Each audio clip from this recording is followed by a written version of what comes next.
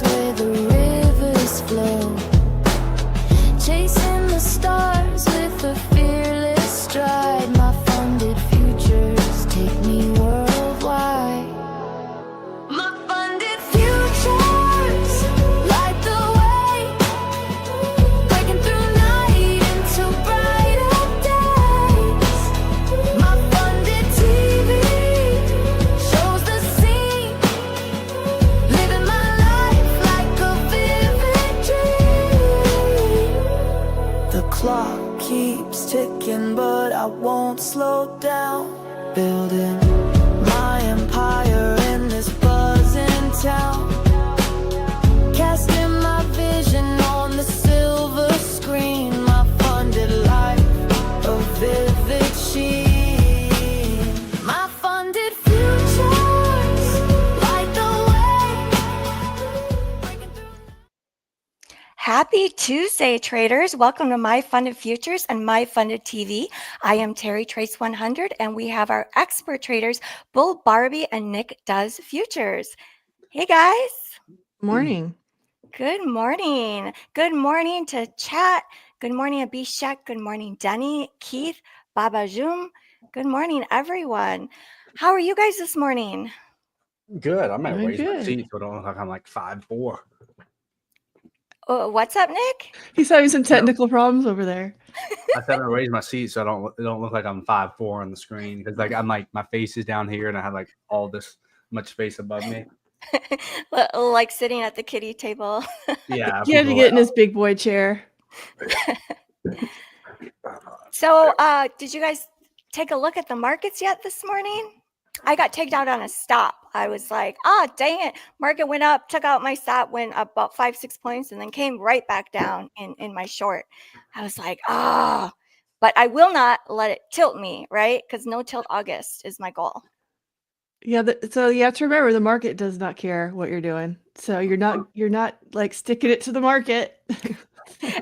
You mean the market isn't after my sim stop, Barbie? Oh, well, sometimes maybe.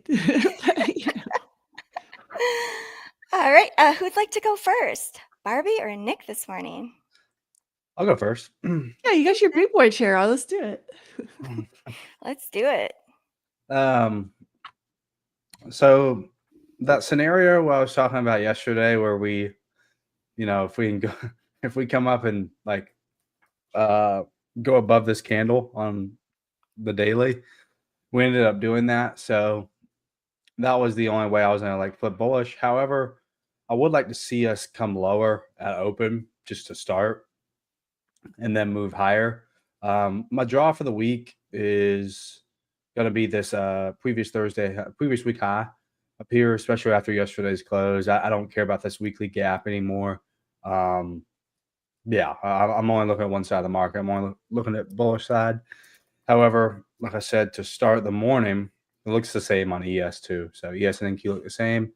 To start the morning, I'd like to see us drop lower and then get a move back up to here to these relative equal highs later in the session.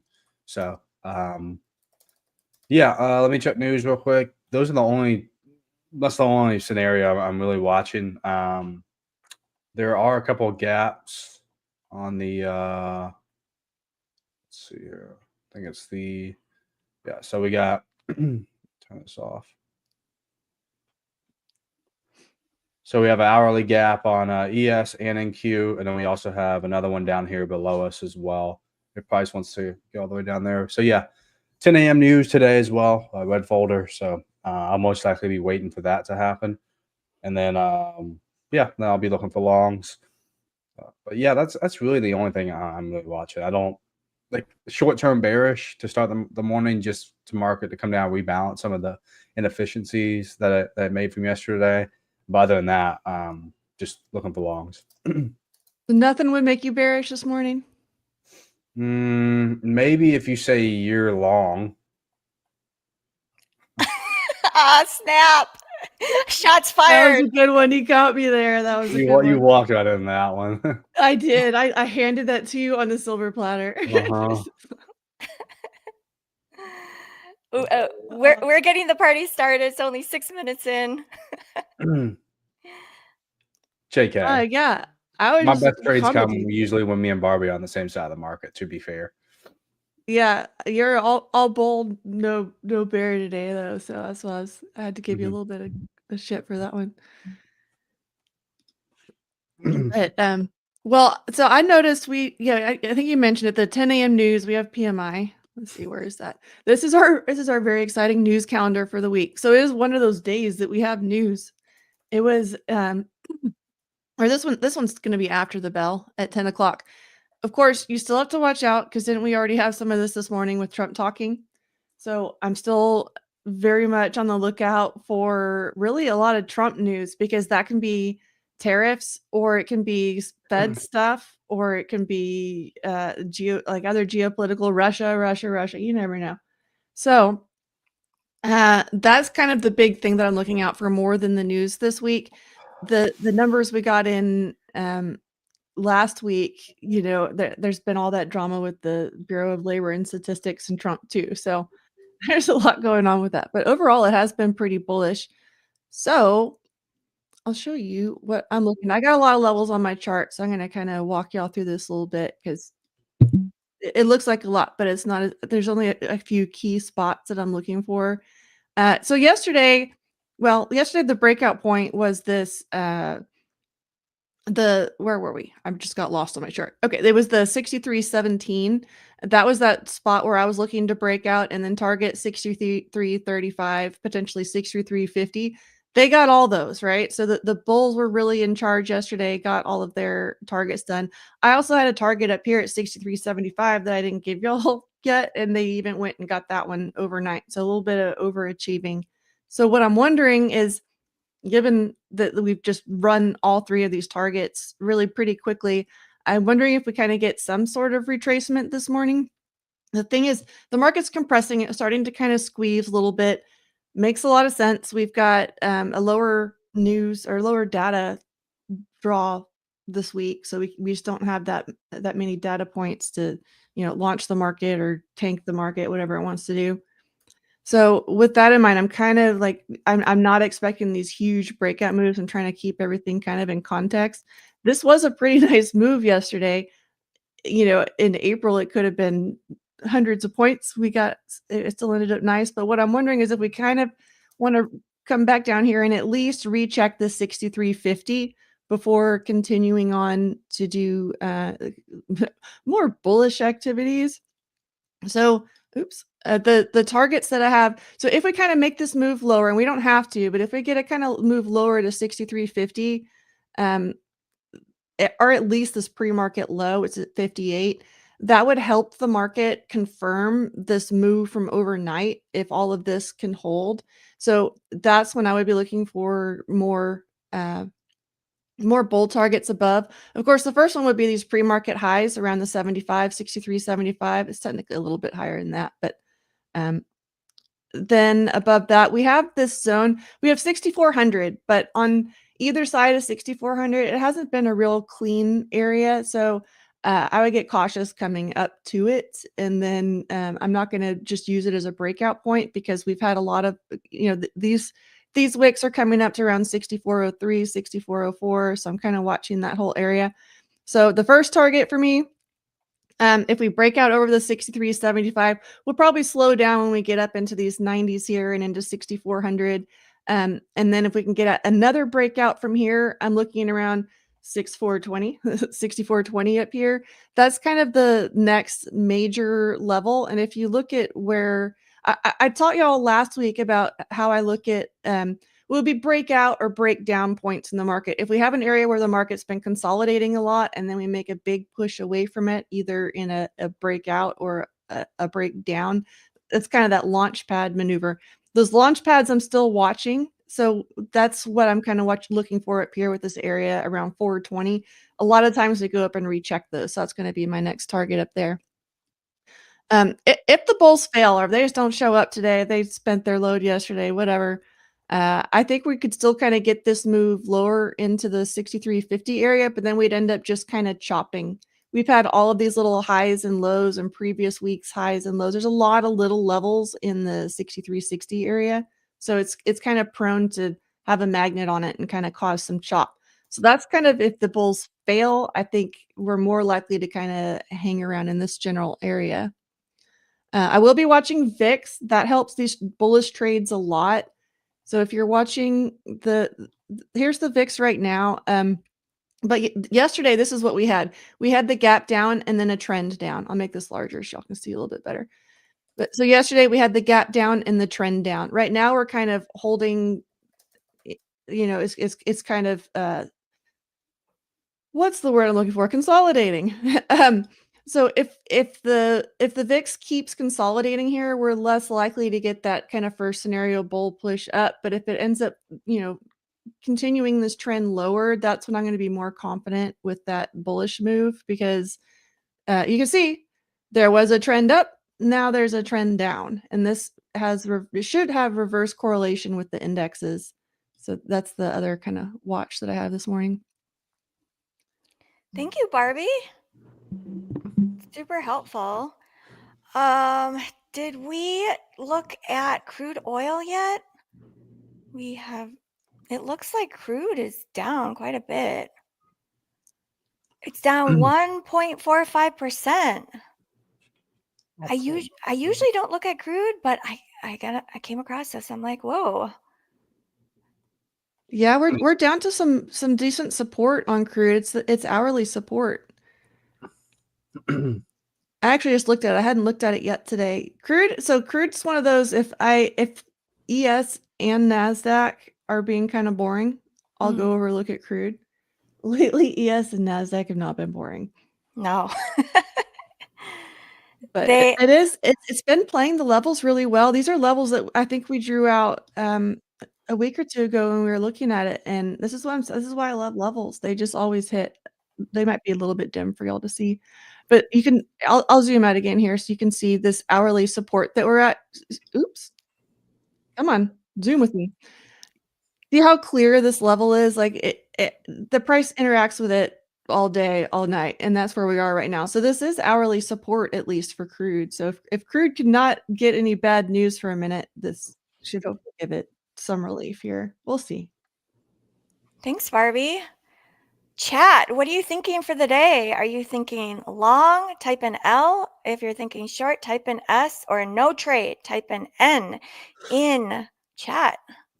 I always like seeing what that third option is going to be. ADK, what's going on? Yeah, yesterday the bulls were bananas. Holy smokes. They just charged, ran Hold up over. your trophy, Barbie. Hold up your trophy. Oh, it's back there right now.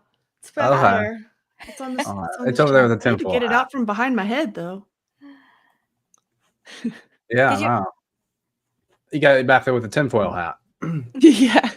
Well, that was a sparkle hat. Don't worry. I got my hater blocker ready. Hater blocker is ready. We need it.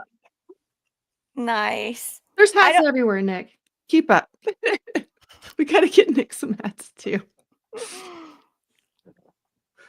Yeah, no, Terry, what do you think today? I'm thinking we pull back a little bit because the bulls were like madly in charge yesterday. It did end up being a trend day. I was like, holy cow. Remember with the morning open, it just pushed and it just kept pushing. I couldn't believe it. It was like breathtaking how quickly we were pushing. Yeah, and then we did end the day at pretty much the highs. So Yeah. I'm thinking maybe we have a little bit of pullback, like maybe some profit taking from yesterday. But we'll see. I'm going to try and stay systematic. So this is my plan of like how to try and get my butt back in gear and not tilt, is to be systematic, take 1 or 2 trades, and that's it. There you go. Yeah, because you guys, I get in trouble when I start having these biases and when I'm like trying to get the move for the day, because what happens is, like, for example, if today I thought, oh, I think we'll end the day in red, I will keep trying. I'll keep re-entering like numerous times, and then the count is blown. It's kind of what can happen. So That's kind of what I'm thinking.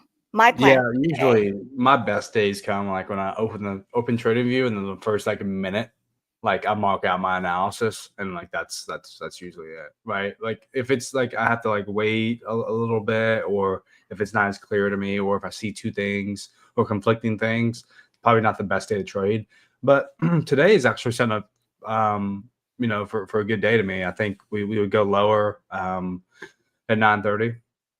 And then Yeah. potentially higher at news, It just Yeah. depends whether or not Trump wants to fire the guy who releases like the job numbers, right? Fires the dude at 10 o'clock, then market can pump. I know. I was thinking about that yesterday. I was thinking about the poor person that is the next person in charge. Like, Mhm. wouldn't you feel so nervous? Like, oh man, am I going to get fired? Like, if there's a bad report. But yeah, anything could happen. He is so powerful. Our president, like he says one thing and the market can just like tank 100, 200, 300 points or more, or it can rally. Yes, I think someone in the chat asked a good question here. How long should it take to pass an account ideally? That's a great question. I think it's I different. It's gonna be different yeah. for everybody. It depends where you're at. Like if it's your first time trading an eval, or like you never passed one before, it, I hate to put time. I don't think you should put time limit on it. That's my answer. I think you should just like trade I it. agree with that. And I think we talk a lot about how we like to do smash or pass, but I mean that's like on your 100th eval, right? When you're on your first or your second or even like your fifth, I think you're putting a lot more thought and care into it, which is good because we're developing trading skills. So I mean, we talk a big game with smash or pass, but you don't have to. I don't think you should be ashamed if you renew a prop account or anything like that because you're close and you're spending a lot of time and care and focus on it. But some of us just like do not have the patience anymore because it's our 100th eval. Or I know some people are in the thousands, and that's okay. We all have kind of our different way that we do things, but you'll kind of find your groove, and you might be like a lot of the more experienced traders where we lose our patience over time. But those first ones, I think, especially those first ones, it's fine to take your time, and if you need the whole month, use the whole month. Yeah, I agree with you guys. I think slow is better. Like I have no patience for evals and I wish I had more patience for evals because I think a lot of the bad habits I've developed is From from trading evals. yeah, exactly. It is from the smasher pass like mentality. And I've passed a lot of accounts, but I've also lost a lot of accounts. So I would say if you can be patient, that's even better because those skills are going to transfer over once you're funded and then once you're in live. Because it's not just about getting funded, you guys. It's about being able to trade a live account. And yeah, the bad habits suck. Like they're really hard to change. They're really hard. Yeah. Great question.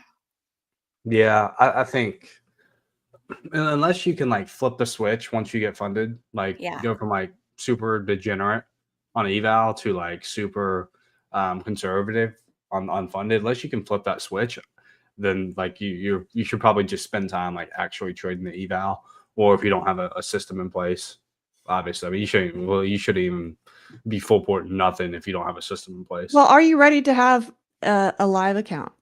Do you really have a trading plan to keep a live account alive? I think it sucks a lot more to lose a funded account than it does to lose an eval. So you have to think about that too.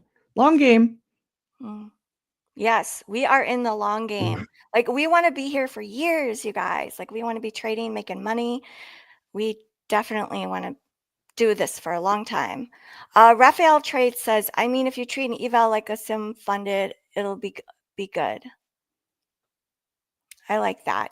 Oh, Mhm. okay. So 10 minutes until the market's going to open. Let's set that first bounty. What should we set it? Yesterday we did 700 Mhm. and today is Tuesday. So we got to keep go up, up, up. Maybe 777 today?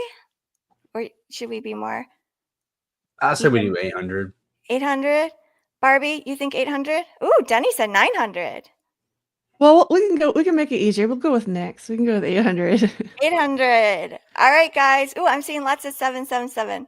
Okay, maybe next week for Tuesday, or maybe for Monday we'll do 777. So let's set the first bounty at 800. Let's go, guys. Everyone share the stream on all of your socials. You know the drill. Smash that like button. Let's get that number up. We're almost to 19,000 subscribers. That's thanks to all you guys. Let's go. We'll have to like ask for some type of celebration when we hit 20,000. Yeah, we got I see 1.2 a poll today. question that. Sorry, I see a poll question. Which is more stressful, evals or sim funded? And I bet I know which way that's going to go. But why is it that we can trade in sim so much easier than live funds, huh? Why is that? I mean, it's gotta be like it's gotta be the pressure, right? Why are our brains the way they are? Why can we not get out of our own heads sometimes, huh? I know. No, Our I don't know human that. brain. I trade better unfunded. I don't like eval. I can't. I trade more sensible. I throw random crap into eval sometimes. Yeah, me too. But I mean, like we said, I mean, if it doesn't mean everyone should. It's different for each person, right? Like when Mhm. when I was trying to fat pass like my first ever eval, well, one problem was I didn't understand the rules because I wasn't as knowledgeable on props as I am now. So I would just probably just like have the same risk every single time, trying to shoot for the same risk to reward, and that's good. But once I passed a couple and got them funded, got some payouts, and I'm like, oh, this is just like this is a timeout. There's a time element to this now. You know what I mean? Like Mhm. let's just we know the system will work 7-8 times out of 10. Let's just maybe buy 2 evals. You fail one, you pass the other one, or maybe you pass them both on one or 2 trades, right? Yeah. Mhm. I just jumped in this quick scalp, you guys. Small risk, small reward. Based on the MOC, I'm thinking like there could be an imbalance. So the MOC is the market, or I'm sorry, MOO, the market on open. Data comes out at 8:20 Central Time. So there's 2 candles before the market open. And I was just thinking there would be an imbalance based on yesterday's aggressive selling. And then also in this candle here, this is where Trump was speaking. So once the market started showing its hand, they were selling. So that is the rationale behind this quick short. We'll see if it works. Yeah, Six, I like it for sure. you like it? That makes you feel good. The whale likes my trade. One of our whales on our show. 6 minutes until the market's going to open, NASDAQ is green by 51 points and ES is green by about 5 points. So your TP is 341. Yeah, I did. It's a little bit of a negative risk reward because I wanted to move this stop above this indicating candle. So this candle is the reason why I got in. So this is based on the market on open idea. Okay, so it hit TP. Yay! Yeah, I was about to say I think it hits like 311 minimum, but Yeah, it's good. Oh, you were thinking 311 here? yeah, I think it goes down there at least today. Yeah, that would be good. I like that. So we are trading below VWAP. Remember yesterday we didn't even dip at all below VWAP. It was like cray. Sometimes when I see this, sometimes I think like, wow, if we can break below like a big candle like this, like maybe it could be a 1-to-1. Yeah, we'll see. I like your idea, Nick, of like pulling back and then maybe going higher depending on the news. Yeah, no. One thing I don't like is 10 a.m. news because it kind of splits up the session. Like 9:30 to 10 has got to be separate session, and then from 10 to 11 is a different session. So I don't have anything so far from 9:26 to 10 o'clock. I probably won't take a trade, and usually on those days my trades come post 10 o'clock. So we'll see what happens, but we could be seeing a setup form, but I won't take it till 10. most likely, especially with red folder news. All right, 4 minutes until the market's going to open. How are we doing on the bounty, guys? I think a couple hundred away. You're All being right. good, chat. Getting the job done. Yeah, I did my job. Let's do it.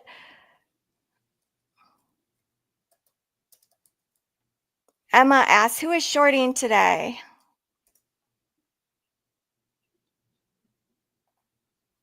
I like how both of you guys like wait to see what is going to happen. Like you have an idea, but you're like, all right, let's wait, let's be patient. Let's see The what ideas are what pays, though. You know, it's like yesterday, when the setup actually presents itself and I'm able to take it on, like not all the accounts, pretty close though. I hit a lot of accounts with that yesterday.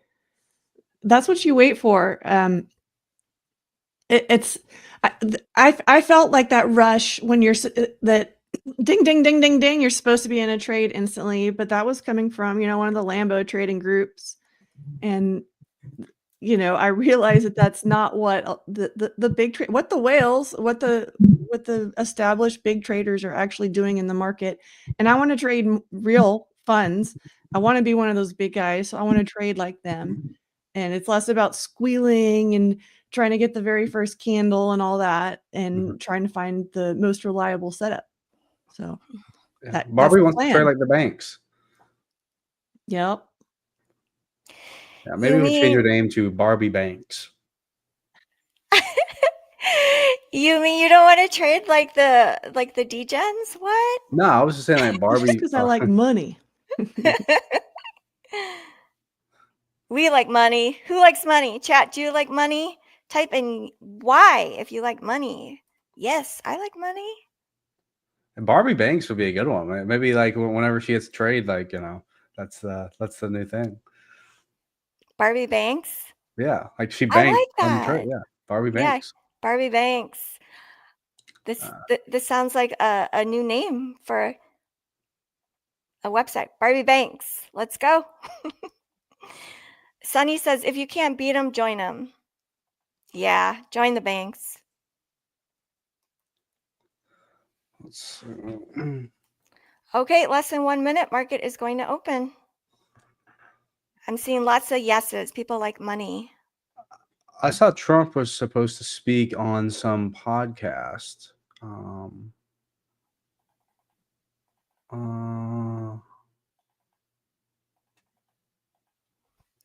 Let's see. Trump speech. It was about like the financial markets he was supposed to speak on. I can't find it. Oh,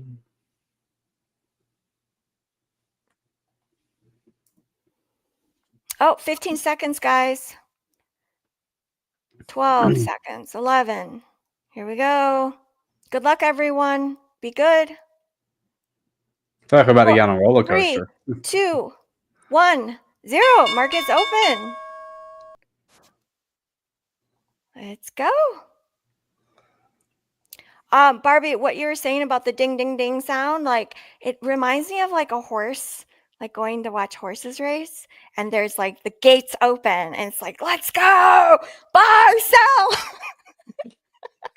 There is like that instinct. And I remember when I was first learning to trade, I definitely felt that like, I have to put on the trade. Which way is the market going? Hard for life after being in my first trading group that was run by knuckleheads, not really trading, but they, you know, that in order to sell tickets to the Discord or whatever, they would hop on voice and scream and yell for the first 3 or 4 minutes and then call us all assholes for not making money. So Oh gosh. I'm scarred for life with that Thinkorswim ding, because I'd be sitting there on Thinkorswim, ding, ding, ding, ding, ding. Ah, what? You didn't make money? What an idiot. That was so easy. So you missed it all. Go home. It's 4 minutes after open. You're all done. Oh, man. That was peak Finchway right there. 2021, 2022, or 2020, whatever it was. Yeah. Yeah. You were there too, huh? Let's do it. Well, I wasn't in that one or that. I was mainly just talking about like the whole the pump and dump stuff, back in the Oh day. yeah, with all the small Oh. caps and stuff too. Yeah. That was wild. I remember watching all that stuff on X. I was following those guys like with my popcorn. Like, what is going on? Congrats to Denny. Our Denny just passed an expert on that push down. Nice. We're on baby watch for Denny, We're claiming his baby. It's the MyFunded TV baby. There's It's not his Denny. first. It's fine. We're allowed to do that. Denny, you're having a baby? I didn't know. Baby number 2? Congrats. The MyFundedFutures baby. Number 3. Number 3.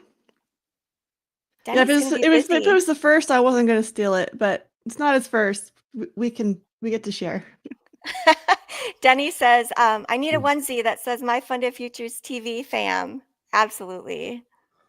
3rd girl. Congratulations. Yeah, I'm representing today. My camera's not Yes. zoomed out enough. I need my high chair too. Where's my high chair? I got my kid chair today. Yeah, no, like the shirt, it doesn't. Yeah, like the letter don't cover it. Unless you just. Why drop we your need the hat, the cowboy hat. I'm gonna have to make that. Doesn't exist. Yeah, maybe you can just get like the logo and then just like bedazzle around it or whatever. you know what's up. You know about bedazzling. We're gonna get it done. Nick, how do you know this? I'm impressed. Bedazzle. Yeah, Denny, we get the first look. Yeah. Before Facebook, before family. Market is trading below VWAP. NASDAQ is green by about 37 points and ES is green by about 5 points. This first candle is looking Pretty like slow. it wants to be red. Yeah, Yeah. pretty slow. For the people in the chat, how many evals have you guys had? If you were to guess or put a number on it, like how many evals have you guys had? Who's gonna admit it? Is that John says 3,000? 3K. I think that actually beats Cove. Mistrading 1,000. I see 14. Corey, the phone trader, said, man, infinity. I had someone comment on one of my videos about, I know a guy who has done 70 evals. And I was like, whoa, that's not very much. Yeah, No. not very much. Especially, there's a couple companies that just you can like max 20. So a lot of people, when they buy them in 20s. They buy 20, smash your pass, all of them at once. Yeah. Yeah, it doesn't, there's no judgment, guys. It's like wherever you are in your journey, however you trade, like every journey is unique. And we're just trying to get better, everyone, just a day at a time. I like that because you can put it in perspective because maybe you're on your 50th one and feeling really bad about yourself. And it's like, nope. There's people that are in thousands. I've seen it with my own eyeballs. Mm-hmm. My favorite thing is like when people pass the eval, like they're like, oh yeah, I'm gonna change. I'm gonna figure this one out. On the funded, right? You know what I mean? So it's very hard to do that. And they've had like 60 or 70 before, which is all it takes is one. All you get, all you need is just one of them to click, and then you're like, okay, I don't like how I did the other 59 evals. This one I'm gonna do differently, and from here on out.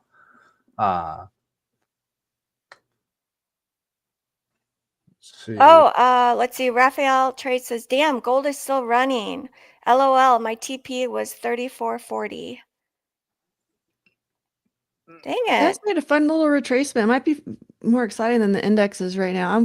I have not entered anything on the indexes because I'm kind of waiting for something, but we can go look at gold. So this is the hourly. So this is, the last 2 hourlies are all gas, no breaks, making kind of a full retracement. These are some of those great little ranges that you can trade too. When you see price move up and make a high and then come back down and hold, it's probably going to go back up and fill in that range. That is what gold's doing right now. You're probably looking at it on a smaller time frame chart too. Yeah, look at that. That's way more fun, right? Party on gold.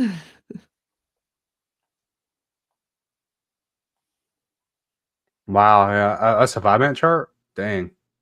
Yeah. There's a lot of volume on that one too. That might be part of what's causing some hesitation in the indexes too, but yeah, it's a little messy. I'm not real antsy about putting an order in just yet. It's looking like the market is wanting to wake up. I think it needs another cup of coffee, maybe. Are you guys coffee people? You guys gotta have a coffee every morning? I am, This is my yeah. coffee though. I don't like the taste of coffee. It's gross. It is gross. It's an acquired taste, and I still think it's gross. If I drink coffee, it's got to be, I mean, it's a latte or something where it's like 90% milk. Like I just don't know. Yeah, I don't drink much coffee, but when I do, it's just like, I just drink black coffee. I don't really put any sweeteners in it or things like that. Dang, you're hardcore, Nick. You don't even Yeah. drink coffee every day, and you can drink black coffee? Like, no problem. Nick's hardcore. You are Yeah, hardcore. I mean, I can't do all the sugar. Like usually when you have No matcha. No matcha. yeah, usually when you have like coffee in the mornings, like a lot of people like put cream and sugar in it. I just don't like to have that much sugar, like right when I first wake up. Like at least in a drink. Like if I have some like oatmeal with like some maple sugar in it, that's fine, but can't do it. I got a matcha free zone over here, chat. Yeah, the matcha. I never. Like, is that like the green stuff or whatever? It's like yeah, it's green tea. I can drink green tea, make it matcha, and then suddenly it's gross. I don't understand why we're making worse green tea. But Bao Sao is long. Good luck. yeah, if you got in at a good buy there, that's the point. That's the spot where I wanted to buy. I just wasn't ready for it. It's the market's being really sluggish here. So maybe I missed it and maybe you're gonna win. That's okay. But yeah, this is I'm worried. So on the hourly, we're just kind of consolidating. And I don't love that. Here, I'll show you the hourly. And this is real messy because I got all my levels on here. Let me take this off so we can just look at without the levels. Like we're literally just consolidating in this spot right now. And that's what I don't love. When we're just sometimes you can end up in a nice range, but I don't really like to range trade the mornings because that's when we're most likely to break out. But right now the hourly is kind of stuck. I also have a box on the daily though. I didn't even bring this one up, but this was that consolidation area that I wanted to get out of yesterday. So thank you yesterday for getting us out of there. But this was our target yesterday is now basically support. So we're not getting low enough to buy that again. So I have to kind of figure out what the next kind of spot is here. And it's just not as easy today. Yeah, so the 5-minute orb people, if you're being religious about the 5-minute orb that got tagged in on the long, I'm going to wait to see if we can get tagged in on the short of the 5-minute orb. Barbara, you know what Because today is? What is it? It's 30 days until the Cowgirls cook off versus the Eagles. The Cowgirls. Oh, the Okay, Cowboys, I see how sorry. it is. Oh, shots fired again. Barbie, you have to start firing shots. Honestly though, like I think that the cheerleaders, the Cowboy cheerleaders are the fun part of that team. So it's Well, at least now. I'm not in Dallas though, so I can do my own thing here. Yeah, You know who I liked? I was for the Houston Oilers. That's the problem. My team is gone. We got the Houston Texans. Yeah, but we were Houston Oilers. Like that's a different team. Like yeah, nah, but Houston Texans are better. You got CJ Stroud. Got a better quarterback now. I accidentally said Cowgirls on the stream, and I was like, God, I just said that. Well, anyway, it is 30 days till football season and NFL. So I am. It's gonna go by so slow now. So like everything's gonna be slow. Are we doing fantasy?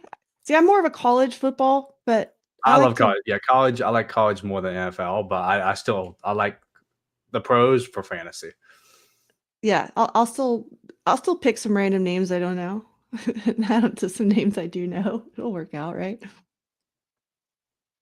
Ooh, NASDAQ is wanting to push higher. Do the bulls still have the energy to push even higher after yesterday?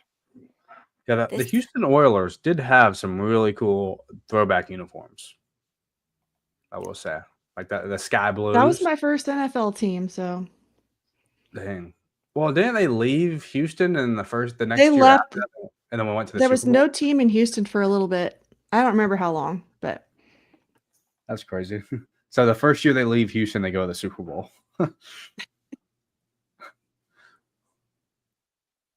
Let's see. market is still waking up. It's just trading around VWAP on the NASDAQ. yeah, it's not super exciting today. Hmm. I'm starting to see maybe this long setting up. I just wish it had set up a little bit earlier. Maybe everyone's waiting for the news. How are Yeah, news we? 10. That's what I'm waiting for. There is SMT at the lows. I'll show you guys. If you look at the hourly, there's SMT inside this gap right here. Wait, I'll show you. 1600. I'll show you. Actually, never mind. There isn't one. False alarm. I had a 4-hour gap written out here. So, however, since NQ came into it, it is reacting very nicely away from it. My thing is, it's just we had 10 a.m. news. So, I'll actually hope this comes lower here and creates like an aggressive move higher post news, giving me a better like risk to reward. Because like right now, if I like my draw is this high, if I want to like go long, like my stop would be like right around in here, and then my profit target it'd be like a 1.3 R, which is it's okay, but you know nothing. I want to put some good size on the table, so yeah, especially before news, I'm probably not gonna take a 1.3 R trade. So the poll results, which one is more stressful, evals or sim funded? 63% voted sim funded. More stressful than the evals. 37% voted evals. What's more stressful to both of you guys, the evals or the sim funded? I mean, I would I say the wouldn't say sim they're funded because stressful. the evals, yeah, I'm either going to do it or not do They're it. just different. They're different. Yeah. You know, Yeah. But like I you have used to put a lot of energy onto them, and so then I think it was really stressful. I remember the first one, I was like $200 away from passing it forever. I just could not get over that last hurdle. Like that was really stressful. Yeah, and evals just I like to think of evals as glorified paper accounts. Mm-hmm. That's all really are. And then fundeds, I think obviously they're going to be harder because in order to stick to it, like in order to keep them, I feel like you have to like pay, you have to stick to your rules more. But the first thing I do whenever I get like a fresh funded is I already assume I've lost it, rather than like most people like they get like all this hope, you know, like when you pass, I don't know, I think MyFundedFutures put out a picture the other day. Is like when you pass that first eval, it's like the chain breaking off, right? Like for me, I already assume I lost that account. That way, I'm not too hopeful going into it. That may get like some like crazy payout on it. Mm-hmm. I think that's the best way to do it. It sounds like a secret to managing your emotions, like once you're in sim funded. Well, same with trading, right? Like I think whenever someone enters a trade, they think it's gonna work out. Like I just like to assume I've a lot. I already assume the money I'm at risk is gone. Mm-hmm. I think that's the best way to come into it. If it works out, cool. If not, okay, right? Mm-hmm. Because not really much more you can do. Man, we are ripping. We're ripping, and Barbie is in some longs. Let's go. I already took one trim. I'm trying to take this next one. This is pushing a little bit. I probably should have had this closer to 70. I'm trying to look for targets above. Target above would be like 465, I think.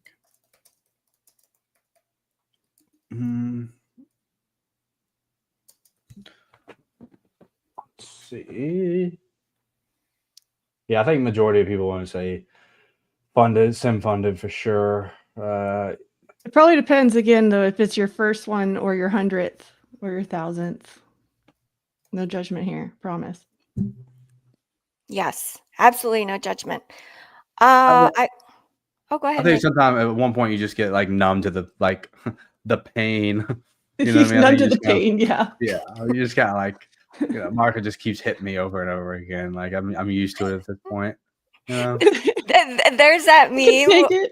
Yeah, there's that meme where like a boxer is like totally beat up, Uh-huh. and it's like, oh, the market like got the best of me today or something like that. It's so funny. And because it reminds me of, as traders, we do have to become really good losers. Like we have to be able to just take those small losses and not let it phase us. Yeah, That's no, I the mean, no tilt August goal, right? Yep. Just being able to not fight it. Like, okay, no problem. Shut it down, walk away, go for a walk, go do something else and not fight. You I think we're so used to money being such a big deal that if we lose some, we're just like, ah, but it's like this is literally part of the job. We're gonna win and we're gonna lose every day. It's literally our job now. So Yeah, that's so true. It's hard to explain that to someone that isn't a trader. Like I remember when I was first learning to trade, I was talking to my older brother about it and he doesn't trade and I said, "Oh yeah, I think I'm getting used to losing." He was like, "What?" I'm like, well, "Well, it's so yeah." opposite of loser. I want to be the very best loser. yeah, it's so opposite of everything we're taught, right? Like if you have a 65% win rate, well, in school, like you don't pass any class with that. Whereas like trading, if you have a 65% win rate, it's like, pretty good. So it's definitely a complete adjustment. I remember my grandparents were saying it was like, you can lose a lot of money trading. I'm like, I mean, what does that mean? Yeah, I guess you can, Yeah. but like, it's just so opposite of everything else in life, right? Just Oh, just because like the market's open from 9 to 4 doesn't mean you'll be trading the whole time, right? Like less is more in trading, whereas like every other job where you're required to make money, it's the complete opposite. So it's yes. like a mindset shift you have to turn on. It is exactly. It's so opposite. So like for me in school and in work, it's like the harder you try, the better your results. Mhm. And in the market, that is not the case. It's the complete opposite. It's like the harder you fight, the worse it's going to get. It is a mindset shift. Let's see how we close Chat was here. asking, I'm in longs. This I already took I took a majority of it off. So I was in I don't know, I was in more. I took 6 of them off. I was just checking on the orb trade. We are in. I'm a little bit annoyed that I didn't get my trail hit, but that's what I was looking over here. I'm gonna fix that later. Okay. Oh no, don't do it. Don't do it. Hey, Matt. Matt is in the house. Day trading with Matt. Good morning. Our Let's Matt. go. Matt is in the house. That's what I was like, which Matt's here? Yeah. Okay, well that trade's done. Woohoo! W for Barbie, guys. Winning. My runner's got well, that's okay though. Matt, give us a liquidity pocket. Is he our whale now? Is Matt bringing the liquidity? 6 years. 6 years for me. There are like Oh. 100 Matts on the team. We have to be specific. They're all awesome, but Rocket Matt. yeah. This is Oh yeah, Rocket Rocket Matt. Scooter. Mm. Okay. Rocket Scooter. I didn't know what that was at first. That was just like his nickname. But yeah, guess it is a nickname, really. Well, I did too, but yeah, they've got a whole Rocket Scooter platform and everything. Mm-hmm. I'm in this trade on one account because I can't figure out my Replicanto. It's like not letting me copy any of my trading batches, but this is just in case price wants to run without me at news or before news. If you look at the 1 hour and the 4 hour chart, to me, it looks like this is going to probably expand within the next hour. And if it does, I think this 464 level is a good spot for it to reach for. Nothing really stopping us in here from going higher. So yeah, just kind of something there.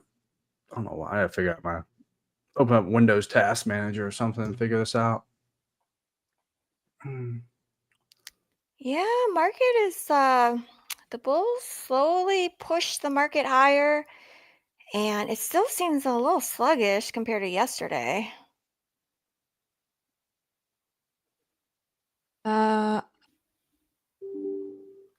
Yeah. I was looking at somebody was asking, I keep losing the chat, it's going too fast. Mr. Smith was asking about copper and platinum. I have not taken a look, but shall we? Yes, let's look. I think Nick's managing a trade, so we'll see. Wait, where were we? Well, I'm not necessarily managing a trade. I'm trying to figure out my trade system. Oh, you're trying. Got it.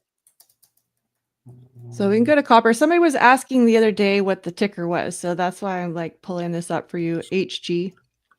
Yeah, HG. I have it right here. Oh, yeah. When you zoom out on the hourly from last week. So I mean, usually these big old wicks kind of become price vacuums, right? Like usually we make some sort of effort to retrace at least half of that, right? We have not gotten that at all. But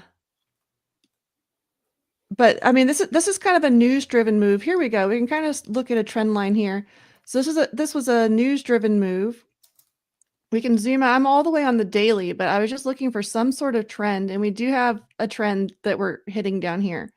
So hopefully this is the spot for copper. It's a little rough over there, right?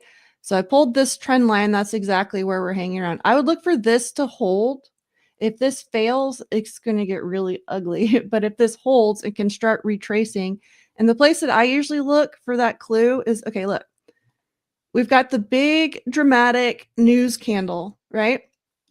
And then we've got the consolidation that comes after it. I'm always watching this little bit where there's always some little silliness after a big news candle, right?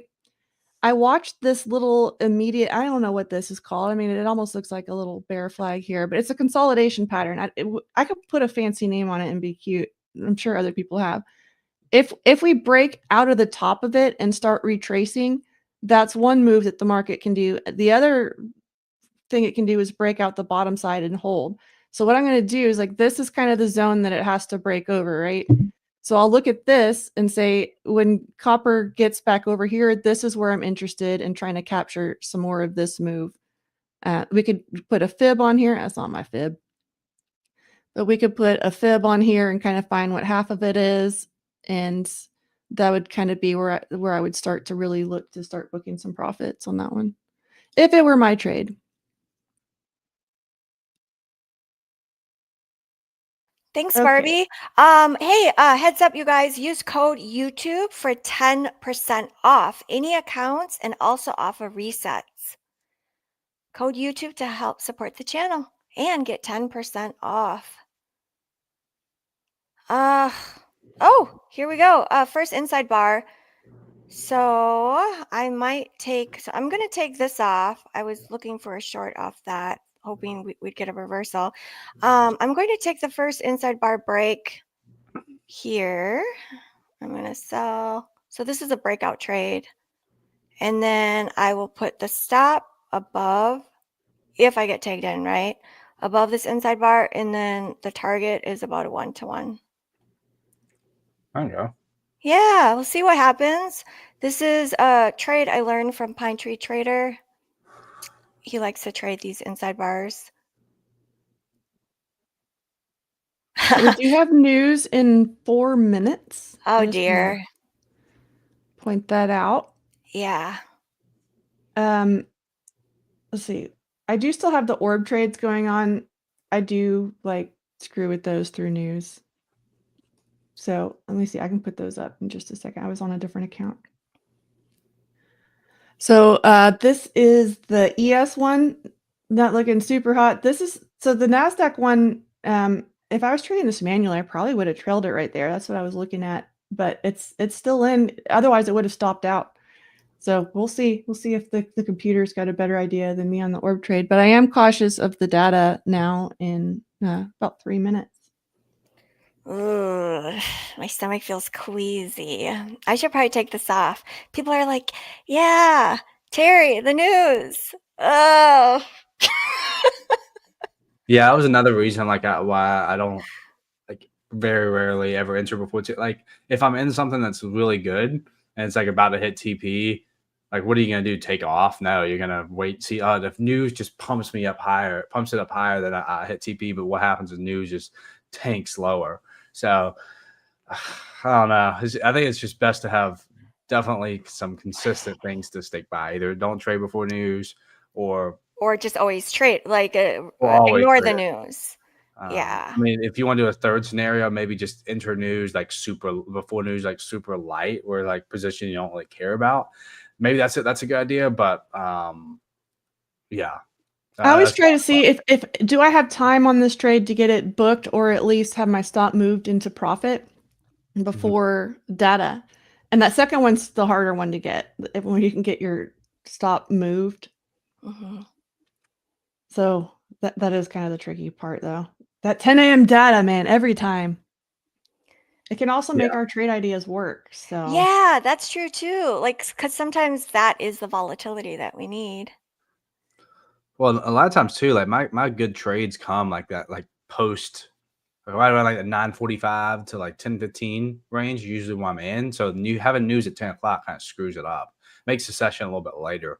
Or what makes the move a little bit more delayed. Anything can happen. Here we go. Less than 2 minutes until the news. Let's go. Let's go. Oh, did we hit the bounty? Almost. You guys rock. Really kicked it up a notch. Here we go. Getting Less than close. 1 minute.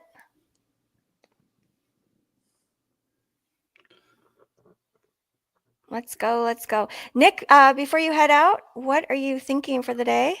Yeah. So let's see. So the 1 hour chart, I'm anticipating this to expand higher at news or post news. I would like for this low down here to be protected. Same with ES. ES definitely looks a lot weaker. And then from there, let me just say, I want the daily candle to close green, right? Like a strong green. I don't want it to like go lower like it did, and then it shoots higher, and then it comes lower again. You know, I want to see like a trend starting to happen.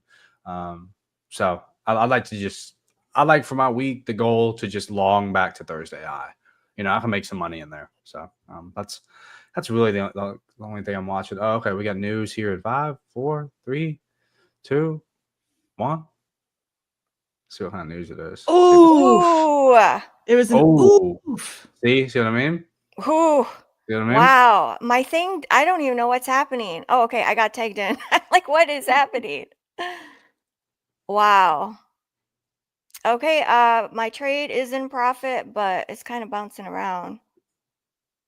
That was a drop, you guys. Yeah, trading gap. That was a drop. So now the fun starts. But I'll catch you guys back in here tomorrow. And yeah, I'll see y'all later, chat. Maybe we catch some longs tomorrow, catch some trades tomorrow. See you, Nick. Thank you. Take it. Ooh, you guys, that was something else. A gap in data. Yeah, that on NASDAQ. I don't see it on ES. That's what I was checking. I definitely see it on NASDAQ. That's pretty wild. Wild. Look at this on ES. So ES, I like better. Maybe I need to start trading ES. Okay, we smashed the bounty. Y'all. I know, right? You do keep telling us. We smashed the bounty, so that is going to unlock the treasure. We don't know when, but MyFundedFutures will drop us a prize. And it could be in chat, it could be on the screen, it could be for a free reset or for a free account. They are limited, so you guys have to be fast. It's usually anywhere between 25 to 50 free accounts.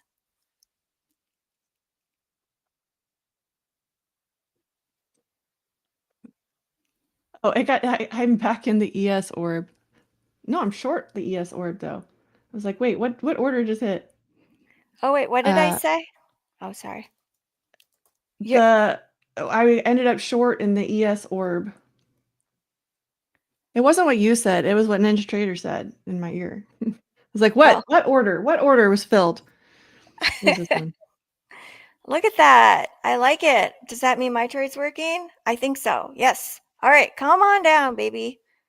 My TP is at about it's at 311. 23,311. A little awkward when I'm still long NASDAQ and I'm short ES, but that's okay. Go, go, go. Oof. Yeah. Oh, Shane, yeah. So my orb trades I don't take by myself. I don't take with my hands anymore. Look, Mom, no hands. Yeah, with MyFundedFutures, you guys, you can do 100% algorithmic trading now.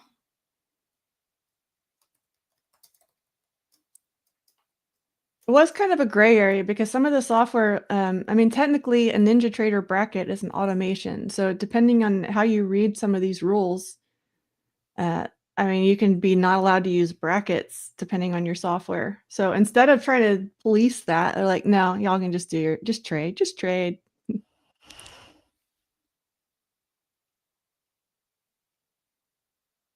I do like the simple. Just trade.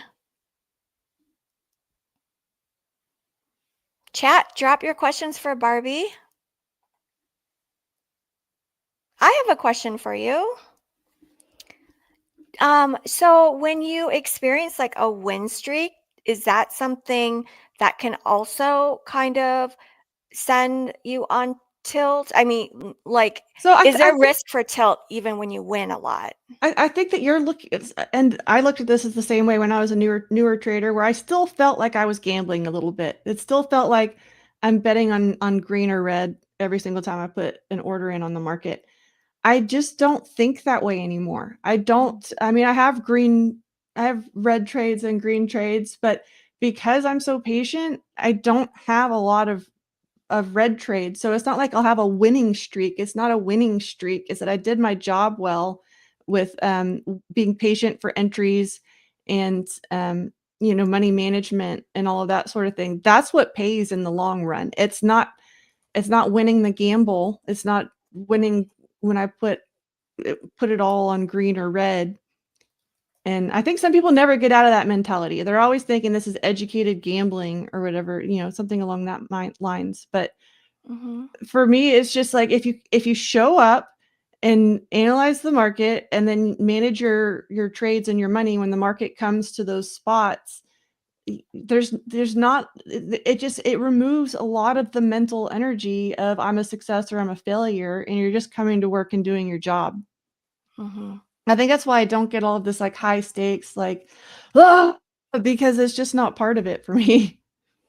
It's just showing up and doing your job, getting out of the mindset of like winning streak or losing streak. It's just like, just do your job. Yeah. Rally I Point mean, says if I'm exactly, losing, Barbie. I mean, even if I had, I mean, I guess if I had a losing streak, like that would mean it's not like I'm winning or I'm losing a bunch of bets. It's like I need to reevaluate my trade management and my money management. You know what I mean? It's not ever been like a recover from losing trades because it's okay. Well, either that was the time that the trade doesn't hit, or there's something that I can do better. Yeah. Oh, it looks like hopefully my TP is going to get hit. It's wanting to go down there. Let's go. I did see another question. Okay, come on. 8 more points, 6 more points. Let's go. So this was off of that inside bar break, but our entry was terrible because of the news. data gap here, which is interesting because we didn't have that in the ES. Let's go, let's go. While we're waiting, hopefully it'll hit TP. No Luck Pure Skill asks Barbie, do you trade evals different from sim? Yeah, usually I do. I didn't used to. Oh, I just noticed something I made a mistake on earlier. Anyway, yeah, so I didn't used to. I used to just, this is practice. I think, so there's two schools of thoughts, okay? One is, I'm going to treat this eval as practice. I'll let y'all watch this orb trade. I don't know about it. We'll see. I can treat the eval as practice where I'm going to be, this is the strategy that I want to trade in a live account. I'm trying to earn a live account with the strategy that I'm going to use in the live account. And I think that's really, really good if you're coming from the thought process of, instead of trading in paper, I'm going to trade in eval. That's when you need to be really, really practicing and getting all those little nuances happen. Because I can give you a set of rules, like here's the 5 rules for this winning Barbie trade. But when you actually go to execute those in the live market, you're going to sit there and second guess yourself a bunch, and it's going to be like, well, that's that's not really black and white. I don't know where this fits on the rules. So you have to actually have the practice in going through that. And using an eval for that is great. I will still use an eval to test a new strategy or, whatever kind of thing I have going on. But when I'm in a live, whatever funded, if it's sim funded or live funded, whatever it is, if it's a funded account that I'm going to take withdrawals out of, that's when I take it more seriously. And I may not even trade it every day. I don't trade all my accounts every day, and I'm taking it a lot more seriously. However, some evals is just like, you know what, I lost a funded account, I need to replace it, or I'm ready to add some more funds, I want some more leverage, and I just want to get this done, then I'll just focus on it for a few days and get it done. So I think I don't think that there's a right way or a wrong way in general, because it's individual. It depends on the trader and where you are in your trading journey. I think trading just on paper for a little bit until you know how to place an order is the way to go. Some people disagree with me. They're like, no, put that in an eval just in case. That's the gambling mentality, not the more business mentality. So that's why I don't do it that way. But I really like that, Barbie, like getting out of the thinking of the gambling mentality versus like the business. Like, okay, these are our business expenses. The losses are the business expenses. And then the gains is like the business revenue, and being like a responsible risk manager. Chat, do you trade evals versus sim funded differently? MyFundedFutures just dropped a poll. Yes, MyFundedFutures, I trade them the same because I full port them both sometimes. Don't do that. Okay, so my trade is still green. I'm just gonna let it run, see what happens. yeah, mine's just complicated because I've got the ES short in profit, and the NASDAQ long has not stopped out yet. It's gotten close, but we're not there yet. Here, I'll show you all. Here's the MES one where it did switch short. I saw somebody was asking. So this is the opening range. We go out the top, we're long. We go out the bottom, we're short. It's pretty simple. On NASDAQ, we went out the top, did not trigger that break-even stop. Or I would have been stopped out, but this one's long. It's not a so this is a little bit more bullish leaning right now, because the NASDAQ one, I'm going to get kind of screwed if this stops out, because I'm going to take a full stop on it. And this one, if the market moves higher, I'm going to take a break even stop. But gotta not let my bias in there, right? This is a skill for all y'all too. Just because this trade is on and I want it to go a certain way, I'm still over here looking at these charts, trying to see what makes sense. But y'all see this divergence? Let me take my levels off of here for a second so it's easier. Something just happened. I got stopped out of the ES at break even on the short, to be clear. So look at NASDAQ. It has not broken those lows from the very first candles. Look at ES, it has. So these are the times when I'm not going to be betting it all on red or green, because we've got a mixed conditions, mixed environment. The VIX is kind of all over the place too. It's not been really continuing on that downtrend, but it's not really broken into an uptrend either. So We shall see. We shall see. There's the NASDAQ orb with that goofy gap down. Hmm. It looks worse on this chart for some reason. Oh crap. ES just took me back short again, didn't it? That's all right. Now we're short and long again. New trade that's not protected.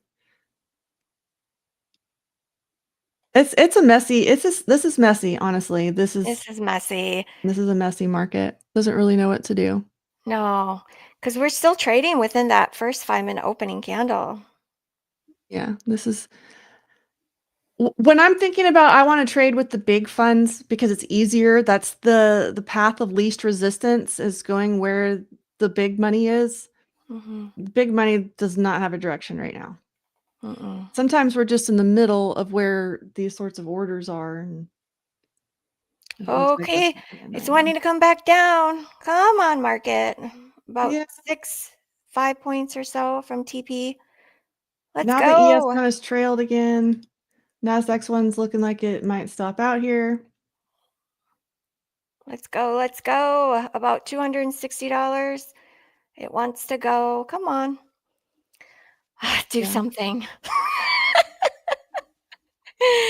Oh, here we go. We It's just- are at the 50 level. This is 63.50 on ES, which is a decent level. The 33 level or 35 level kind of below is stronger. Now I turn my levels off, so I'll just have to believe me. But I turn it back on. I'll show you on this one.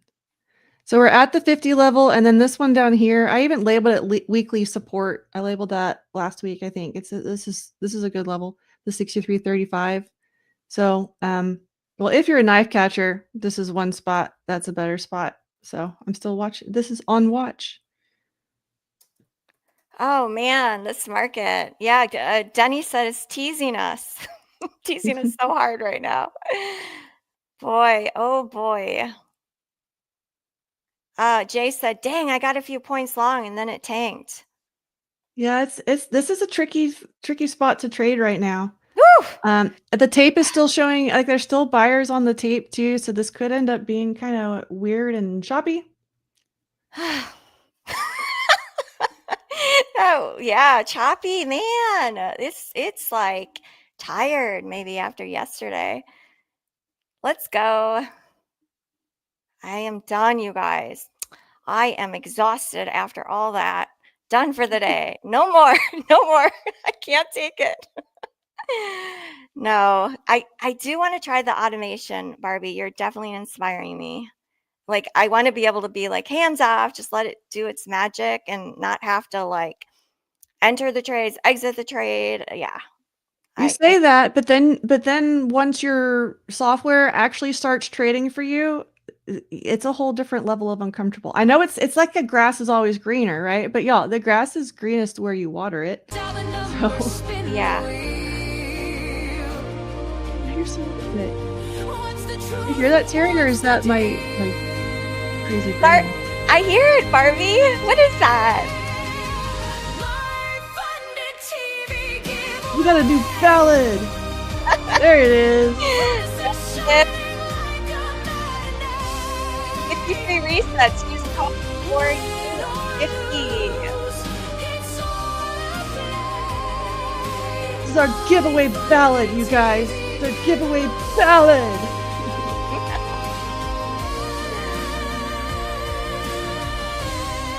Dowd got it. Woohoo.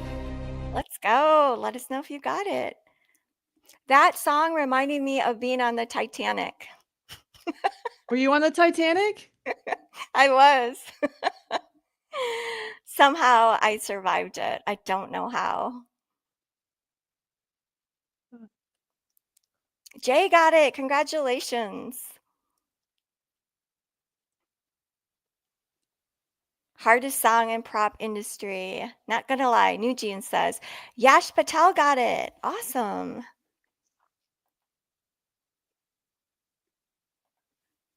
All right, are we there? We're about to book the ES orb. Come on, just book something on the orb today. Come on. Oh, so close. Now it's teasing you, Barbie. Yeah, it missed me by like a tick. Come on. This Let's go. was like a couple weeks ago. This happened like to every single order for like 3 days. I was just like, "Ugh." That's why I say I do copy these to well I'm not I turned the copier off, but for the earlier I usually copy these to a funded account. And I've just been booking that stuff. Like when it does this, I'm just like, nope, that account's done. I'm not playing that game with all of them. Oh, can you believe this? Come on. This market's teasing ya. Teasing. Whew. Oh, So we're at that 50 level. It can take you a little bit. Hopefully we get the rest of this drop. all right. It's coming down. It's coming back down. I do like it a lot because if it can break that 5-minute candle, the opening candle, it's like the opposite. Like all So the just tisk on this. Tisk just tisk tisk. just That's go. why I don't have the don't be a dick for a tick offset programmed in though. Maybe I need to put it on 2 ticks. I don't know. I think I have it on 1 right now.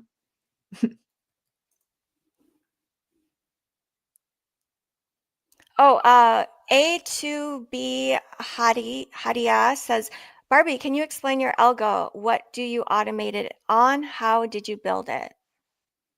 So I program in a couple different ways. Okay, we got the target hit on ES. Woohoo! Finally. Done with W- that.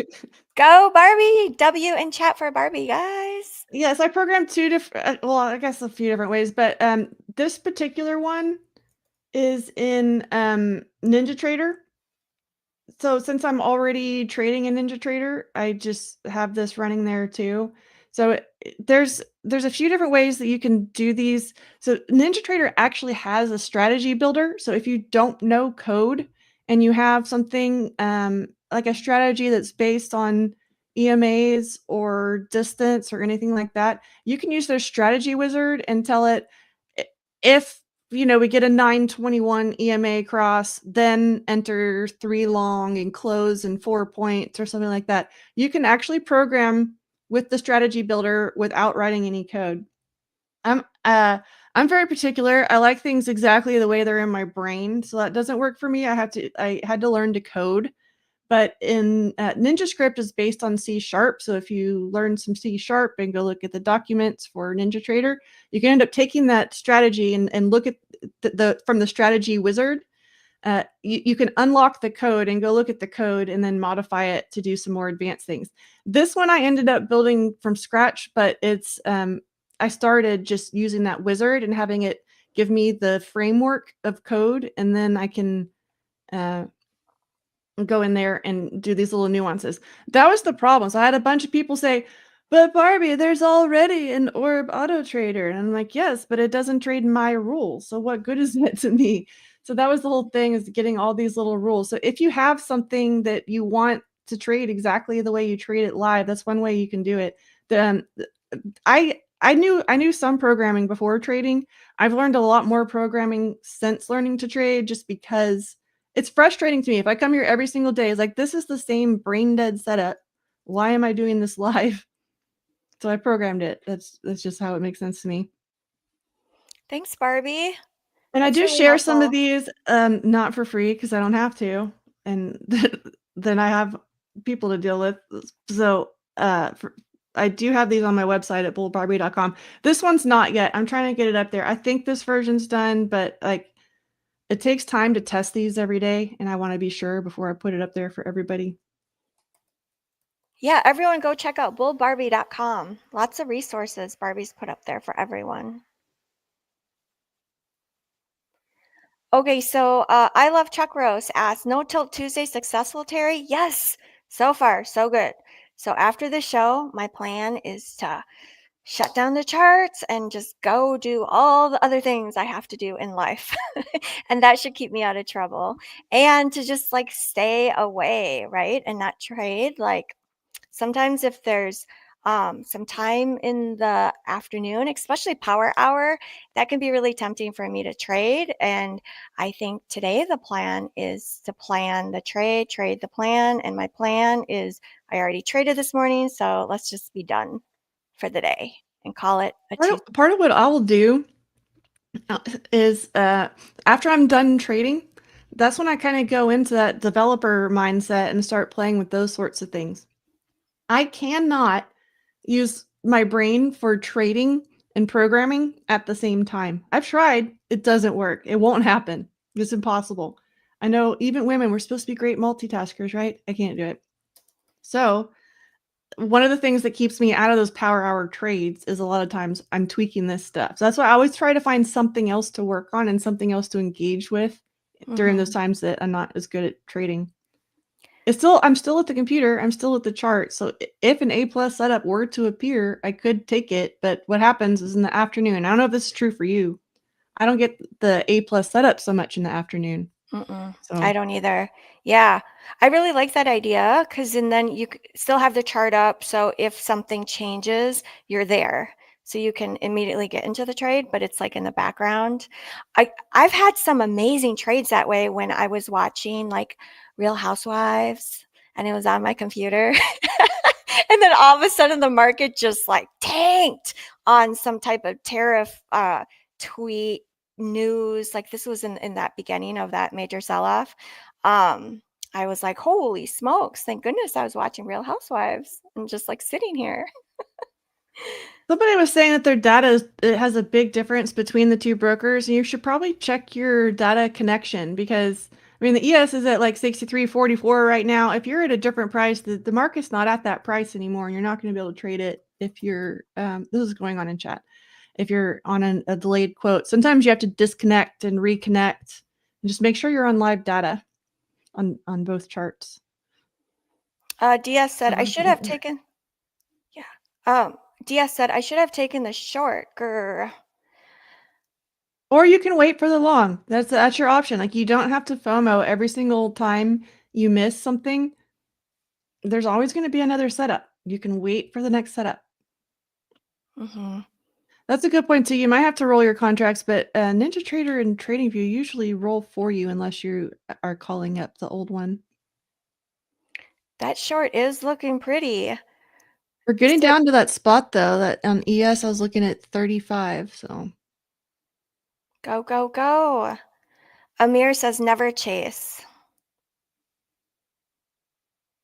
Oh, let's see. I love Chuck Rose says thank you, Pine Tree Trader. I love Chuck Rose. Your trade must have worked.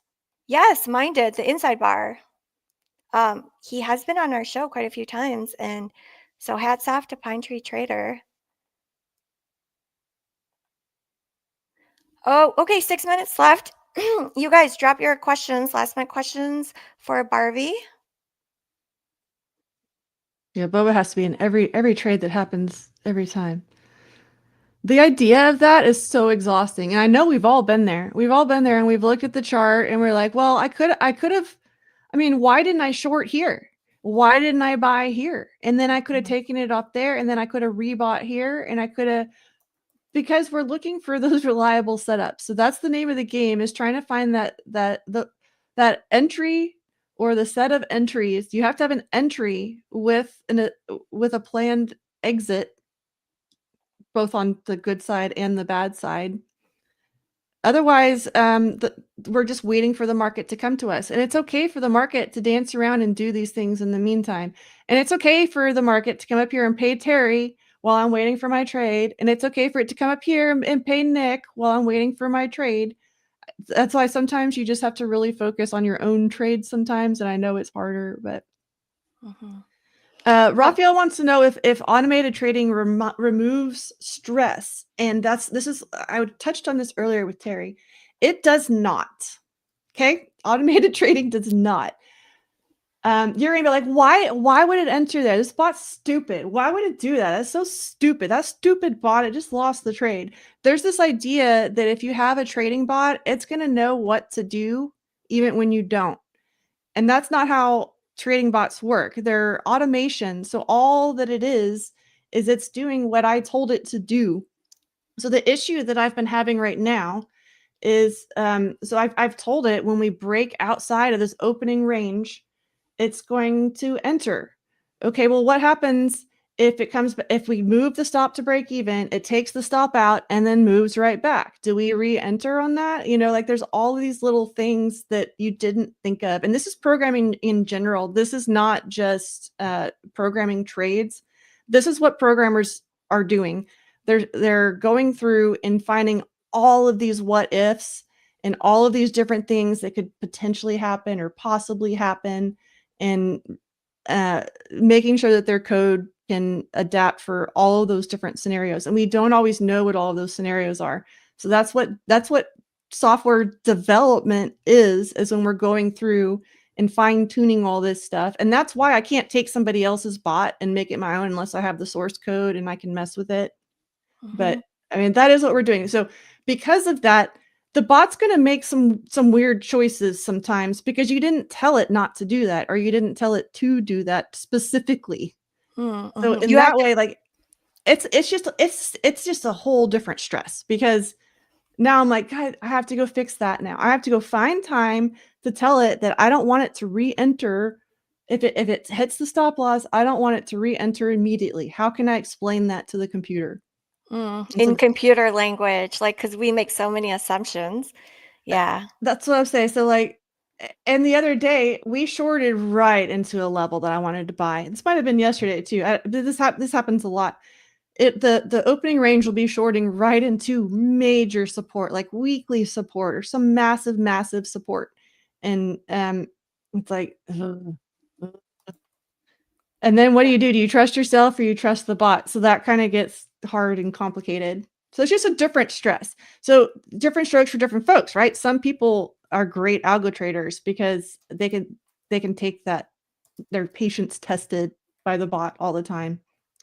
Other people can't. They need to be in control. Let's see. Carefree Panda asked Barbie, what was your no-brainer setup that you coded? This is the opening range breakout that I was talking about. So by no brain, I mean, I don't have to do all the analysis to decide if the opening range is going to break or not. The market just does that or doesn't do that. It's really black and white. There's a lot of gray areas when we're coming into this, like, this is a level here. Could I have bought this? I mean, I was kind of looking at it, but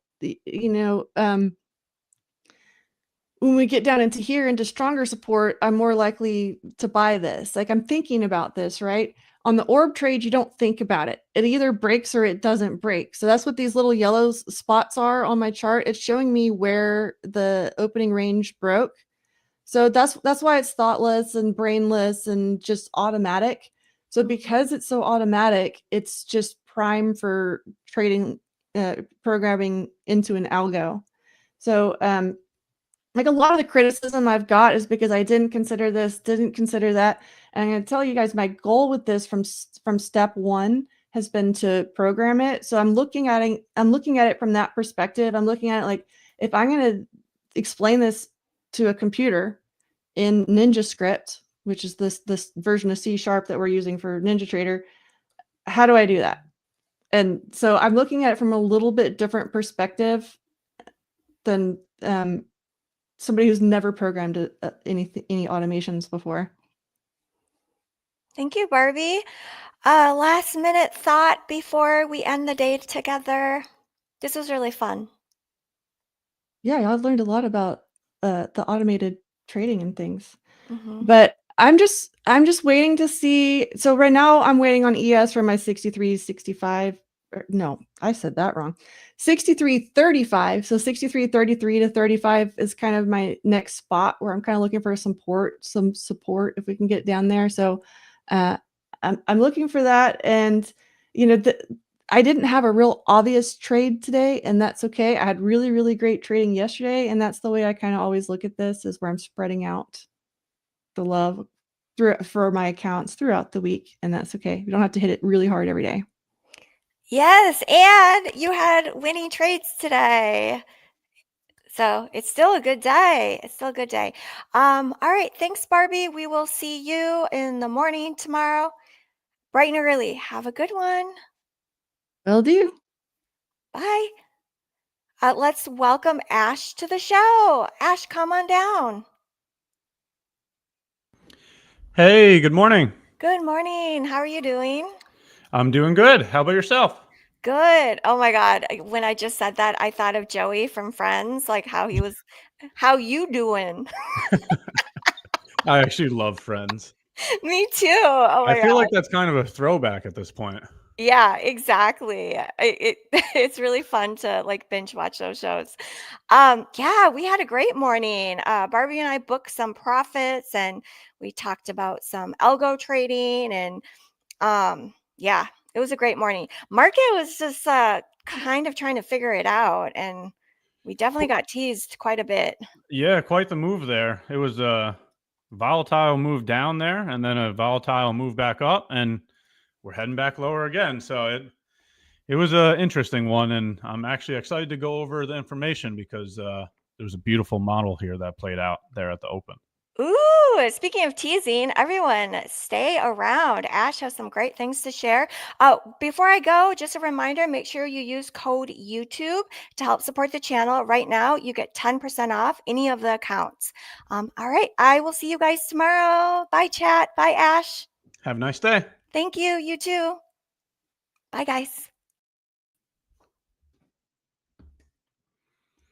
Hey, good morning, everyone. Good morning or good day, depending on where you're from. How's everybody doing today? How's everybody's day going so far? Another day, another opportunity to gain more conviction in our business. Conviction is built through experience. So let's continue to keep showing up. Let's continue to keep getting 1% better. Let's continue to keep working on our craft. Good morning or good day.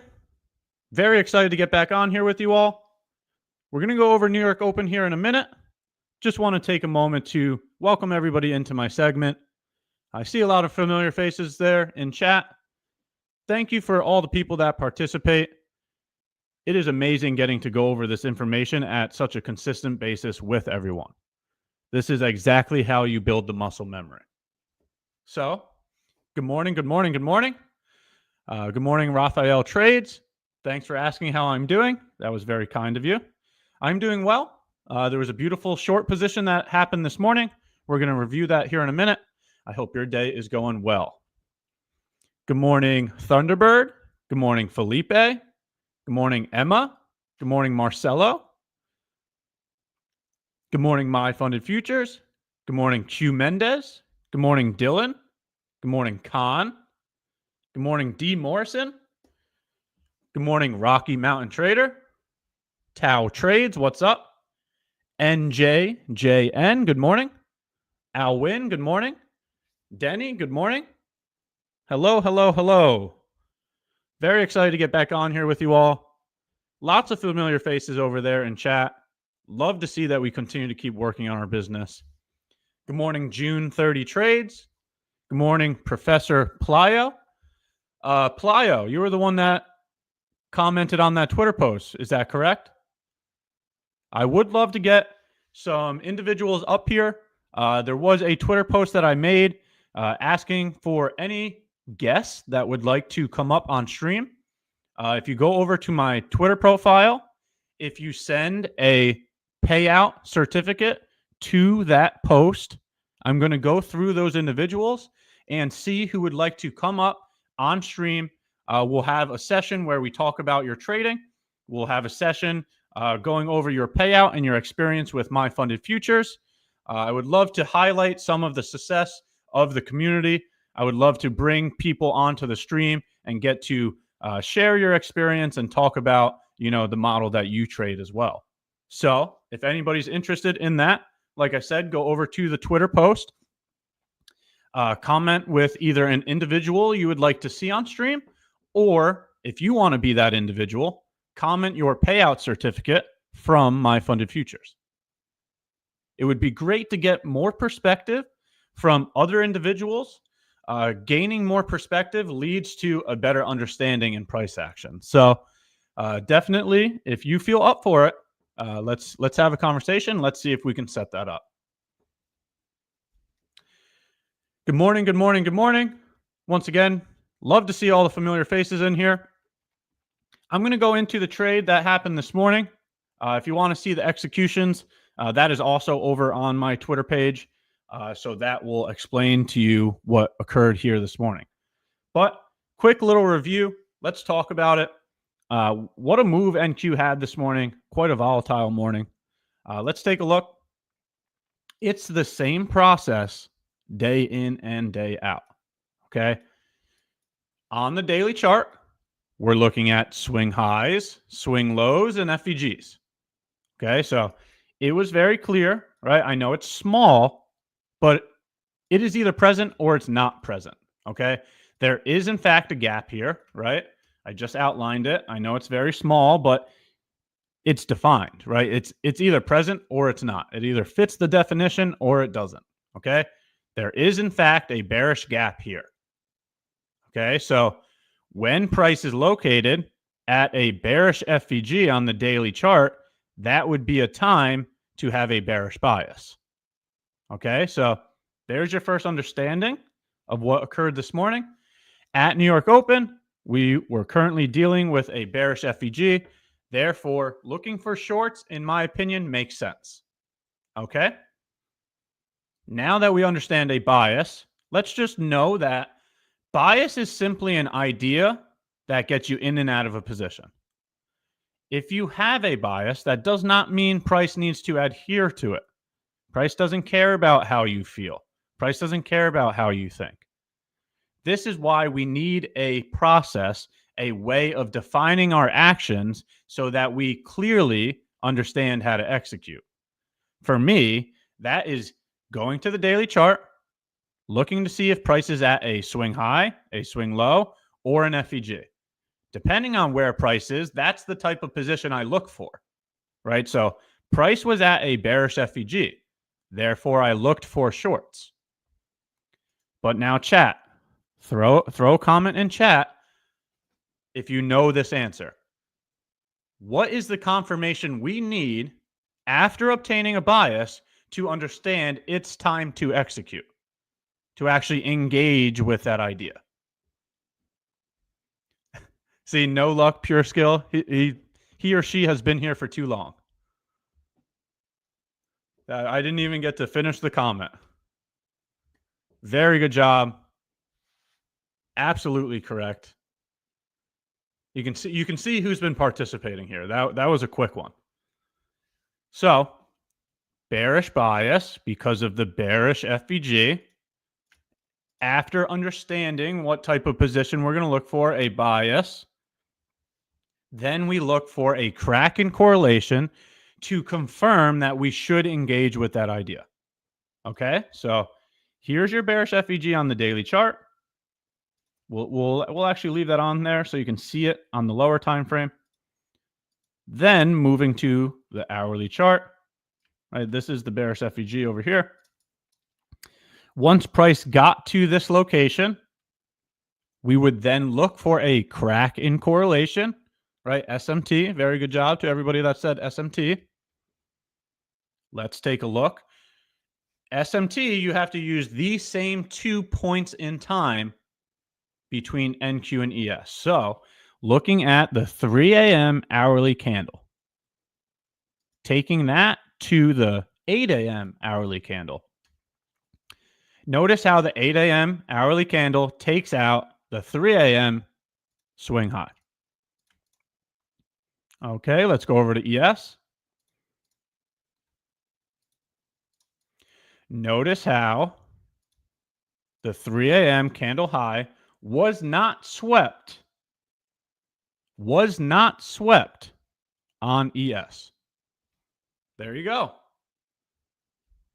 That is the crack in correlation. You now have a bearish crack in correlation within a bearish bias telling you it's time to execute. Okay. Now, once you have those justifications to your actions, you also need to know how to execute, right? So for me, it's the unicorn model, okay? Everybody that's been working with me, they know that I look for a breaker block plus an FVG. That's the unicorn model. Whether you use inversions, whether you use moving averages, whether you use opening ranges, All of them could work. The matter is whether you're providing logic to your decision making or not. Okay. The logic is the daily chart and the bearish FEG, the hourly bearish SMT confirming that. That's what the logic is. And notice how it's the same logic every time. Every time we've talked about a position here during my segment, I'm using the same logic. So after obtaining the confirmations to actually engage with the idea, that's where you go and look for the entry function. So you can clearly see a bearish breaker here, right? So this is during the pre-market. Let's draw it out. Okay, you get a swing high, you get a swing low, you get a new high, then a new low. Breaker block. Right? This is a very clearly defined breaker. There is no question about the swing points. You have the lowest down close candle before the leg up that took liquidity. Here's your bearish breaker right here. And it has an FEG aligned with it, right? Here's the FEG right here. I don't care how much of the FEG is aligned with the breaker. It is either touching the breaker or it's not touching the breaker. Okay? If it's not touching the breaker, then it is not a unicorn. If it is touching the breaker, it is a unicorn. Okay? So after the 8:30 a.m. candle close, you then have a confirmed short, and it would look like this. Entering at the beginning of the breaker with a stop at the low. At the high. All right? Enter at the beginning of the breaker, stop at the high, aiming for 2R. Absolutely gorgeous. I mean, this just, you couldn't ask for anything more here. You do get a little bit of drawdown, but I mean, this is just gorgeous. This is just gorgeous. You have the same exact thing here on NQ. So we'll do it over here on NQ as well. It should be the same, right? Because it's two correlated assets. Okay. Same exact thing here, the breaker. Small FEG, but once again, the FEG is present. So it is either there or it's not. Okay. So you do have a breaker, you do have an FEG. That would be the unicorn model. And it's used the same exact way. Once again, you enter at the beginning of the breaker, stop at the high, aiming for 2R. Very clear this morning. Very beautiful move. Most important now is the risk management. Okay, this is the number one priority at all times. Okay, the amount of points in between your entry to stop loss, okay, that's where you're going to have to position size accordingly. Okay, so make sure you position size accordingly. Also, in terms of risk management, make sure we're looking for 2R in terms of risk to reward. Okay, so you have to align your actions with those words, right? During the time of the position. Don't instantly move to break even the moment it becomes green. Okay, accept the risk before the risk is taken. Then strictly define your risk and execute. Execute the plan. Don't allow your emotions to deter you from the plan. Amazing shorts this morning. If you want to see the executions, head over to Twitter. I just posted the executions for this position. One trade a day. That's truly all you need. It can make a difference in the progress in your accounts. You do not need to be taking 100 different positions. You do not need to have 100 different entry functions. You just need to get good at one thing and do it over and over and over until it becomes muscle memory. So, notice how I've only been talking about unicorns the entire time I've been with you. Sorry if that's repetitive. Sorry if that's not, entertaining or fun or, whatever you want to call it, but that's what consistency looks like. Okay. Doing the same thing over and over and over, right? This isn't the lottery. We're not hoping that one position is going to change our lives. No, we've already accepted the fact that we are going to have to show up and work every single day. We've already accepted the fact that we will have to complete the same thing hundreds of times over. Okay. Congratulations to anybody that took the short position. I love to see the logic. I also throw these on Twitter during the time of confirmation, because if you go and look at some of the responses on whether somebody would or wouldn't take this position, it provides a lot of perspective. And that's why I do it, because go and look at some of the responses there. I specifically asked people, would you take this short? Yes or no? And why? Why would you take the short, or why would you not? Go look at some of the logic that's provided in those comments. It'll provide a lot of perspective. So I'm going to hop back over to chat. If you have any questions about this short position, let's go over the questions and information first before we move on with the segment. If you feel like asking any type of questions or information about this short, throw it in chat now. I'm going to take a quick sip of coffee, and then we will go over those questions.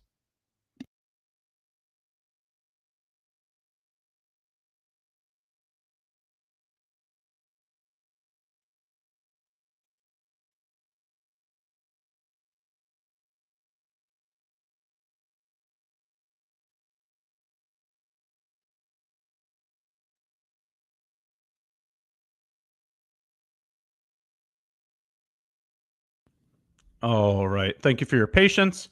I think I have something that you guys would all want before we go into those questions. What do you all say about another bounty? Shall we set another giveaway so that we can, shall we set another bounty so we can do another giveaway? What do you all think? Throw some comments in there. What do you guys think the bounty should be? Let's get the likes up. Let's get the views up. Give me a number of views. Give me a number of likes. Let's see what you guys think the bounty should be. Obviously, it has to be better than what it's currently at. So make it something realistic, and we'll pick something out here. We'll give you guys a chance to actually set the bounty instead of me doing it. So what do you guys think? How many viewers should be in here? How many likes? Let's set a bounty, and then let's review those questions. See some pretty logical numbers. Very good. Okay. So very, very logical. I like it. All right. So I'll try to do an average because there's a lot of different numbers in there. But how about this? We're at 570 viewers from what I could see. We're at 866 likes from what I could see. Let's see if we can get another 200 viewers in here. Let's see if we can get another 200 likes. So over 1K likes and near 800 viewers. Okay, there's the bounty. Let's get another 200 viewers in here. Let's get another 200 likes. That could easily be smashed if you guys all share the stream with your communities. Share it on Twitter. Go ahead and tag us on it as well. If you're going to make a Twitter post, tag us there. Maybe more people will see it if you do. Share it with your communities. Share it in the Discord. Share it on Twitter, Instagram, the whole nine. While you're at it, sub to the channel. That way you can communicate with us here in chat, and like the stream so we can hit that bounty. All right. Pretty fair if you ask me. Just another 200 viewers, another 200 likes. Now, let's go over those questions while we're waiting for the bounty to be hit. Let's go over those questions about the short position. How come there is no valid unicorn for my daily one day time frame? Do I need to change? Maybe you're talking about the FVG. Yes, this is a very tiny FVG right here. So there is an FVG on the daily chart. But let's see if we turn settlement off. No, the FEG is still there. Okay, sometimes when you have settlement on or settlement off, that makes a difference. Let's check balance adjust as well. No, it should be there. Unless you're using CFDs or maybe that's the difference, right? There's going to be a difference between CFDs and futures. So maybe you're using a CFD chart. That would make a difference. But there is, in fact, a daily bearish FEG on the daily chart. It is there. Ash, why did you take the trade on NQ when ES is the weaker pair? Very good job pointing that out. Very good job pointing that out. We have always spoke about shorting the weaker pair, longing the stronger pair. We understand which one is the weaker or stronger pair by looking at SMT.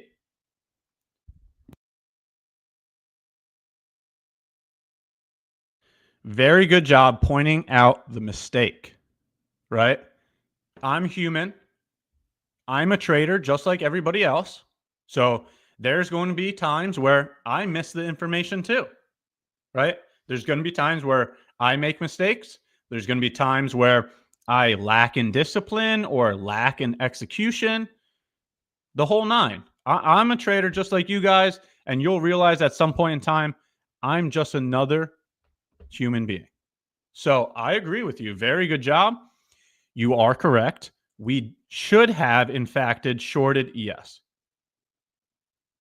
We should have, in fact, shorted ES because of the logic. We're supposed to short the weaker pair. We're supposed to long the stronger pair. When we analyze SMT, the weaker pair is the one that makes the failure swing. So ES is the weaker pair in this scenario. Very good job. Very good job. I love the fact that you pointed it out. That shows that you are defining the information and using it with the logic that's provided. You're correct all around. That is definitely a mistake on my part. What would be another mistake? There is something else here that somebody hasn't pointed out yet. Let's see if you guys could figure it out.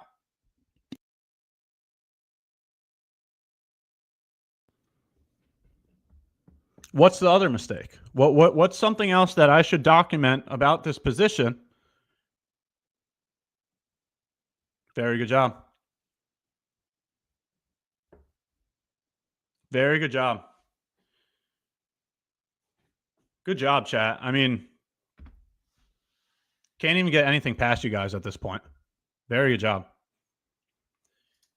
First thing, there's time frame alignment. I like to use the daily chart as a bias, the hourly chart as the higher time frame point of interest or cracking correlation, and then the 5-minute chart for the entry function.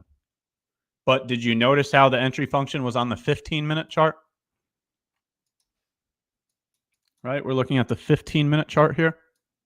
This is not the 5-minute chart, right? The entry function's not even on the 5-minute chart. So that's something I would document as well, along with the news, the 10 a.m. news. Now, that's just kind of somebody's opinion in terms of risk, whether they want to be executing before the news or not. Okay? That's a risk tolerance. You do also need to know if you're allowed to execute during news, right? There are rules in terms of the funded accounts, whether you're allowed to trade the news or not. So you need to be aware of that. Very good job, chat. That shows you right there. You know, I make mistakes. There's information that I miss. I'm a normal trader, just like everybody else here. Very good job for pointing that out. And I agree with what you're saying. So very good job. Before we go further into the conversation, we set a bounty for any of the new viewers that are just joining now. We set a bounty of another 200 viewers and another 200 likes. If you can complete that bounty, we're going to do another giveaway. Okay, I'll even go as far as to say is we'll do the giveaway at 11:15. So we got another 20 minutes or so to hit the bounty. If you guys want another giveaway, get another 200 viewers in here, get another 200 likes, share the stream with your community, Share it in your Discord, on the Twitter, the whole nine. Let's get another giveaway going. Back to the information. So very good question. Very good job pointing out this information. Ash, can you dive a little more into bias? I personally had a bullish bias. Okay, so simplicity brings clarity. Okay. In my opinion, you can either have a mechanical way of determining bias, or you could be discretionary. So here's the difference. In terms of discretion, I want new all-time highs, right? I would love my long-term positions to continue appreciating, right? I want new all-time highs. But notice how I'm saying want. That's a feeling. That's not being objective. That's not being mechanical. Okay? So there's a difference from being mechanical or being discretionary. Yeah, I do want higher prices, right? I want my long-term bags to keep appreciating. But in terms of intraday trading, that is where we need to be objective to price. And if you have the mechanical personality, then be mechanical. I'm not saying being discretionary is wrong. What you need to understand is thyself. If you're better at being discretionary, then be discretionary, right? Look at your own data to understand how you best execute and move forward with that, right? So for me, knowing myself, I need a form of mechanical way of viewing price so I know the reason how or why I'm making a decision. So for bias, I have a mechanical way of looking at bias, and that is going to the daily chart, right? I'm only using the daily chart. I'm trying to make this as mechanical as possible. Only using the daily chart. I'm looking at swing highs, swing lows, and FVGs. Okay. I look at the most recent information. I look at the most recent information, right? So I'm looking at this bearish FVG because that is more recent than this swing low, right? This FVG was created on Friday the 1st, right? So the confirmation of this bearish FVG is more recent than July the 14th. So I'm looking at the most recent information. I'm on the daily chart. I'm looking at swing highs, swing lows, and FVGs. When price is located below a swing low or inside of a bullish FVG, I have a bullish bias. When price is inside of a bearish FVG or above a swing high, I have a bearish bias. That's it. There's nothing more to it. And I highly advise you to not make it any more complicated than it needs to be. Okay, you just need clarity. That's what you need. You need a simple understanding of how you're going to make your decisions. And for me, I just explained to you how I determine bias. On the daily chart, I'm looking at the most recent information. When price is located inside of a bullish FVG or below a swing low, I have a bullish bias. When price is located above a swing high or inside of a bearish FVG, I have a bearish bias. So that explains why I was looking at short positions today, because price was located at a bearish FVG on the daily chart. Very good question. Very good question. Do I have balance adjust on or off? Okay, so balance adjust right here. This is to adjust for the new contract, right? You can see that it's not highlighted. Now you can see that it is highlighted. Okay. I keep this on. I keep settlement off, right? Okay, so for the individual asking about balance adjust is on, settlement is off for me.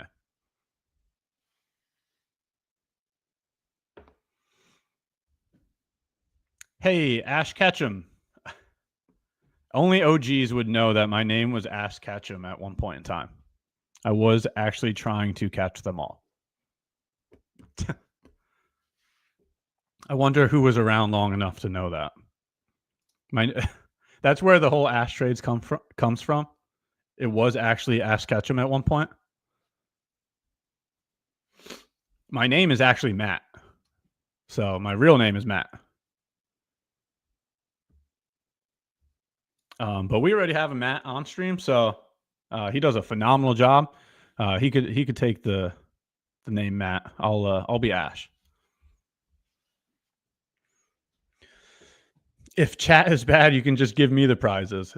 Barbie, you definitely get the prize. So I guess the bounty is over already. Barbie's won. Sorry, chat. The giveaway's already been completed. No, I'm just kidding. Once again, for any new viewers, we are doing a bounty. That was kind of a joke. We are doing a bounty. If you get another 200 viewers in here, if you get another 200 likes on stream, we'll run another giveaway. We'll do that giveaway around 11:15.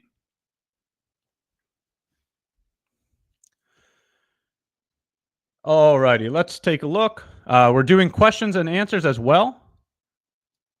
So if you have any type of information you'd like to go over, whether it's about anything to do with this business or whether it's about the short position that was taken, feel free to throw any types of information or questions in the chat.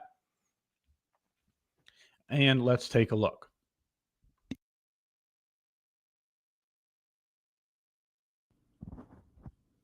Yeah, actually, I just saw that too, chat.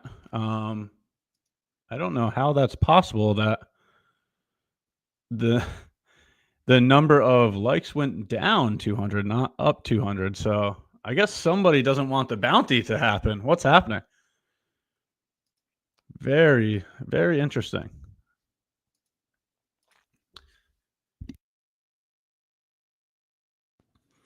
Ash, do you trade evals differently than sim fundeds? Yes, I do. There needs to be a risk disclaimer before I go through this. Okay. You as the individual need to understand what part of this process you're in. Okay. Let me give a couple examples so that I can clearly communicate this. If this is your first time ever trading, right? You've never even had an eval before. This is your first time opening up a chart. You've never even clicked a market order. You're brand new, right? That type of individual clearly needs to focus on their learning and their education before risking. Okay, so that type of individual, if they were to go purchase an eval, you should execute your model the same exact way that you would execute it in a funded account. Use that time to practice. Use that time to get familiar with risk. You have to become comfortable with being uncomfortable. You do that through experience. Okay, so if you're brand new to this, you need to choose education over euphoria. Okay, so that type of individual, they should purchase the eval and they should use that eval to work on their business, gain more experience. Now, the other side of that spectrum is the individual that has a proven process. The individual that has the data backing the fact that they have made withdrawals, that they can execute their model, that they can have discipline and consistency. The individual that is already a proven trader, that's the type of individual that I would say try to expedite the process. You want to get into the funded account as quick as possible. Okay, so please look inward to understand where you are with your business, because we're all on our own unique journey. Just because I might expedite an eval does not mean you should, right? So the word expedite just means do it at a quicker pace, right? So the individual that has a proven track record, they might want to go into an eval with larger size, right? They might want to pass that eval within one trade, within two trades. They might want to complete it quicker than the individual that needs to gain that learning experience. Okay? That's where I stand. So the original question was, do I approach evals the same way that I approach funded accounts? No, I don't. I approach evals in a much more aggressive manner I try to expedite the process by being at a larger size so that I could hit the profit target in a quicker time frame. And that's only because I've had a decade of experience. I've had many payouts. I have a system that I have a lot of data on backing these executions. Okay. But I'm not the same as you. So you got to make that decision on your own. You got to know where you are in your journey. Okay. So I try to expedite evals. I don't trade them the same as funded accounts. Very good question, though. Very good question.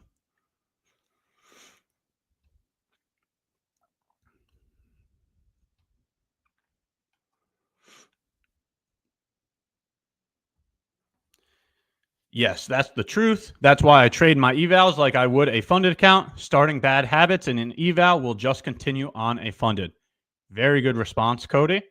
That is exactly the conversation that I'm trying to have, right? If you know yourself, if you know you can't flip that switch, if you're going to start creating bad habits, then just don't do that, right? It's a very simple decision. And it's by knowing yourself, right? I know that I could flip the switch on and off. I know that I can expedite the eval and then go right back to my model, go right back to my discipline, go right back to my patience. That's me as an individual. But for you as an individual, that's where you have to make that decision of what's better for you. Very good point there, Cody.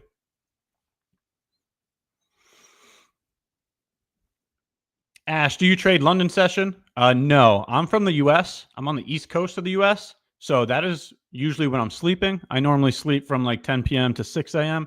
So I'm not even awake for London session. How many trades do you take per day? One trade. I'm not the individual to be taking 20 trades a session.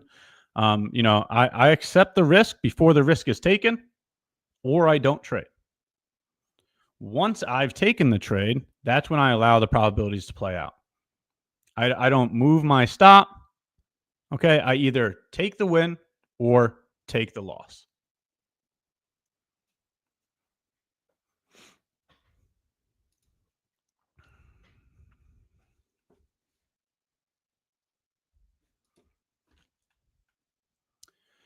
Hey, Ash, what markers do you look for in the market to define your risk before entering the setup? This right here. So if I have a model that I use, right? So I go to the daily chart, I obtain a bias. Once I've obtained a bias, that's how I know what type of position I'm going to look for. So that's the first mark that I look for. I obtain a bias. I create a plan so that I know what I'm going to execute during that session. That's what a bias is for me. Once I've created that plan, I then look for a Kraken correlation, SMT, to act as a confirmation for me to engage with that idea. Okay, so I'll just go back to the original analysis to show you what I'm saying out loud. Okay, I'm on the daily chart. I'm creating a bias. I see that there's a bearish FVG here.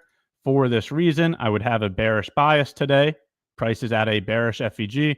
To me, that gives me a bearish bias. That's the game plan. Now I know I'm looking for shorts. So then I go in looking for a Kraken correlation to tell me to actually engage with that idea. There's bearish SMT here at the highs. You can see NQ took out the 3 a.m. swing high, while ES did not take out the 3 a.m. high. That's what a Kraken correlation is. That is a bearish SMT. That is what's telling me it's time to execute that idea. Okay. Then once I get that confirmation, to measure my risk is a unicorn model, right? A breaker block plus an FVG. Here's the breaker block. There's also an FVG in here. Now, in terms of measuring my risk, I enter at the beginning of the breaker. I put a stop at the swing point. I aim for 1 to 2 risk to reward, right? So the amount of points from the beginning of the breaker to the stop loss is the measurement of risk, right? So if you take a look here, the amount of risk is 30 points, right? So One contract of NQ at 30 points would be minus $600, right? Every point in NQ equals $20. So 20 times 30 is 600. That's how you measure the risk. Understanding where your entry location is, understanding where invalidation would be, then you can see the amount of points that it would take for you to be wrong. Then it's just a matter of position sizing, right? One contract of NQ at minus 30 points would be a $600 loss. So that is how, those are the markers I look for to get into a position. Then the entry model is how I define the risk before entering. Very good question. Very, very good question.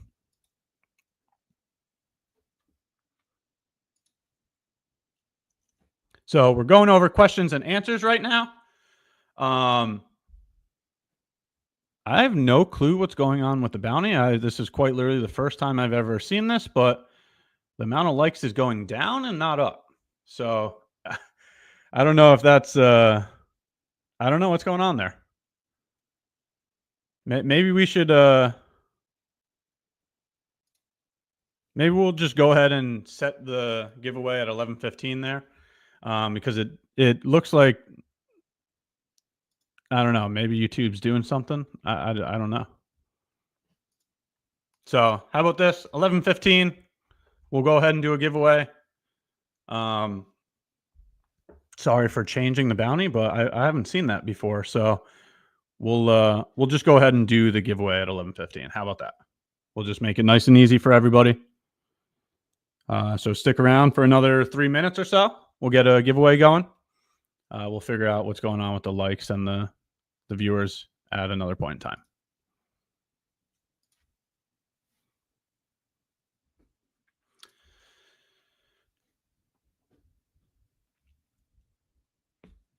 So any other questions, any other information? You'll see the giveaway in just a minute. So you'll figure out what it is in another 2 minutes. Just stick around for it.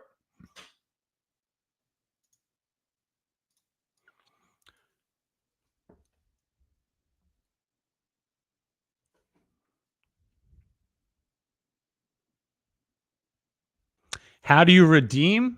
You just enter the code into the, so you go to purchase an account, or whether it's an account or a reset, you just go to where you complete the transaction. It says apply code. That's where you type the code in, you press apply code, and then you complete the transaction. It's very easy. Very easy.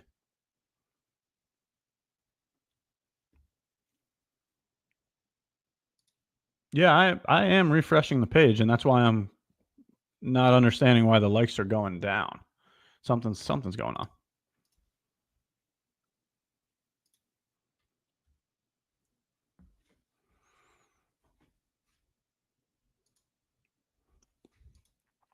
So we got a giveaway coming up here.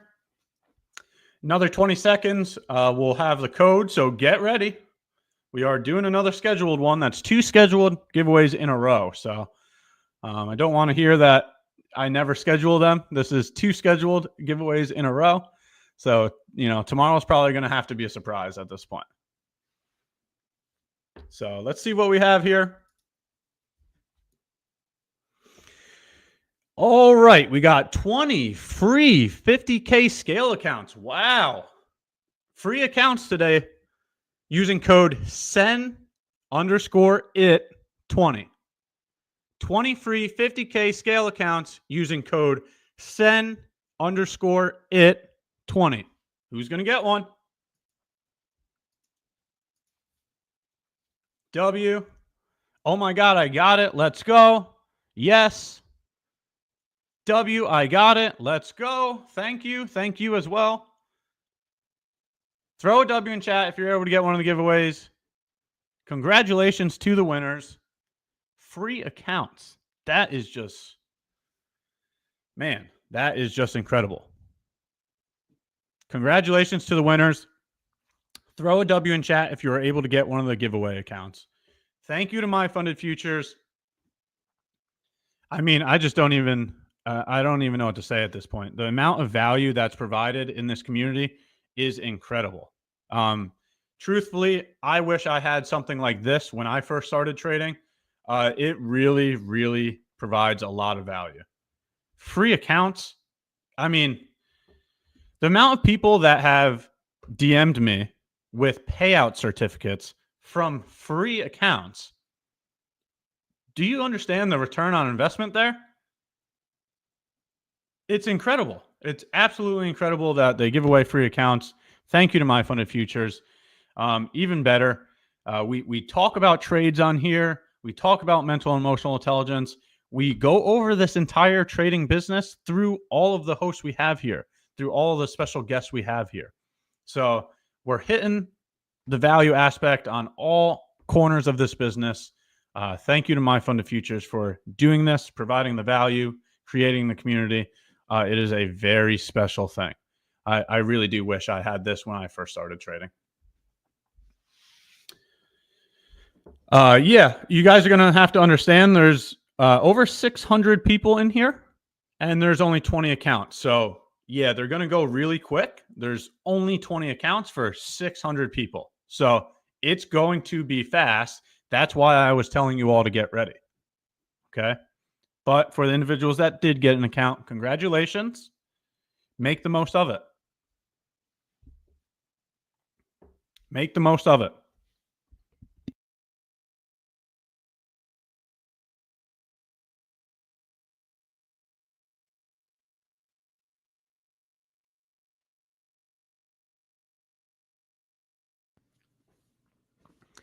All righty, chat.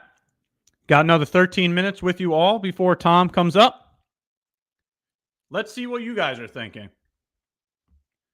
Throw your response in chat. Are we going to make a new low of day, or are we going to bounce at some point? What do you guys think? Is the move lower complete or no? Type it in the chat. Will we get a new low a day? Yes or no? New low a day, or do we get some form of support down here and we get a bounce back to near the opening price? What do you all think? New low, new low, new low. It sounds like there's a lot of bears in chat. I haven't seen any bounce yet. Everybody's saying new lows. Okay, let's see. Let's see if we get new low of day. Let's see if chat is right. If you think we're going to get a new low day, throw it into the poll. Let's take a look.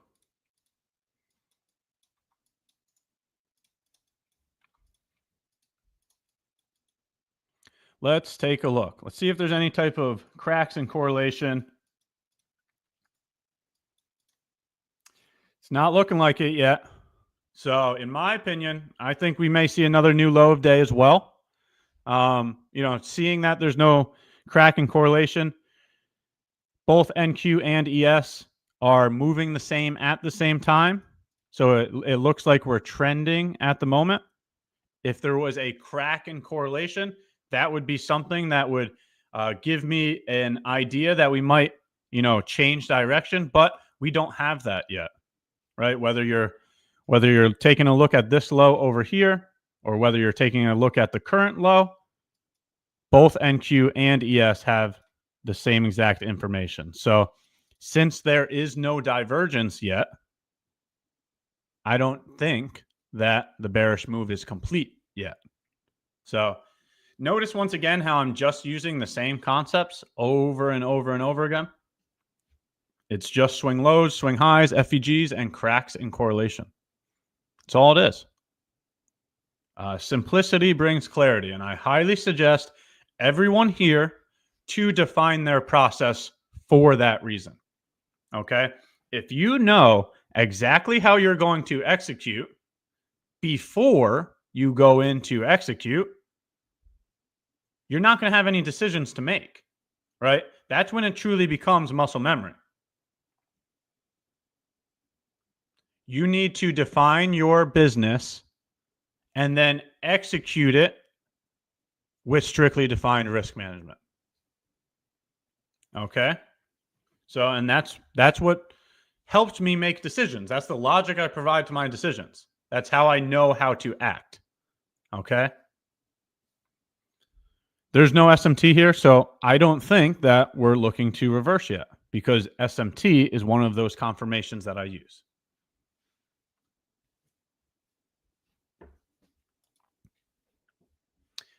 Ash mentioned there will be 2 drops. Is it? You have to understand that I could be wrong just as much as anybody else could be wrong. So just because I'm saying there might be a new low of day, price doesn't care about how I think. Price doesn't care about how I feel. So it's completely random. There's a random distribution of probabilities here. Okay, this is why I only trade 1 time a day. I understand the randomness. Okay. I understand the fact that I have a 50% win rate. I understand the fact that I can get it wrong just as easily as I can get it right. So I choose risk management over any type of emotion or feeling. And for me right now, since I've taken a position today, I've hit that risk limit. So it doesn't matter if I'm right or wrong here, because I've already completed my risk management today. I do think, right, in terms of the way that I view price, I do think we'll get a new low of day. Whether that happens or not, it's really a 50-50 chance, because price can and will do whatever it wants whenever it wants to. That's why you have those risk management plans in place. Okay, so looks like the majority of people are saying new low of day. Let's see if we got new low of day.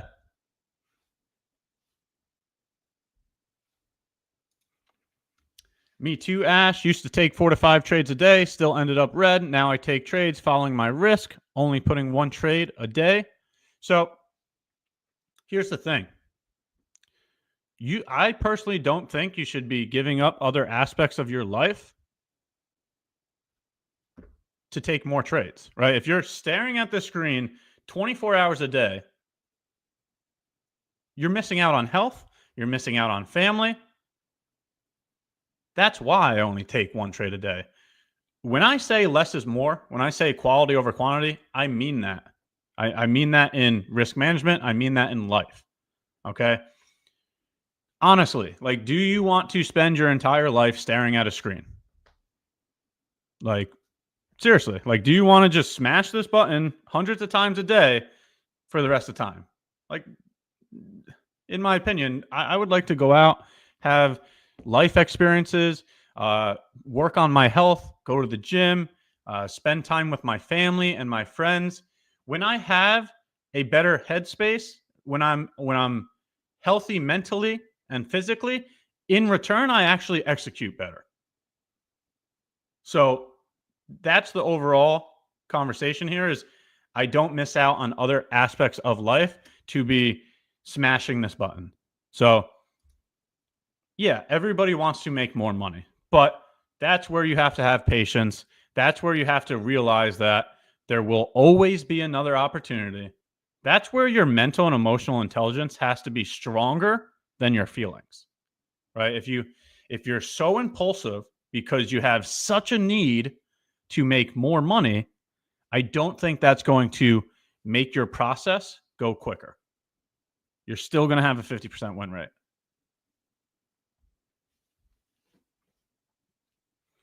I don't think you can trade for a living and be on the screen for just a few hours a day. I personally have always talked about multiple sources of income.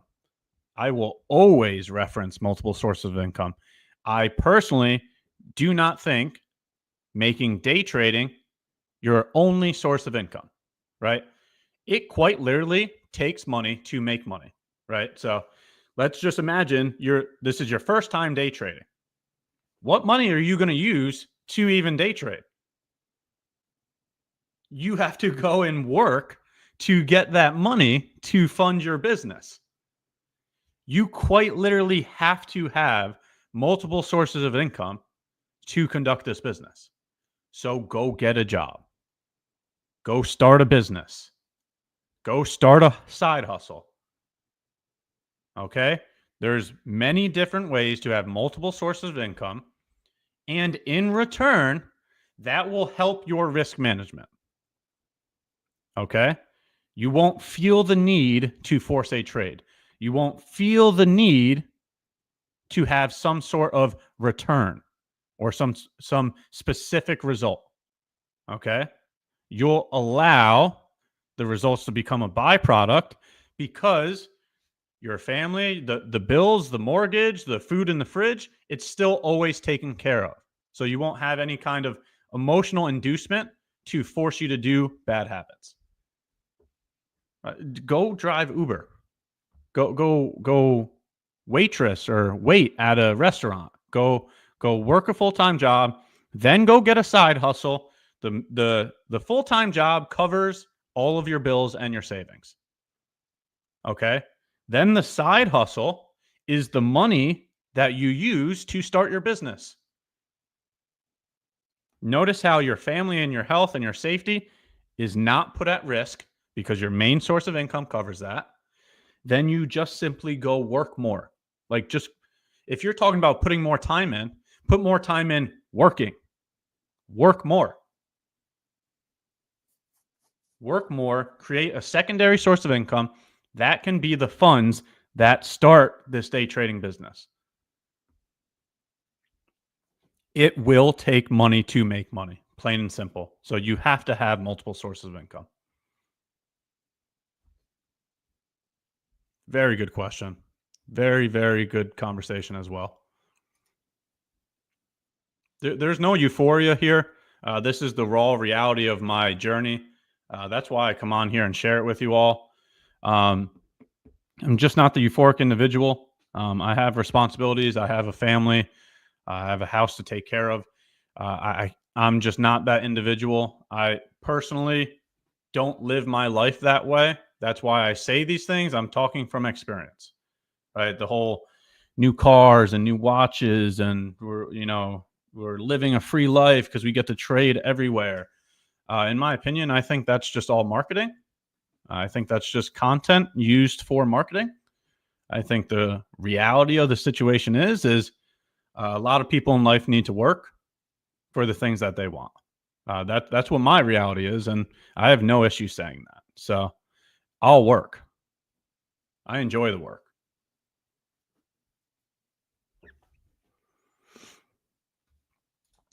Ash, how do we work more? Doesn't that take our time off of learning this business? You're not working 24 hours a day. I can guarantee you that. So there will be time where you can study this business, right? Even if you have an 8-hour shift for Monday to Friday, right? What are you doing after that 8-hour shift? You're not sleeping for 16 hours. 8-hour shift, couple hours of learning, couple hours of family and health, sleep, rinse and repeat. Then during the weekends when you're not working, that's where you start the side hustle. Those 48 hours of Saturday and Sunday that you're not doing anything, that's the side hustle time.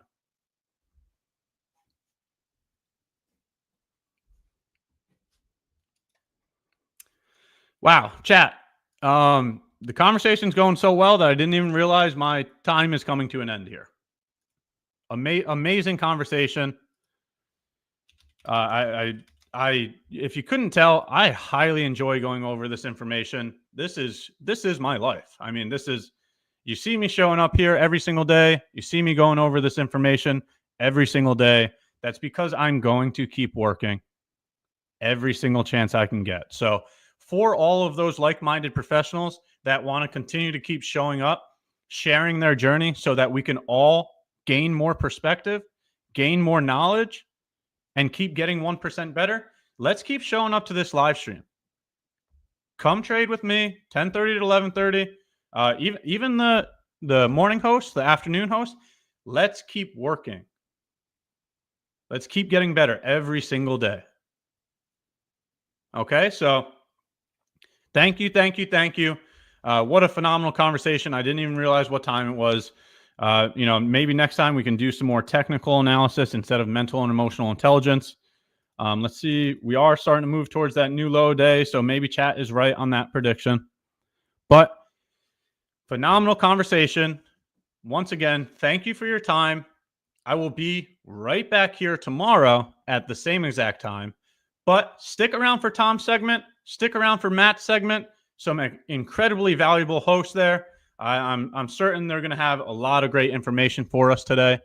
I'll be moving over to chat. So if you want to continue the conversation, I will see you all in chat. But thank you for your time today.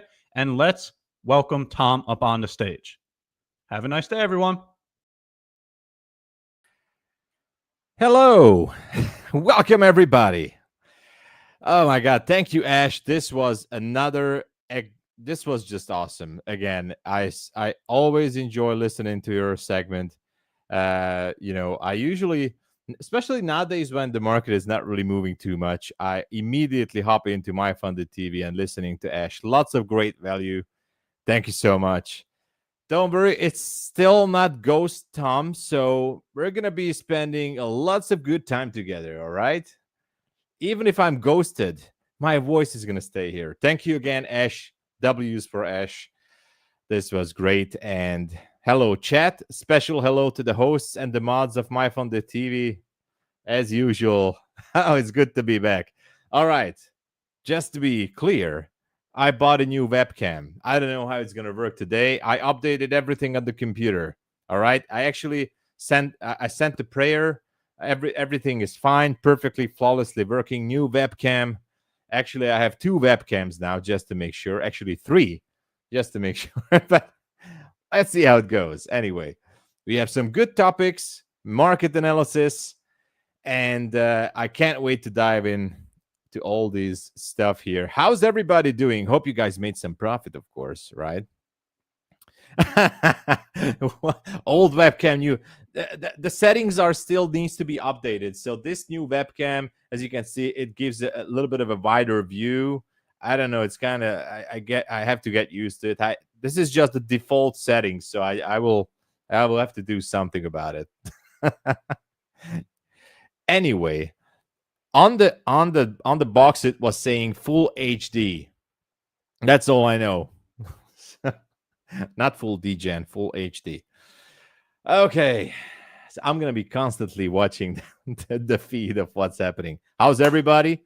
Profits everywhere. It's only Tuesday, best almost then. Tuesday, Wednesday, Thursday. These are the best. I'm alive. I know. Hello, everybody. So, wider view. You can see now everything. I don't know. Maybe too much. Next time, I'm going to do a tour in my apartment. How about that?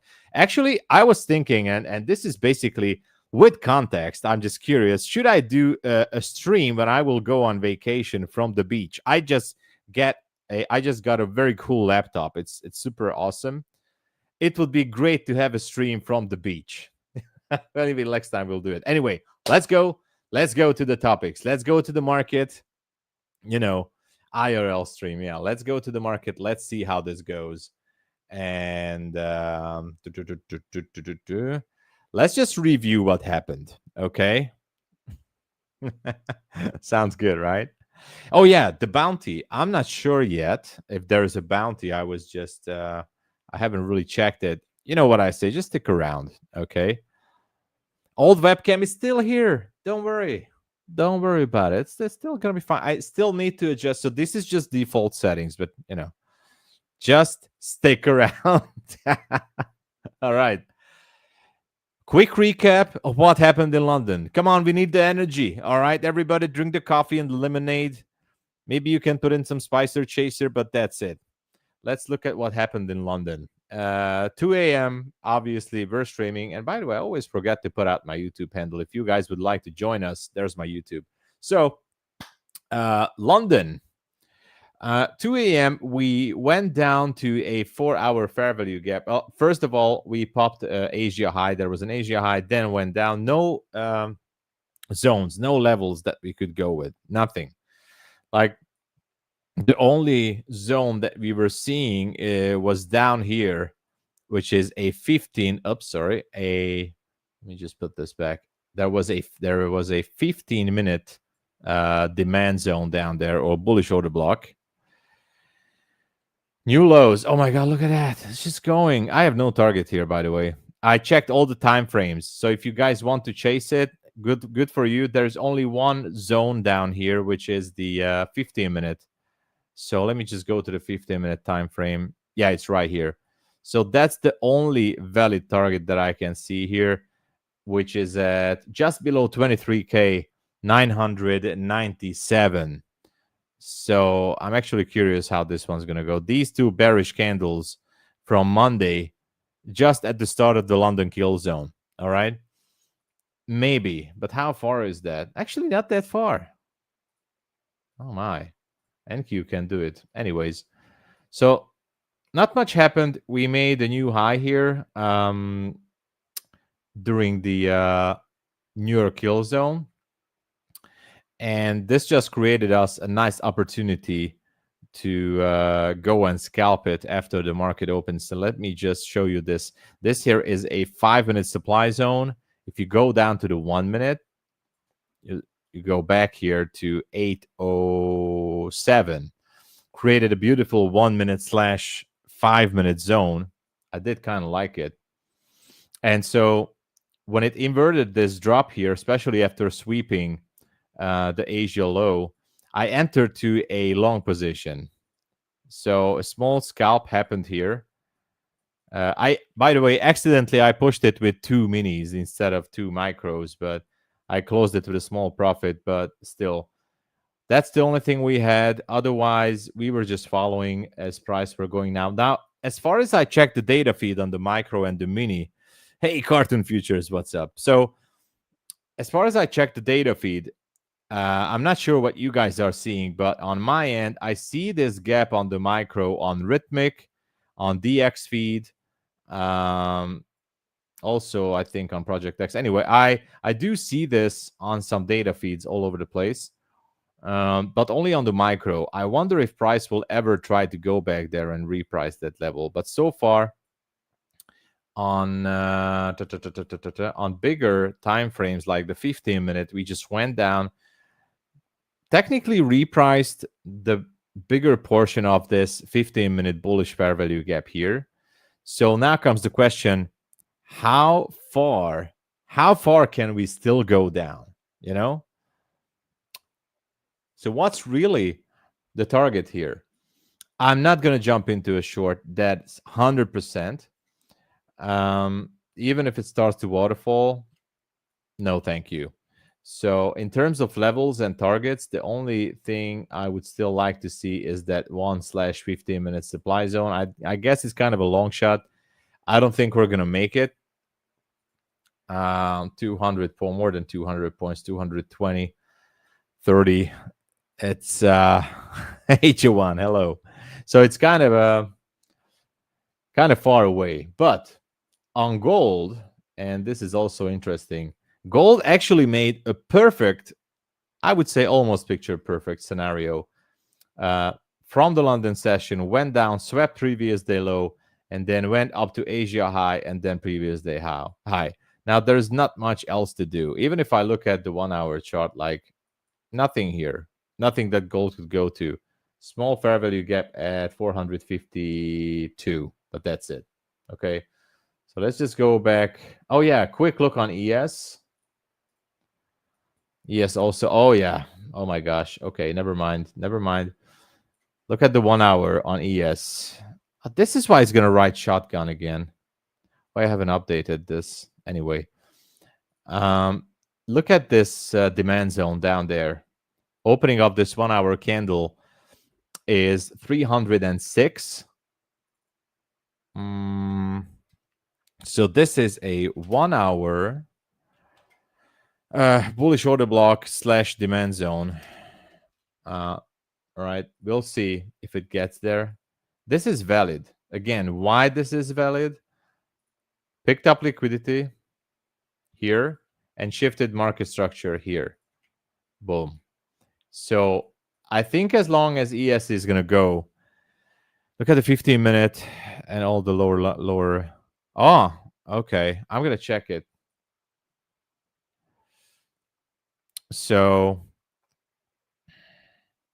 maybe low of the day. I'm just actually looking at ES earlier. Like, if this 1 hour zone here is going to still, magnify the price, then it's going to pull down NQ even further. Okay. Like, it can do it. And actually, this is not a perfect level on the 1 hour on NQ, but let's just look for the same situation on the 1 hour chart. You know me, guys. I know some of you guys might be bored about this, but I do like the zones. Liquidity has been picked here. Shifted structure here. And there you go. This makes it on the 1 hour on NQ 23,063. So that would be the low-hanging fruit for the shorts. Look at that. That's the 1 hour bullish order block. Also 1 hour bullish order block. Boom. That's where it starts. So is it 63? I have to check it again. Sorry. Opening up this candle is 62.75 on the micro. So let's be precise. All right. Be very careful on the reversal here or going long. It can be very tricky, and I wouldn't do it. I would definitely wait a lot. Better be safe. Even if you want to go long, just wait for that 62 level. A little bit tempting to go into a short, by the way. Let's look at the 15-minute. Oh, yeah. Yeah, it does look like it. Anyway. Exactly. So I wouldn't go long. Yeah, I wouldn't. I would be just careful. Obviously not. How far is that? Okay, like 70 points to the downside. If you go down to the 1 minute, let's just look at this here. The 1-to-1 risk to reward ratio. That is it safe? It's safe. Look at that. Even with the 1-to-1 risk to reward ratio, if you're aiming for the first available order block down there, this could still work. But that would be chasing price, and I'm a little bit scared of the turn here. So anyway, that's about it. And no other zones that I like up there. Yeah, nothing. Only that one. So gun to my head, I think it's just going to go at least down to the 70s, maybe, if this one starts to fall. We still have time until the lunch hour. Still have some macro coming into play. So we're going to be watching. Bears are mad. Yeah, could be. Could be. So how was the day, everybody? I hope you guys had an awesome day. I hope everybody had a great day so far. I do have a good topic today, by the way. And that's about daily bias. I know Ash was talking about daily bias. I enjoyed it very much. And it's kind of important. We talked yesterday as well about how and why traders sometimes not really using the daily bias. I mean, actually, can I get this question from you guys?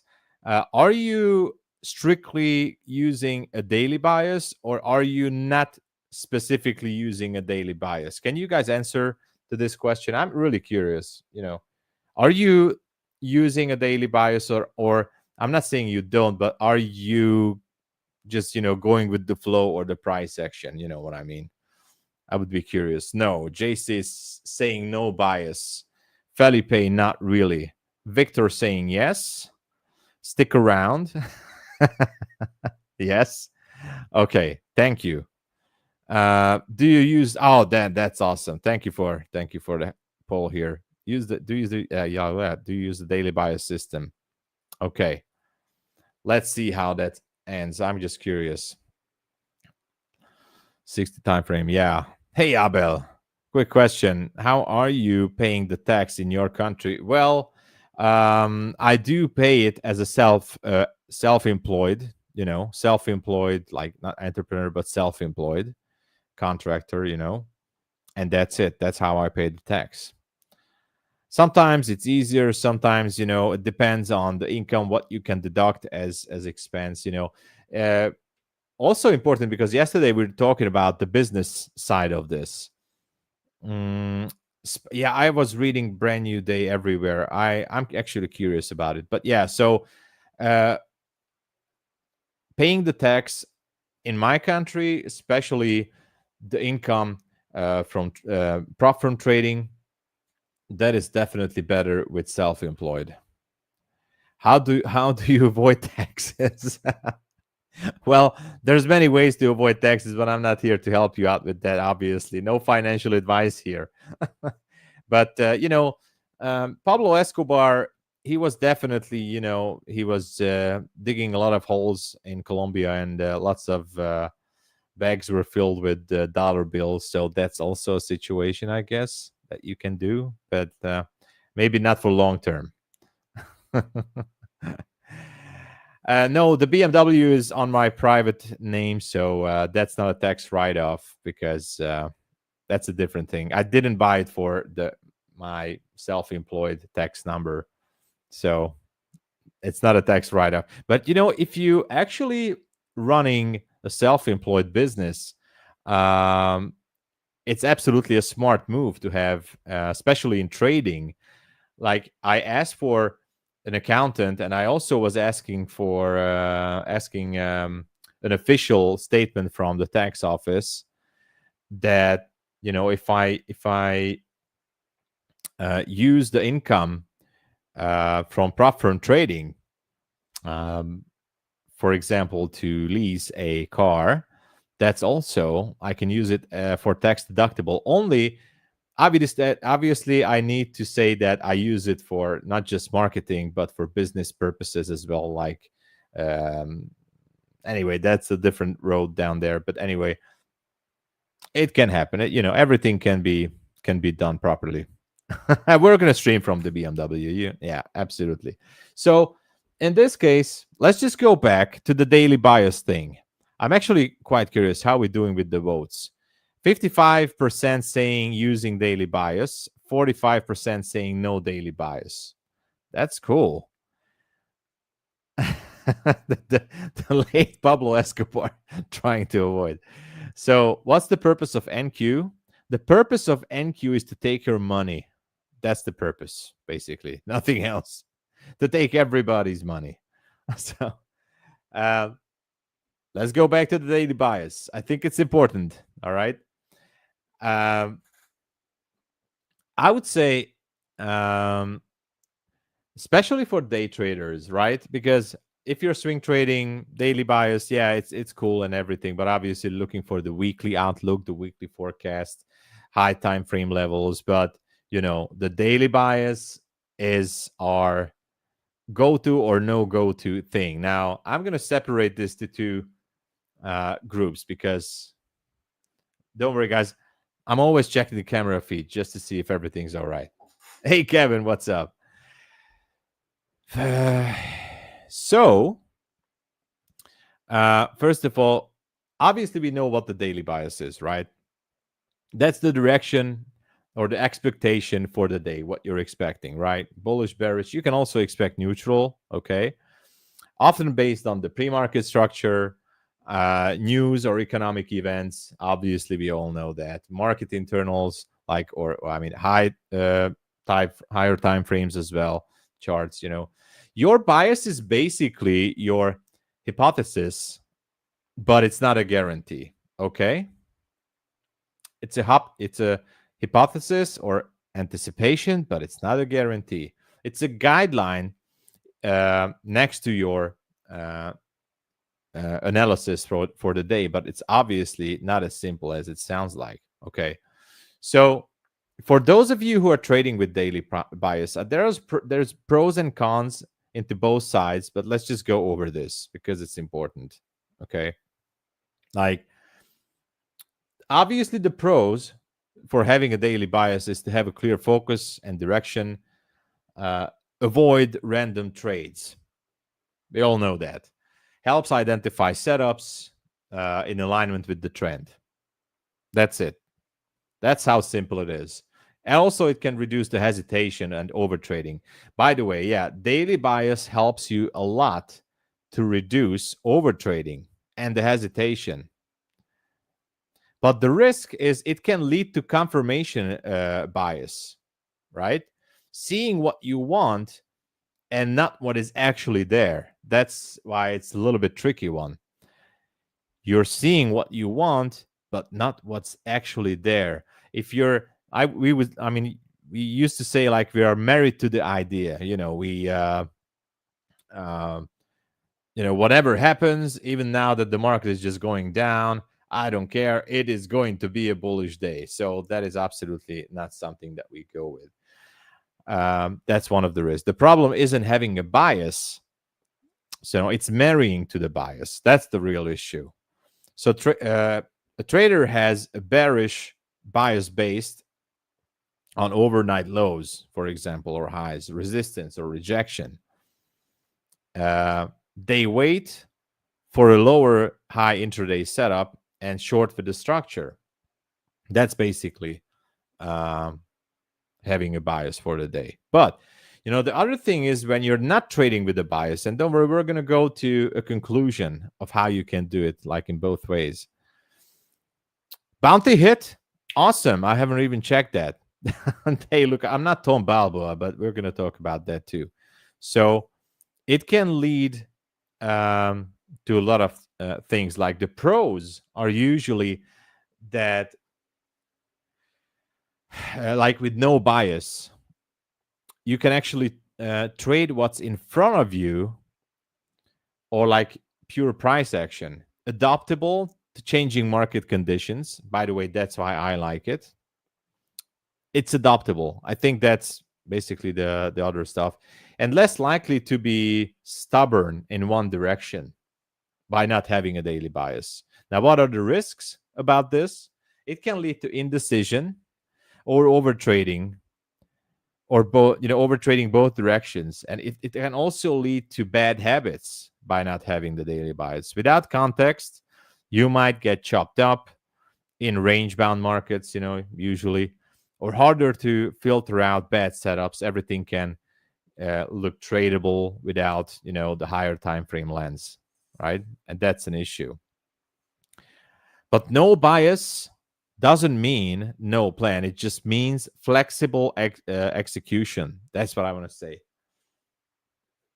Okay? Flexible execution. That's what the no bias means in my understanding. Okay? Both can work. That's what I want to say if you manage risk. And I'm kind of going to be a little bit protective with the no bias situation. My answer is that I don't have a daily bias at the beginning of the day. Why?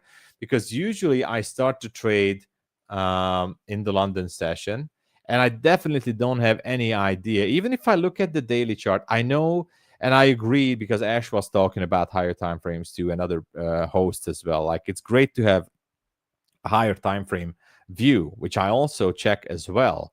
But even when I look at the daily chart or the 4-hour or the weekly, because we are trading in like a 2-hour window, BW, I'm in Europe, Central European time. So in my time, it's almost 6 p.m.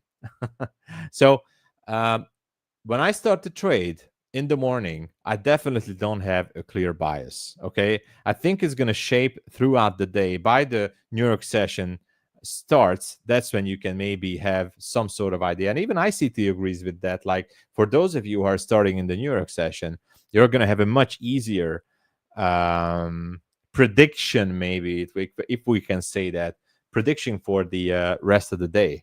All right. Like, yeah, exactly. So, but the key is not the bias itself. And I just wanted to say this, but how you use it. Is your bias flexible? Do you have a clear invalidation point? Okay, and we're going to go into examples. Are you reacting to price, or are you predicting? So I would say we are most likely many of us are price action traders. Like, yes, some of us are using ICT concepts, smart money concepts, or even harmonic patterns, whatever. These are somewhat price action patterns, and I think they are more reactive than predictable. Okay. What is happening on gold, by the way? Did someone just say gold? Oh, gold is edging higher like there's no tomorrow. All right. Yeah, gold is definitely going. So you can combine, by the way, both approaches, and that's my key point. This is where I wanted to steer this. You can combine both approaches. Like, I would say you can start with a soft bias and change it when price invalidates it. And don't worry, we're going to go into examples. All right.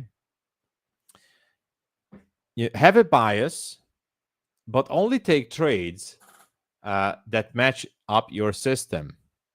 Again, we're going to go into details about this. Be okay with sitting out if nothing aligns with the trade. Okay, so let's just stop here for a minute and let's go with a few examples. All right. So let's just go with a few examples here. I'm going to explain to you why it is so important to trade with a bias. So if you take a trade here up there, it's super easy to just find the level and there's nothing going to happen. So if you click on it, if you click here and just look at this picture up there, it's going to be very easy to follow this line up there. So it's just happening. I don't know why.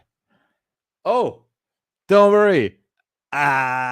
You guys fell for it. It's not. I was just testing you guys if you were, watching.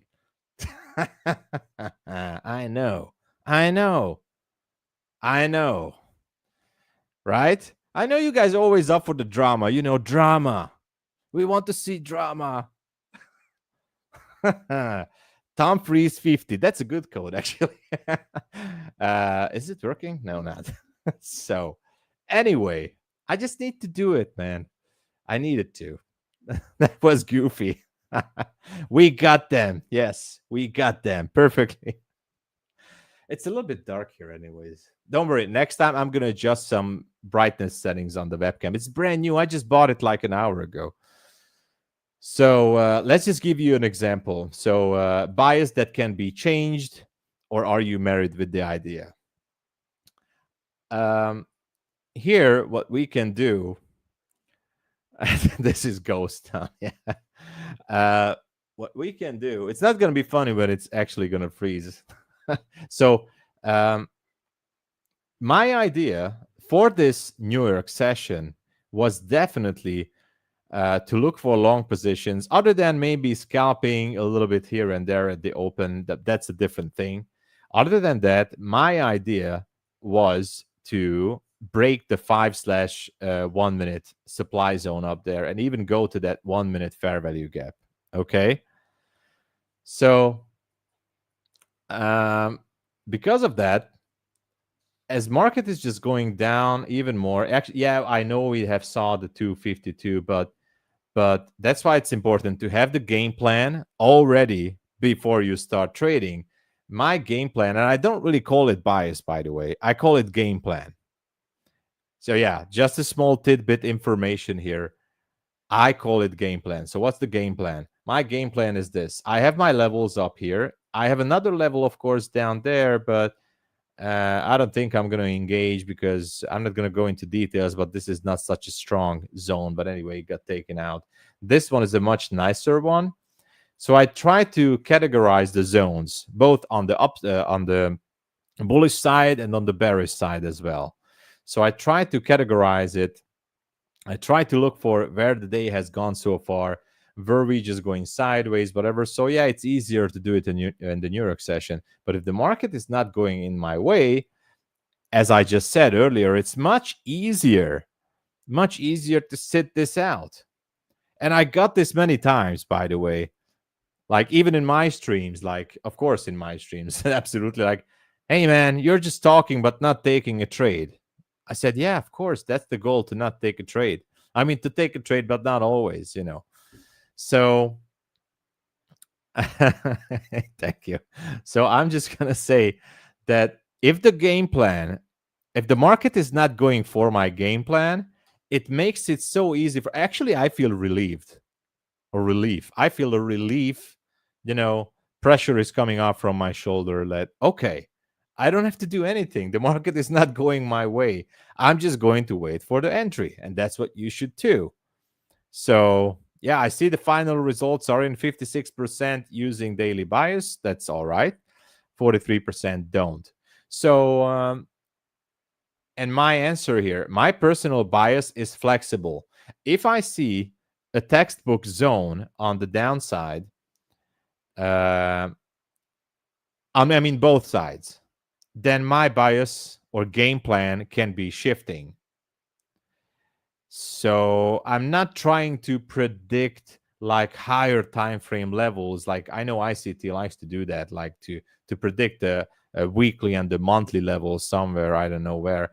That's cool too. I respect those levels, but I'm not really into that. So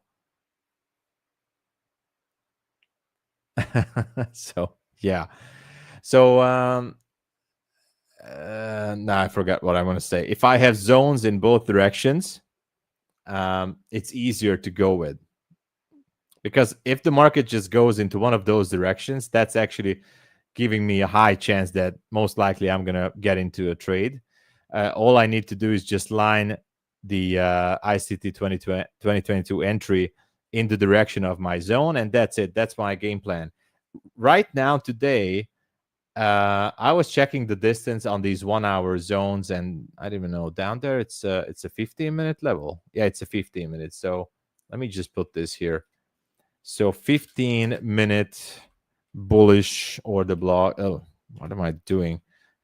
Not bearish, come on. 15-minute bullish order block. It looks kind of cool. The issue is that by ICT terms, again, we are a little bit getting far from the midnight level, and we're getting into a daily discount. Now, because of the majority of the move has already happened before the launch hour, these are the kind of check marks, as we talked about, the trade plan that I'm not really looking into taking another short position just here, especially when I'm seeing the price slowing down into this range. So one exception, if I would have not taken a trade so far today, but I did. So there's so many factors, as far as more I go into the topic, it drives me more questions.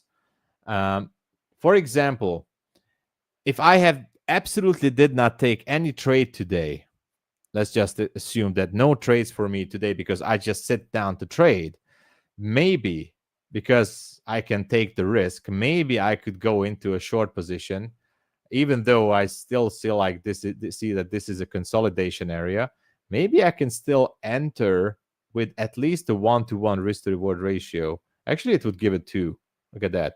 Risk to reward ratio would be 1-to-2 here. But if you want to play it safe, you can go with a 1.5. And I would say, okay, this is my daily risk. I'm willing to see if the market goes slowly to the downside. The problem is the time of day, by the way. So that would be the check. If, yeah, we're approaching lunch hour, everybody. I don't like to trade in lunch hour. Whatever I did, lunch hour is just not doing it. Pine Tree Trader is here.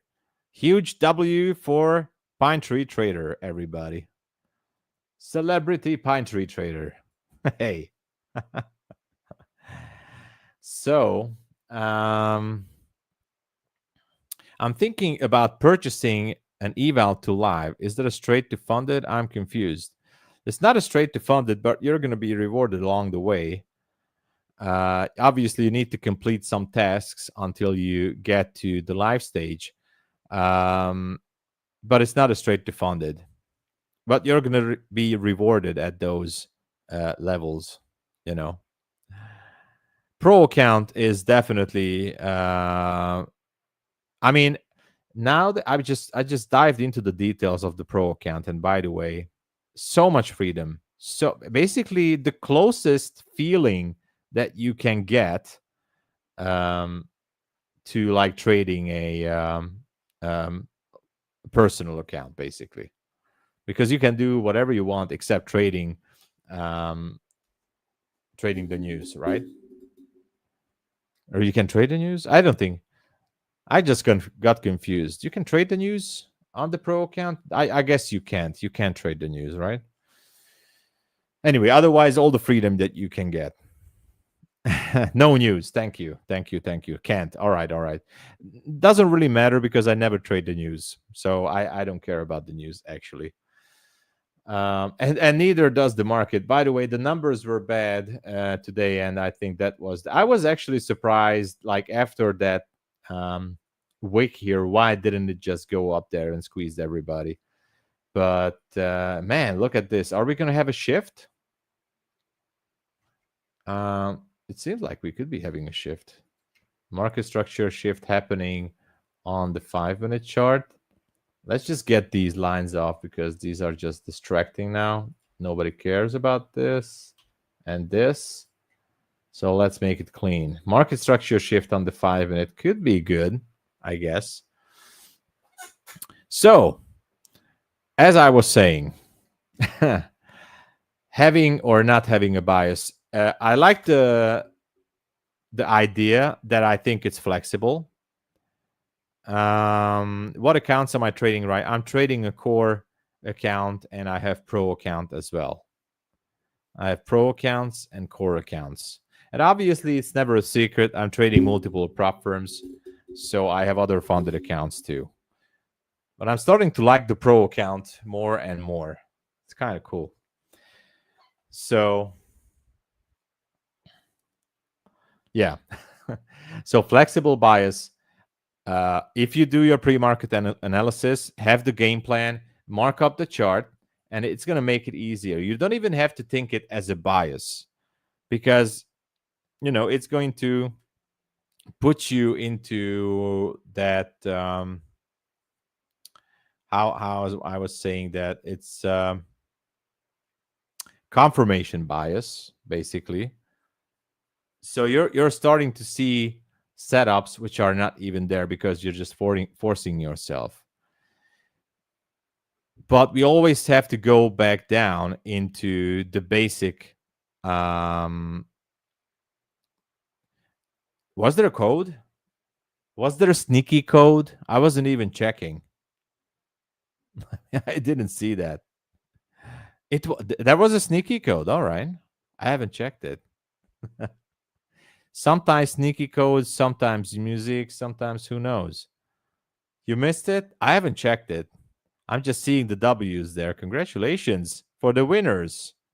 It was a very sneaky one. Okay. Super sneaky. Okay. I have an idea.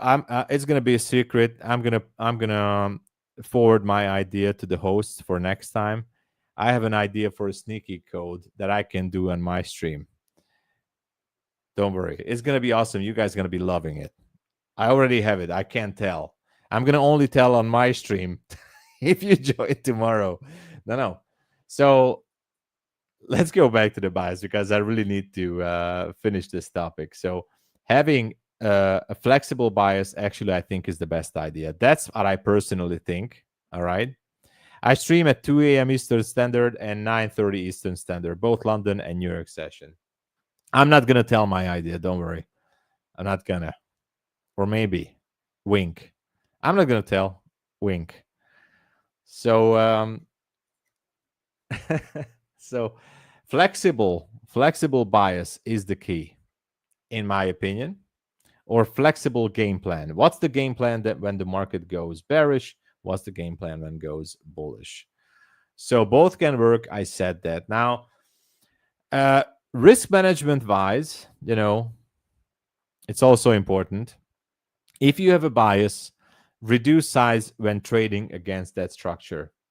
Even if like now my bias is still bullish, or I would say my game plan is bullish, when I would take a short position here, and if you'll still like like urge to take a trade because you haven't taken anything, ES change structure. I'm going to check it, Jan. Thank you. And if you still want to chase price a little bit, the only thing you can do to ease the urge is to take a small size position. All right. Definitely have to be small size. And of course, know where your bias breaks. Now, this is crucial and this is heavy. You have to stop here for a minute. You have to know where your bias, aka game plan, is breaking. So if I was waiting, and I think I have to go down to the 1 minute here. If I was waiting for that, see, let's just put this back. If I was waiting for that 1 minute / 5 minute supply zone to be broken, which is which is that high right there. If the market goes lower than the 303, that actually breaks the plan. It's going to break the plan all the way. The farther it gets, the lower the chances that it's just gonna quickly go there and just take it out. Now, the plan is gonna stay broken until the end of the session or the day, until there's not gonna be a proper shift.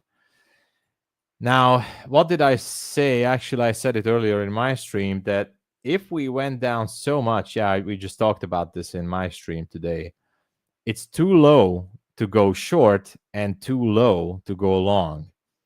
The distance, if you just look back for the daily distance and what can we expect news-wise, you will know that it grinded so much down according to the current day and the previous day moving, average true range. I'm not saying to use an ATR indicator, but if you're looking for the daily range, like forget about the ATR, but if you're looking at the daily range, you will see that, okay, chances are extremely low that even if you take a long position here from this fair value gap, that it's just going to go higher. It's just going to go higher, okay? Especially because this was basically the first attempt to push higher and it failed. So it just went lower. And now I know it sounds crazy, but the second attempt might be a little bit better, but still not enough. There is a very strong level on the 1 hour down here.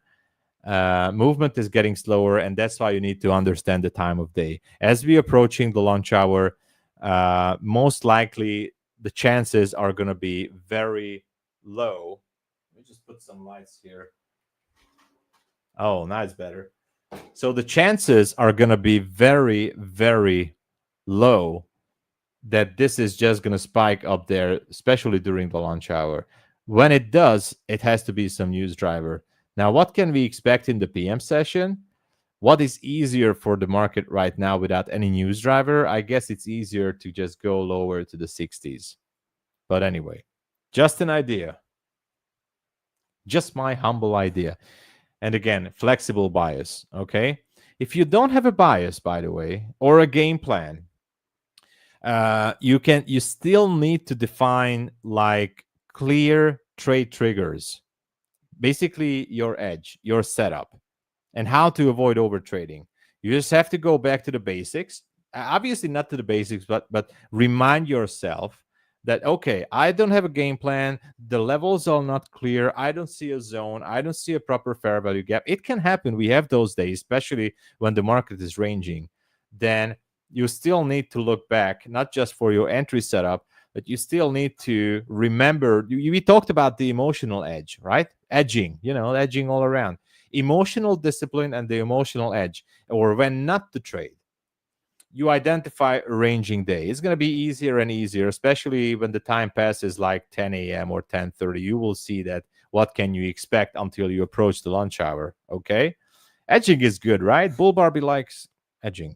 Okay, so if you look back, it's going to help you to identify what is happening. And of course, I can't think of anything else right now. So when you look back, you identify what is going on, and if the market is going up, it's what I was happening. So we have these things. Yeah, emotional edge. You have to look back. You have to look back and identify. I'm blushing right now. So you have to identify how the market is doing right now. Are we ranging? And of course, when not to trade. I was just saying we have the lunch hour,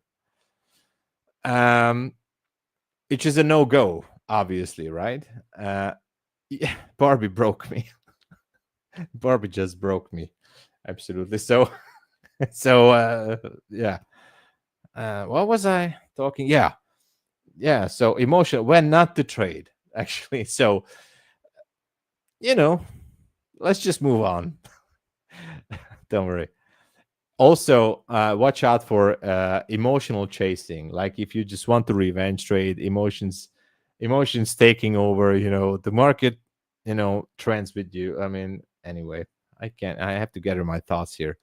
Bias, basically, what I want to say: bias without risk management is a blindfold. All right, just don't forget it. But risk management without bias is still a parachute. I don't have a mic drop line. Imagine like the mic drop is happening. Boom. Okay. So let me just say that again. Bias without a risk management is blindfold.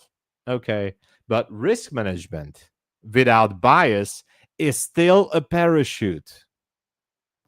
You should write this down. I'm going to wait until everybody's writing it down. Okay.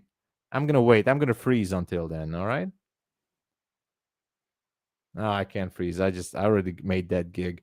So I have some closing thoughts for this, and then we'll go over the questions. And I'm back. I still have a small subject here and topic that we need to talk about, but some closing thoughts for this. Both biased and unbiased traders can win. This is, again, it's not some high concepts or anything. This is my personal opinion. I did not hear it from anyone. This is what I think. You don't have to accept it. I'm still going to respect anyone. But both biased and unbiased traders can win. Okay. The difference is discipline, as I said. Game plan, emotional edge, discipline, when knowing when not to trade. In one word, context. Okay. Are you seeing the context? That's what matters.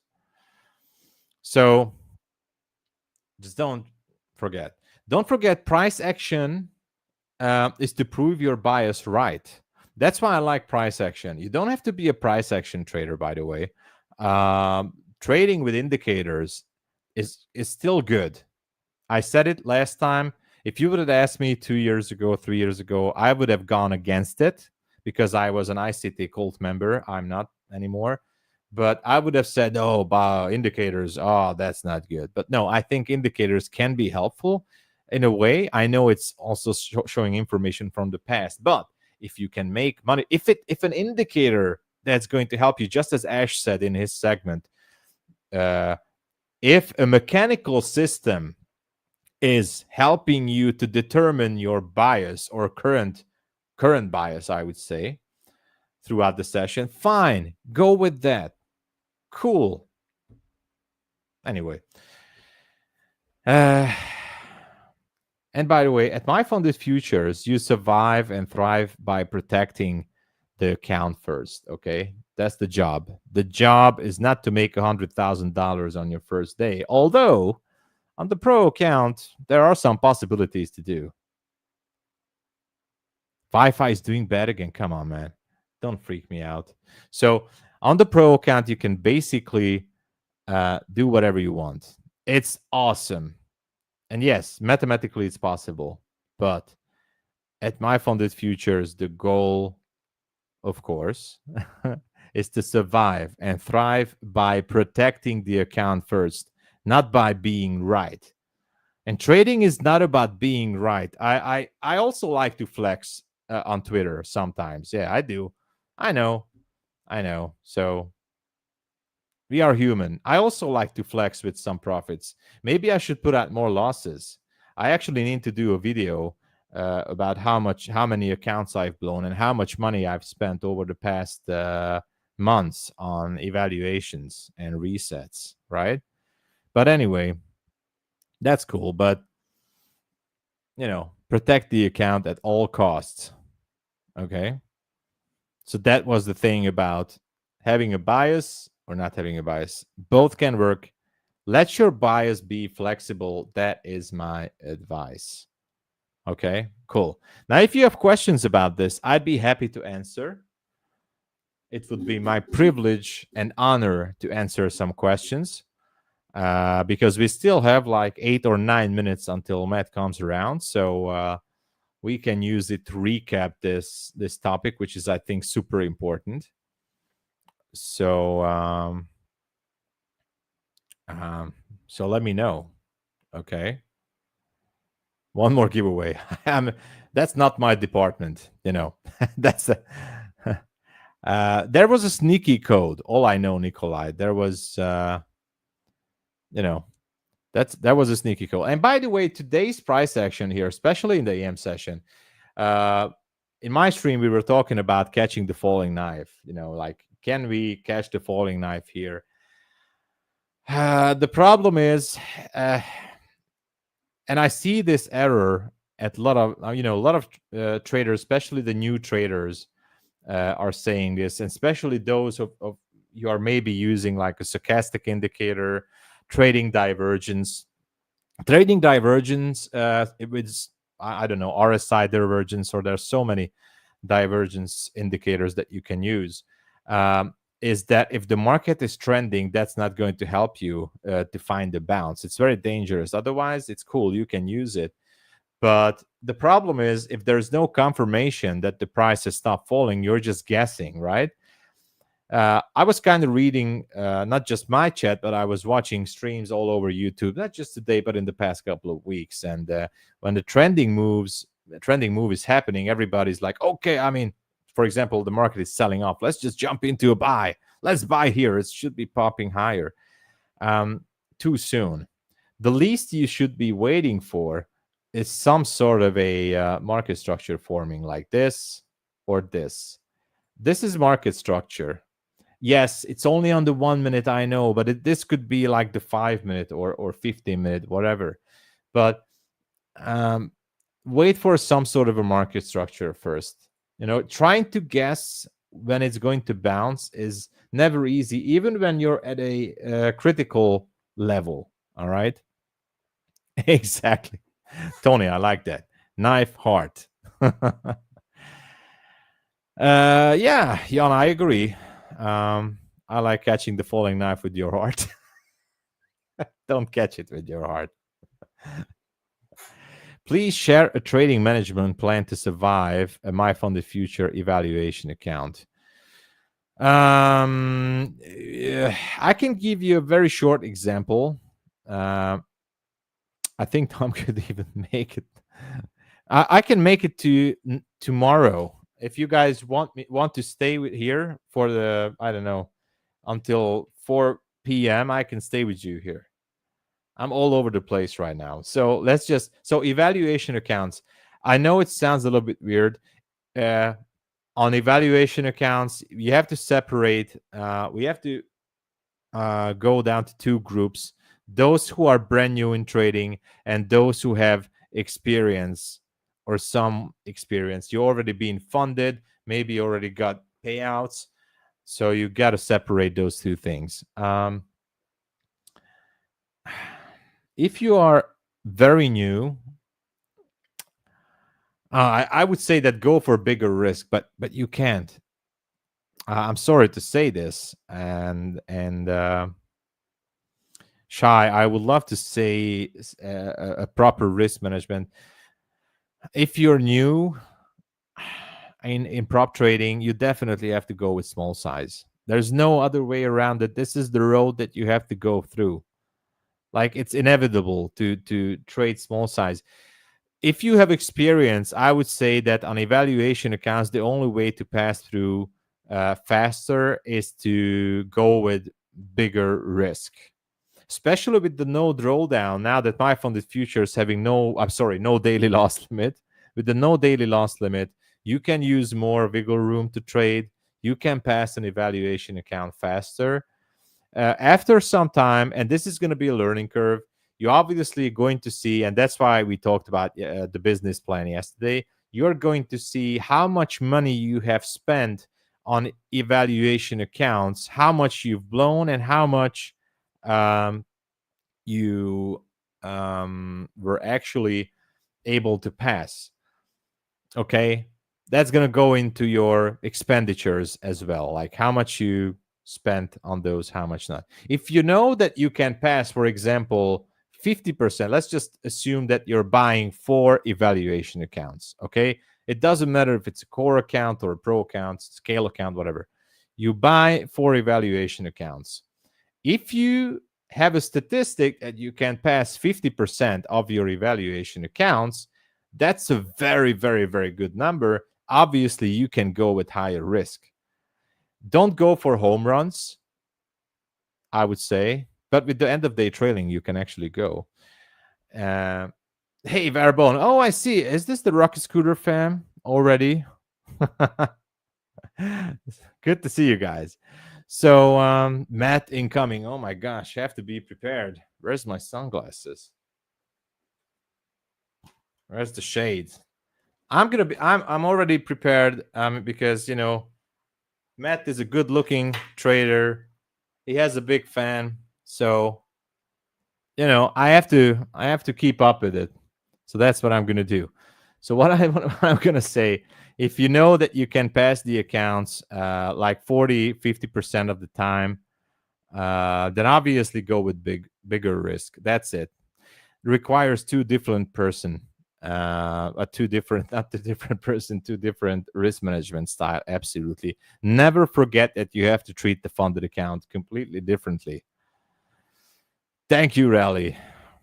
I think I have 2 or 3 minutes. That's all I have. But I hope you guys enjoyed this little conversation. So far, I had no freeze. I bought this new webcam, and it seems like everything is working. Updated everything on the computer. So, ask for extension. Yeah, I will. I can stay all day if you guys want. If you have quick questions, let me know. I still have maybe 1 minute or 2. And guys, I'm always grateful that I can share this. I'm always grateful because, yes, we have sometimes usually in my stream as well, but I love the questions here. I love the questions. I absolutely love it. My hammer is not here. Now I don't have to smash my computer right now. Yeah. So, guys, the drill is to stay and listen to Matt. Lots of value as always. Stick around. MyFundedFutures is full of surprises, and there's always something happening in the background. Right? When you hear me, then he's coming. Everybody, on your knees. Hail to the leader.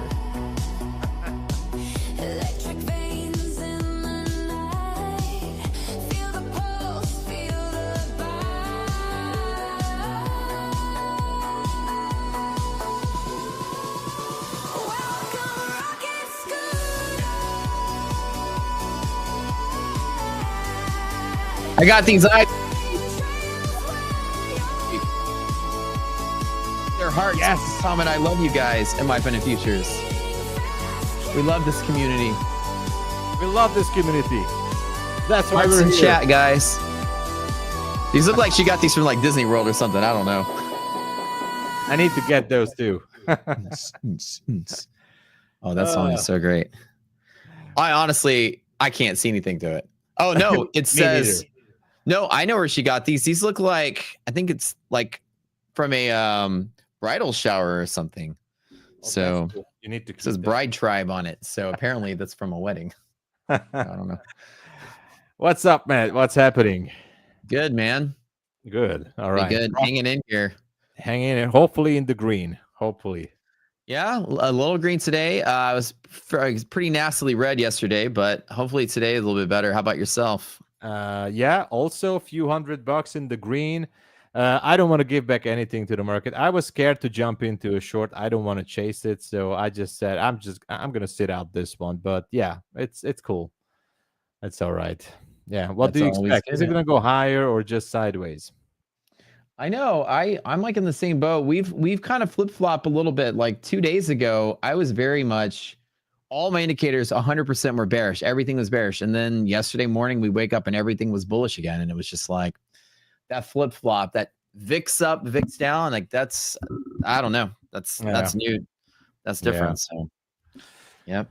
It is what it is. All right, chat. Thank you so much again. This was an awesome session. Stay with Matt. Stick around. Listen to him. Lots of values, and appreciate everyone and the questions. And Matt, I wish you again an awesome segment. I'll be here lurking in the background, listening to you, and take it away. Thank you so much, everyone. Have a good one. Cheers. Thank you, Tom. Get some old W's in chat for Tom, guys. What's up? All right, let me get my microphone situated here. How y'all doing? Got like a rocket scooter intro song, man. That is so cool. I love it. I honestly, I could listen to an entire playlist of just whatever AI band that is. I could jam to that all day long. Friends, good to see you guys here, man. We have such a great afternoon community here. Don't forget to smash the like button, friends. Hold on, my phone is like going off like crazy here. All right, there we go. You could train to that? Oh, heck yeah, man. Heck yeah. All right. So, as you guys know, let me start from the beginning. Let's make a full screen.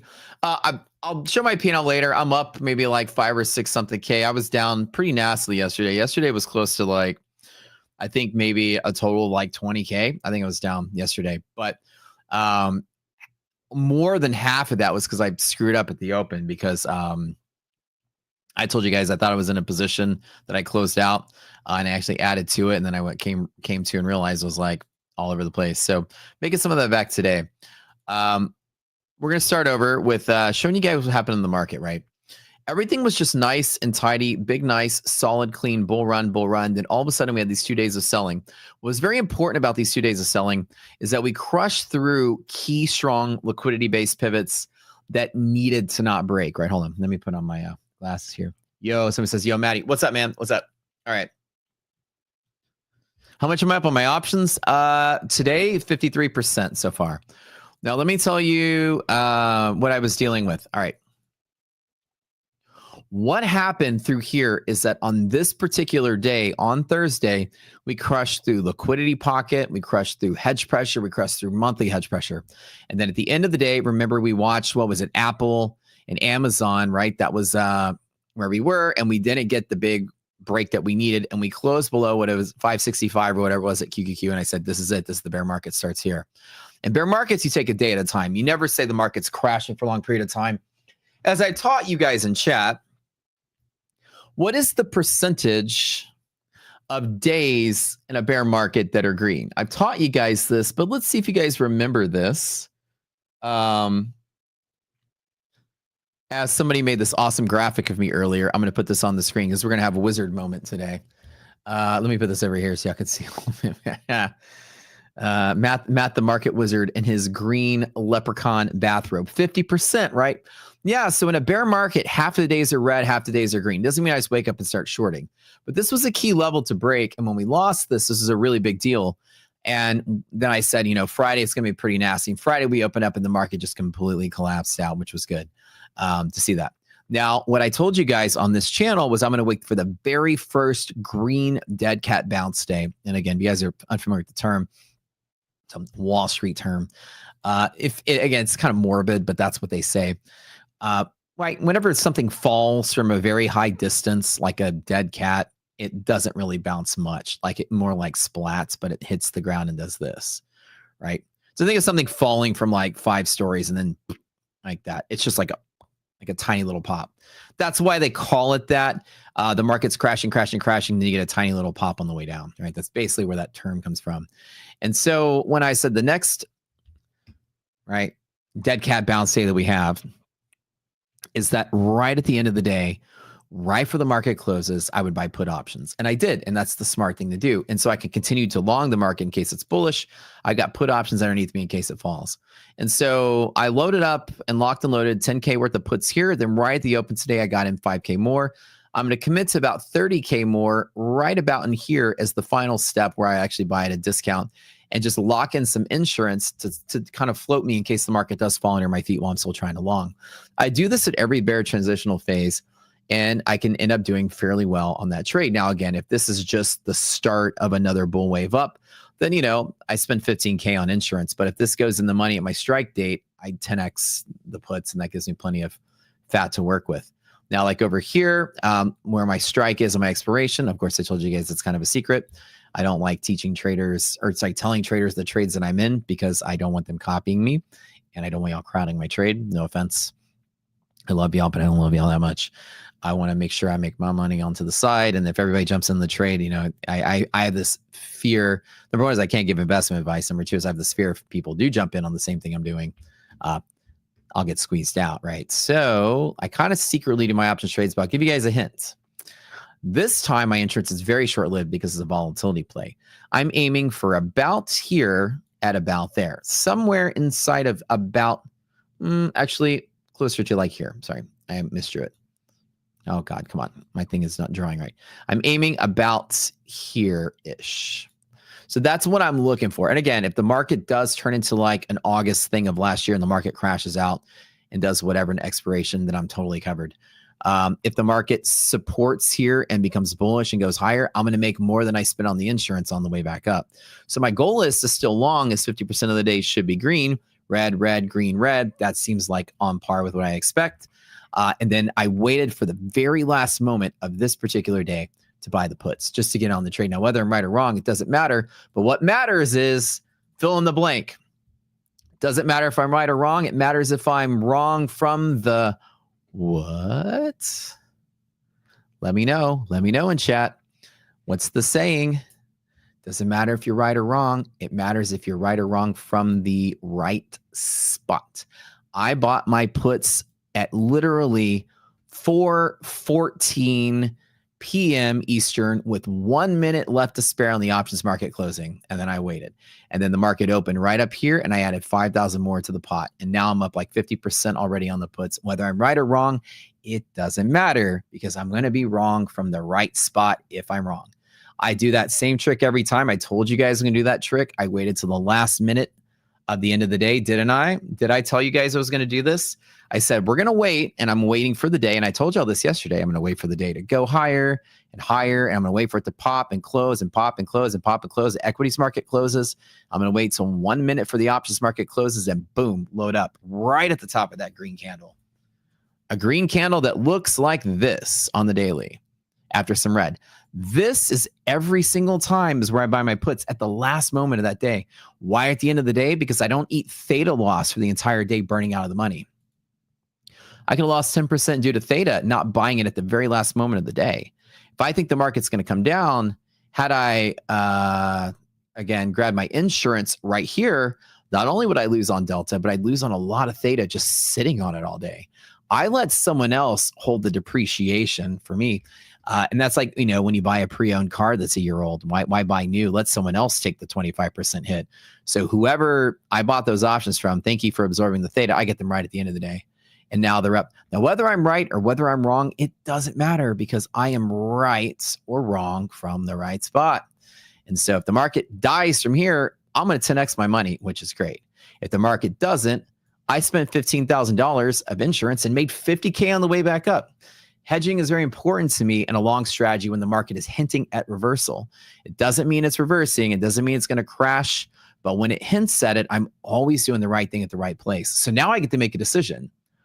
I can put the $7,000 or $8,000 I'm up in those options in my pocket right now, or I can just hold on to it for the true hedge that it is. And really, that's what I'm going to do is hold on to the true hedge that it is. So that's kind of what it is. You have to be wrong from the right place. And if I'm wrong, well, then I literally am wrong, not far off. But now the market is hitting my key pivots, and all day today I've been longing again. I bought out the open, closed there. I bought here and took a loss, and I made winning trade. some winning trades there. My P&L, let me throw a picture of this. You guys always ask me to whip out the P&L. Oh, let me take a screenshot.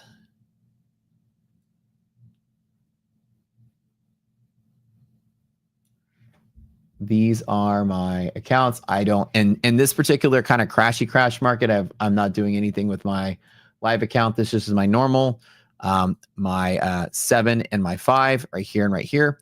I managed, one of these accounts was down 3,000, and right by the end of the day, at the end of my morning stream, I got it right up to about $600 positive. That one I scalped long each time it dipped. I just bought and sold for the 40 points, bought and sold for the 40 points. Then I finally got one final trade on it before I closed my stream out there. So far I managed to wiggle all my accounts green after yesterday's, I don't know, 20K down or whatever it was. Better, right? Yesterday was pretty brutal.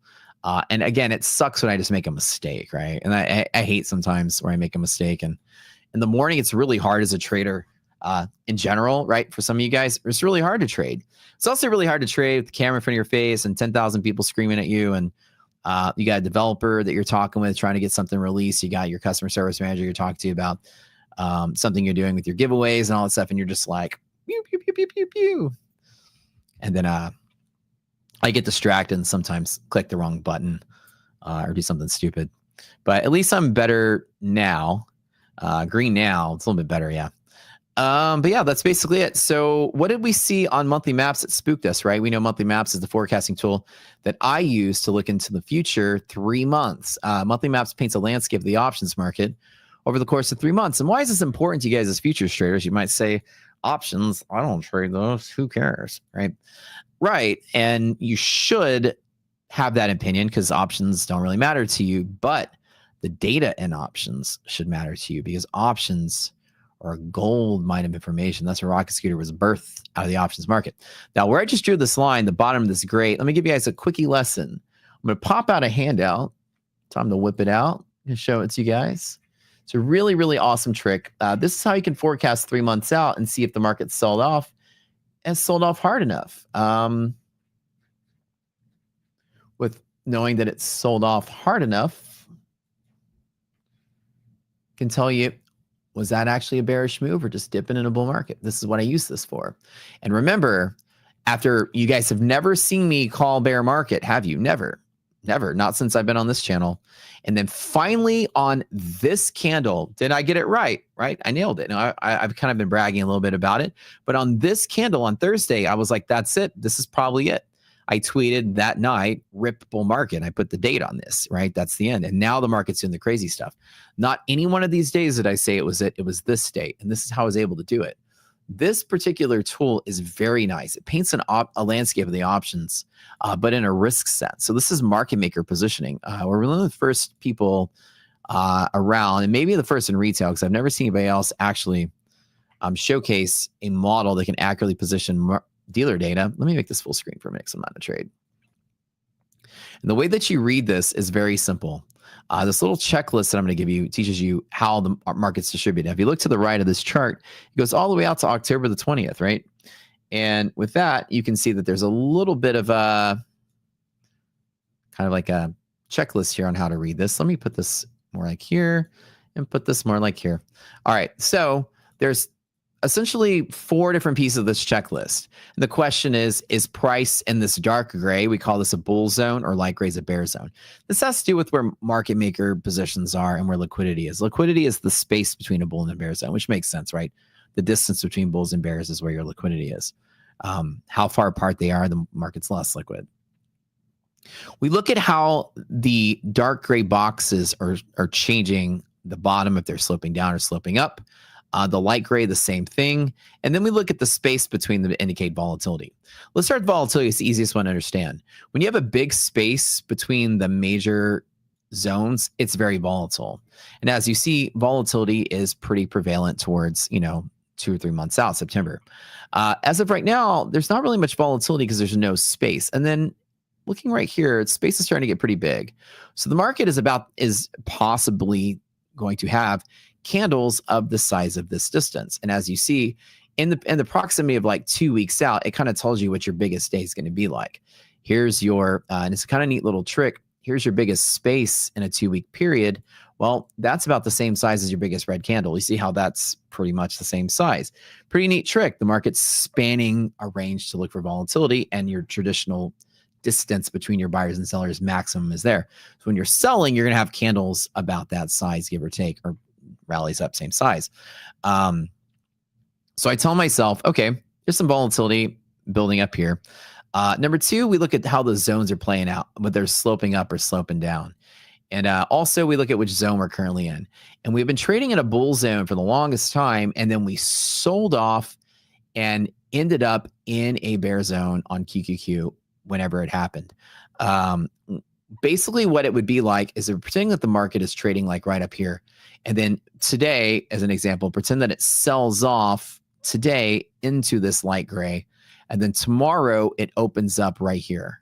So this particular day, now we are in bear territory. But if I wait another day, it's no longer bearish because you have to be in the dark gray. So while the dark gray is down here, if we only follow this distance, we've survived the market. We haven't sold off into bear territory.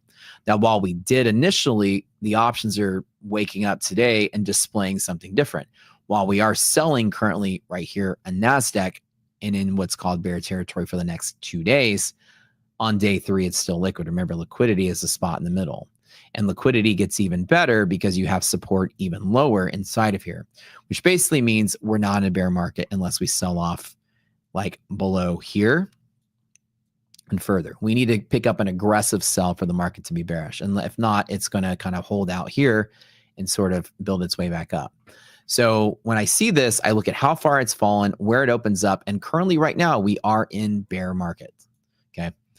It might not survive if it falls lower than here. Each day it can fall lower and lower. And then we look at this to see where that resistance is. So essentially you can see the top of these gray boxes as your resistance you need to break for it to be bullish on this particular day. This is tomorrow, 2 days out, 3 days out, 4 days out, etc. So if we sell off this day and sell off this day and sell off this day and rally this day and sell off and then rally that day, ooh, we're back in liquidity. That's the day I'm going to buy the dip. And I can help forecast where I think the lows can be. Like how far can the market dip over the next week before I want to buy the market? Well, this is still liquid 2 weeks out. So therefore, if the market continues to sell off and find liquidity and bounce and become bullish, that looks pretty normal, right? We've seen days like this. That's about as low as we can go. And as a general hint, my puts are pretty much at that strike where the best bull support I can see, the worst case scenario bull support I can see over the next 2 weeks. And so there's a hint, because I don't tell you my trade, but there's about a hint. Does that make sense to you guys? This is the rock bottom support. It's about as low as we can go because anything below here is bearish for 3 months, almost 2 months. Hopefully that makes sense, chat. Quickie little lesson on this. So if the market were to fall over the next 2 or 3 weeks, this is likely where that liquidity can be found, and therefore I can make sure that I'm pretty much at the money there. So that's what I do to target which options I buy and about when I buy them. When I told you guys I was going to buy like 2 or 3, maybe 6 weeks out, I saw this and I was like, let me go for something quicker here for 2 weeks as a support. And that's my trick. That's how I nail my big swing positions. Now, so far I'm good. I'm up about 50% in these options, which is great. And that's it. So let me tell you what S&P. Now, QQQ is not the market. QQQ is just the NASDAQ, right? NASDAQ is not the stock market. We care about the S&P. So let's do a full monthly map analysis of the S&P and see where we're going, right? Number one, what zone are we in right now? And the same thing, the S&P fell into bear territory, rallied up and tucked back in. Right here, it's bearish for today and tomorrow, but it still finds bull support all through here over the next 2 weeks as well. So anything down in here is still bullish for the longer haul, but anything that stays here going forward is bearish for a month. So if we don't survive like the 616 level within 2 weeks, we've got a bear month ahead of us. So that's the crash point here. If it falls below that, the market's going to topple. All it is put territory down in there. So the market is hanging on, and it's kind of liquid from here with some supports. It's currently in bear territory, so that's rule number one. We are bear. Put a BR there. Rule number two, the bottom of the bull zone is steeping lower and then steeping up and then steeping lower and then doing this. This kind of pattern where it slopes up is actually liquidation. This is hinting at bulls escaping the positions. We are deeper out of the money in the calls. Therefore, the call sellers aren't long in the market to prop it up. So it really tells me that sometime between now and, I don't know, August 22nd, at least through now, greater than August 22nd, there could be some really nasty selling pressure. So August, September can be really gross. Plus, there's a big space in it with a lot of volatility to go with it. So big volatile, and then bulls liquidating. So the cheat sheet will tell you bulls exiting positions, right? So this is basically the plan of what a lot of bulls are doing. Those calls are expiring and rolling off, and that's it. And on the cheat sheet, it tells you the same thing. At the bottom is sloping up. You use it as a liquidation point. When people are liquidating positions, market sells off. So the market has potential to sell off. This is another thing I saw, and that kind of alerted me to, ooh, that's not good. Bear side is sloping down, then sloping up, then sloping down. When the bear side is sloping down, bears are also liquidating. So shorts are covering and longs are getting out of the way. That is still a liquid market, but it introduces volatility, which means the market is going to find buyers somewhere in here, but the candles are going to get bigger and fatter and wider, and it's going to chop like crazy before it probably goes up. Therefore, when I piece all that together, I say it's a liquid market, kind of, meaning that it won't crash, but it's volatile enough to find some lower lows. And therefore, my target, again, is aiming for the bottom of these liquidity pockets over the next 2 weeks as the support for us to dip up. And hopefully when we get there, buyers step in. If we don't support here and bounce off of here by this time and catch the wave of this bull market, then we are in for a hell of a month for September.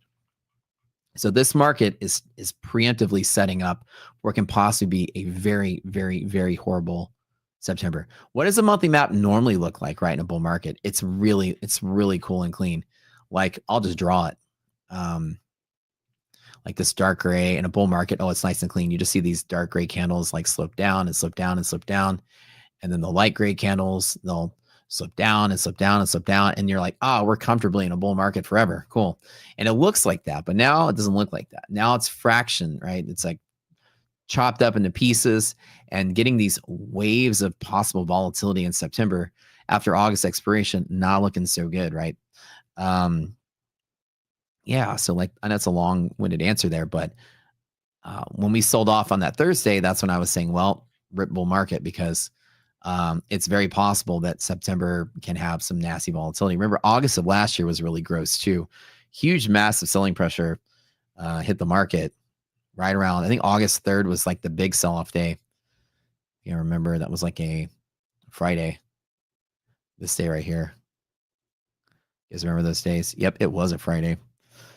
It was August the 4th. I thought it was the 4th. No, wait, that's the wrong. No, wait, no, don't listen to me. Here, my bad. Wrong month. 3rd here. Or the 5th. No, it was the 5th. That's right. And it was a Monday. So Friday was selling, Monday crashed, and we settled out. If I were to say anything in the market, this is kind of what we're staring at right now, right? We literally are staring at this with possible sort of volatility, but liquid at the same time. And this is where the market decides if it does that or not. And I think the worst we'll do is another wave down, if anything, in that. I don't think it gets as drastic as that, but it is painting a picture for that loose volatility that we saw last August. It could literally be the same thing. Now, again, that was an election year, and there was a little bit of pre-election scare, so we don't know if that's going to be happening again. But worst case scenario, this is what I am expecting. Big, choppy, whatever, and then continue to climb. So I don't think this is possible at all. I think the market's absolutely bullish from here. I think this will be the best bull market we've ever seen. It just might be a bearish August and September, and then October back to rallying. So we'll see. Anyways, that's how I do my analysis every day. As a very detailed portion of this, I'm using options to paint the picture of where the risk is. That's basically it. Somebody said, check the chart, Matt. Okay, I'll check it in a second. Wow, 3 or 4 of you guys got banned for spamming chat about the giveaway. Oh, man, you guys got to be careful about that. You don't make the mods mad.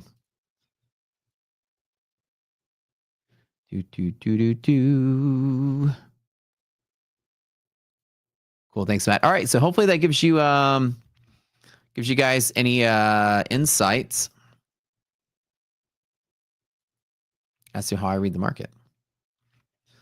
Oh, here I am missing some possible scalps here. Let's get back to it. So overall, I wake up every day and I look at the day that we have and then make a decision, right? So we're kind of in weird bear territory on the overall. For today, we are still holding somewhat bullish, at least for today. So the ratio is bullish, which means bull zone is likely to support, liquidity pocket's likely to support. Monthly hedge pressure resilience is positive, so we're likely to get support off of this orange. And weekly resilience is also positive, likely to support off of this blue. So whatever happens today, the market is very strong to support there.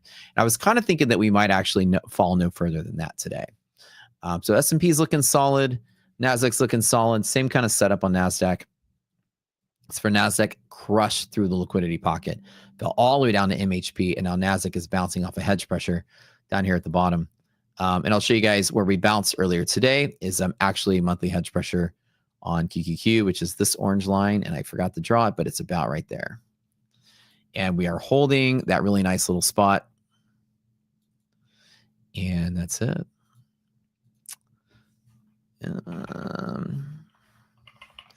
Now, you guys have any questions about how I analyze the market, right? I'm covered both sides. Got puts at the right spot. I'll make some money off of it if I'm right. I've got dips I buy at every bull support on the way down. Market's liquid enough that when it falls to bull supports, like these 90%ers, I hit them to the long side, right? Yeah. Hit those like button, guys. By the way, smash that like button. We only have 463 likes here. Let's go ahead and hit that a little harder. We manage on my channel in the morning to get 1,000 likes sometimes. Can you guys beat my channel? I'd like to see it. You don't mind clicking that thumbs up button. That helps the algo throw us on other people's feeds and give impressions to other lonely degenerates that would like to join our afternoon degenerate club and hang out with us. Let's let them see the stream. Am I bullish or bearish right now?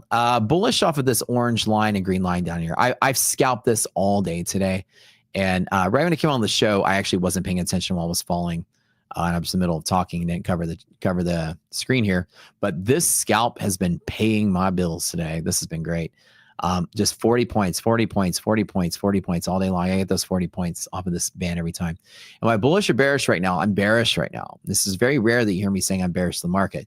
I don't think we sell off from here, but I am not buying the dip for the big run up today. I think we stay lower for the rest of the day. Yep. So that's it. What's the difference between the DD and MHP? Okay, so MHP is monthly options gamma exposure of market makers, the gamma exposure level of options.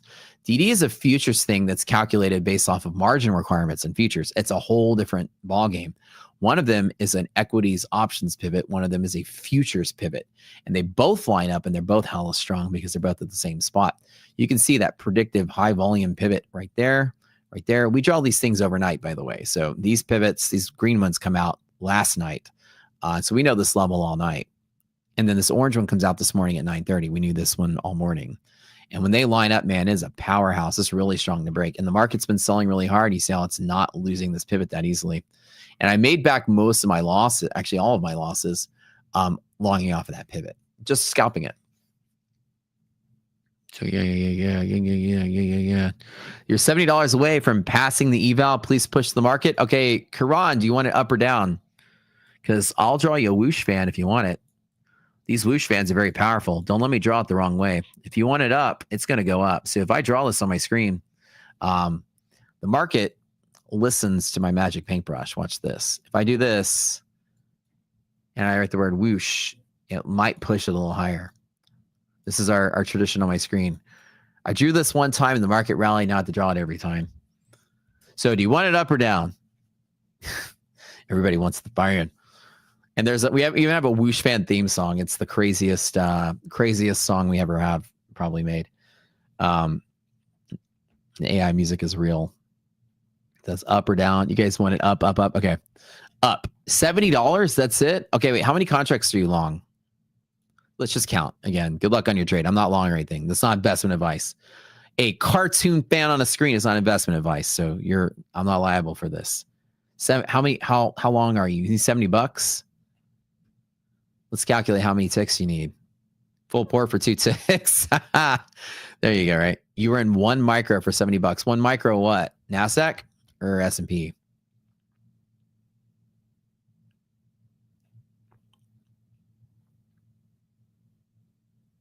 You're getting $2 a point per micro. You need 70, which means you need 35 points. For NASDAQ, you need 35 points to get your $70. Right? All right, everybody, let's cheer on Karan because Karan's going to get he wants his $35. So let's see if we can get him to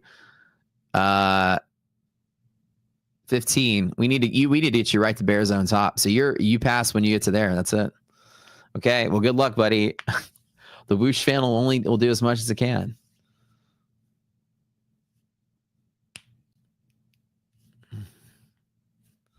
And if I had the song, I don't know if you guys can hear the song. Maybe if I turn it up really loud. You guys let me know. Let me see. I need to give them some of my music to play, but let me see if you guys can hear it. I'm going to play it really, really loud. Let's see if you guys can hear it coming through my speakers. Hold on.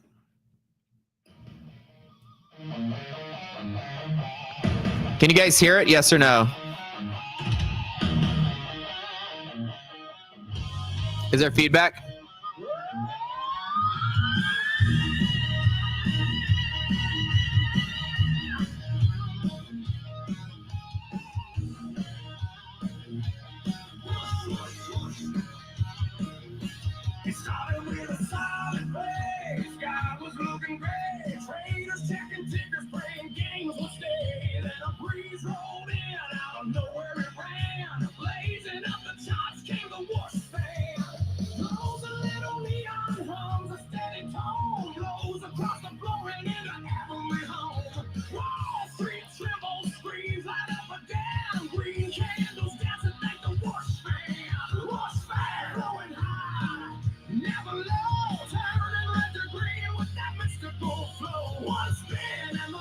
Feels like Bon Jovi music, yeah.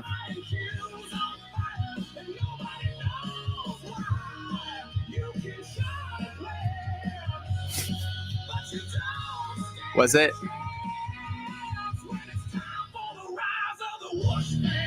Y'all like that?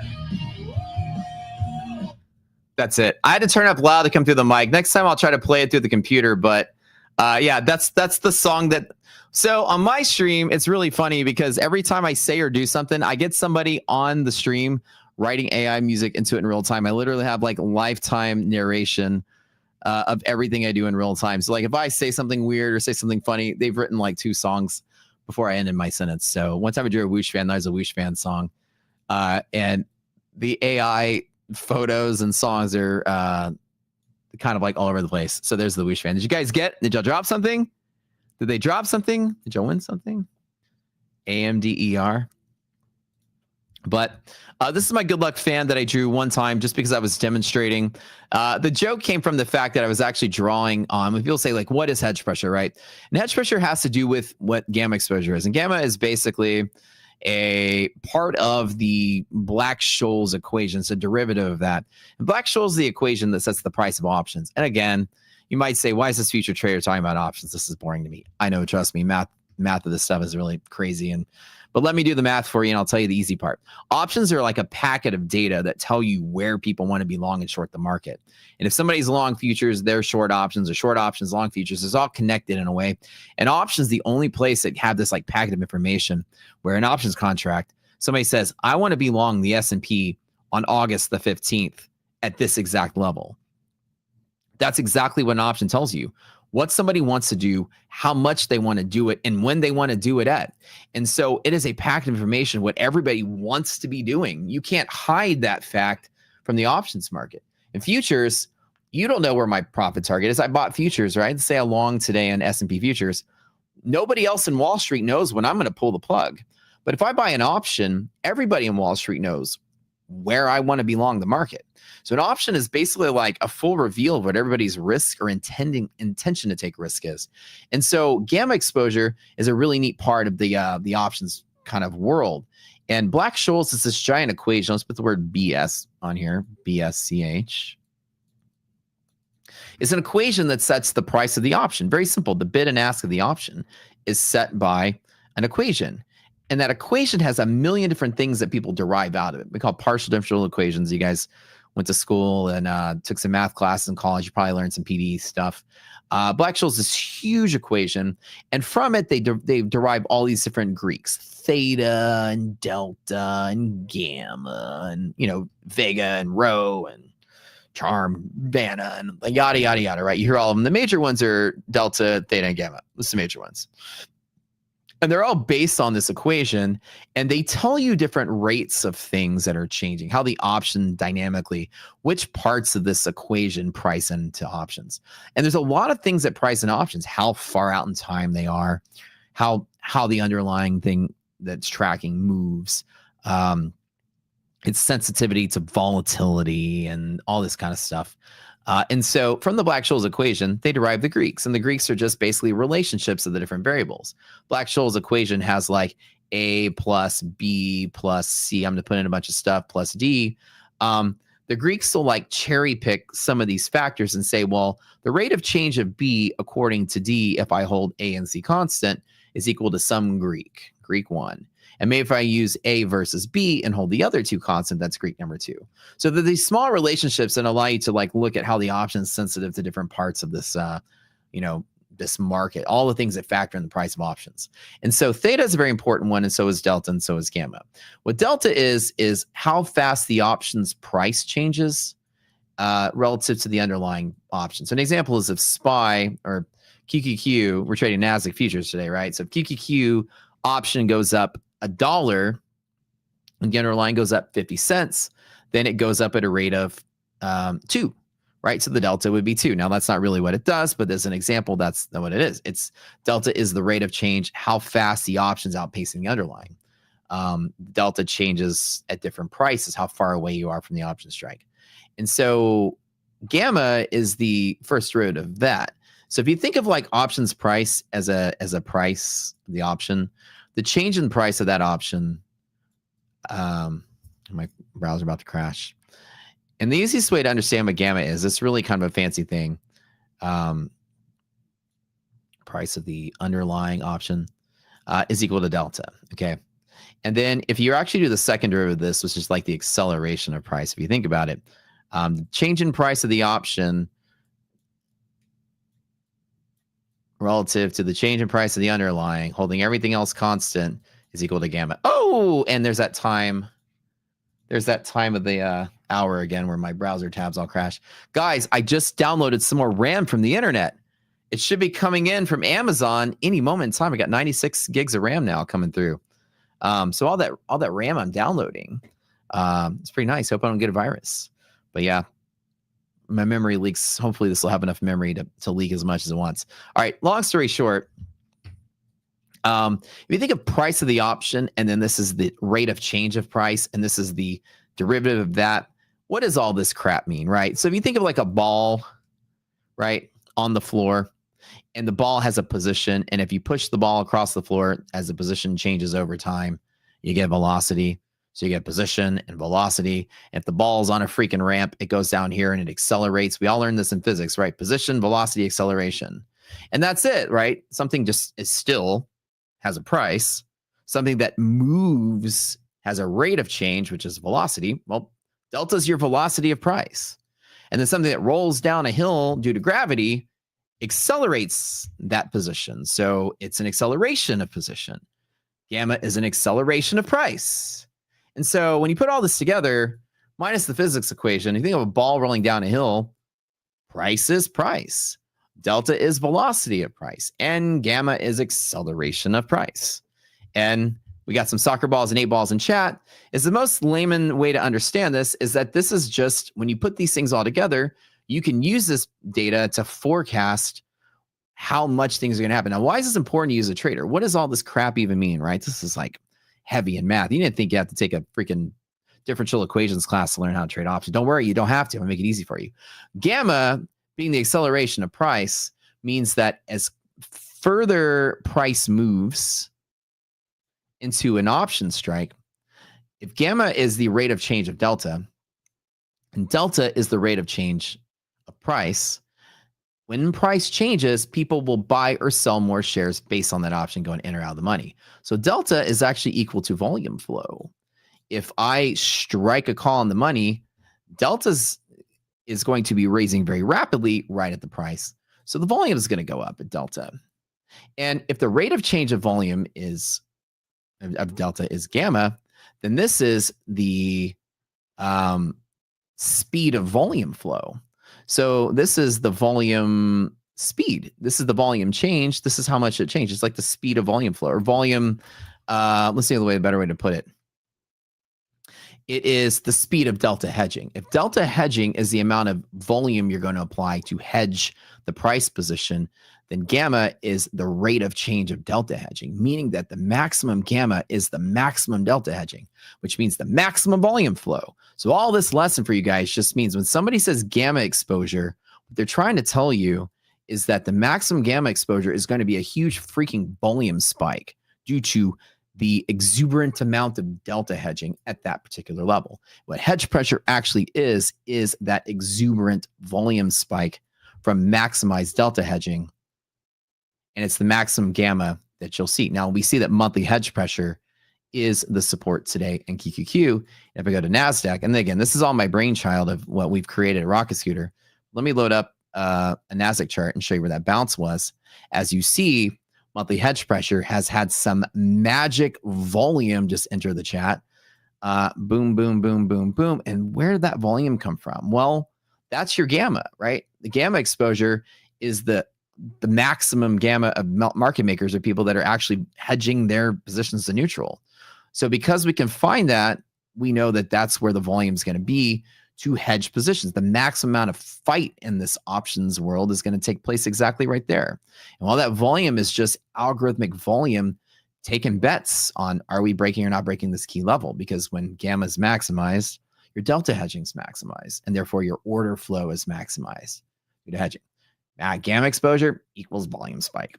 That's the lesson today. I tell you guys to give you a lesson every day.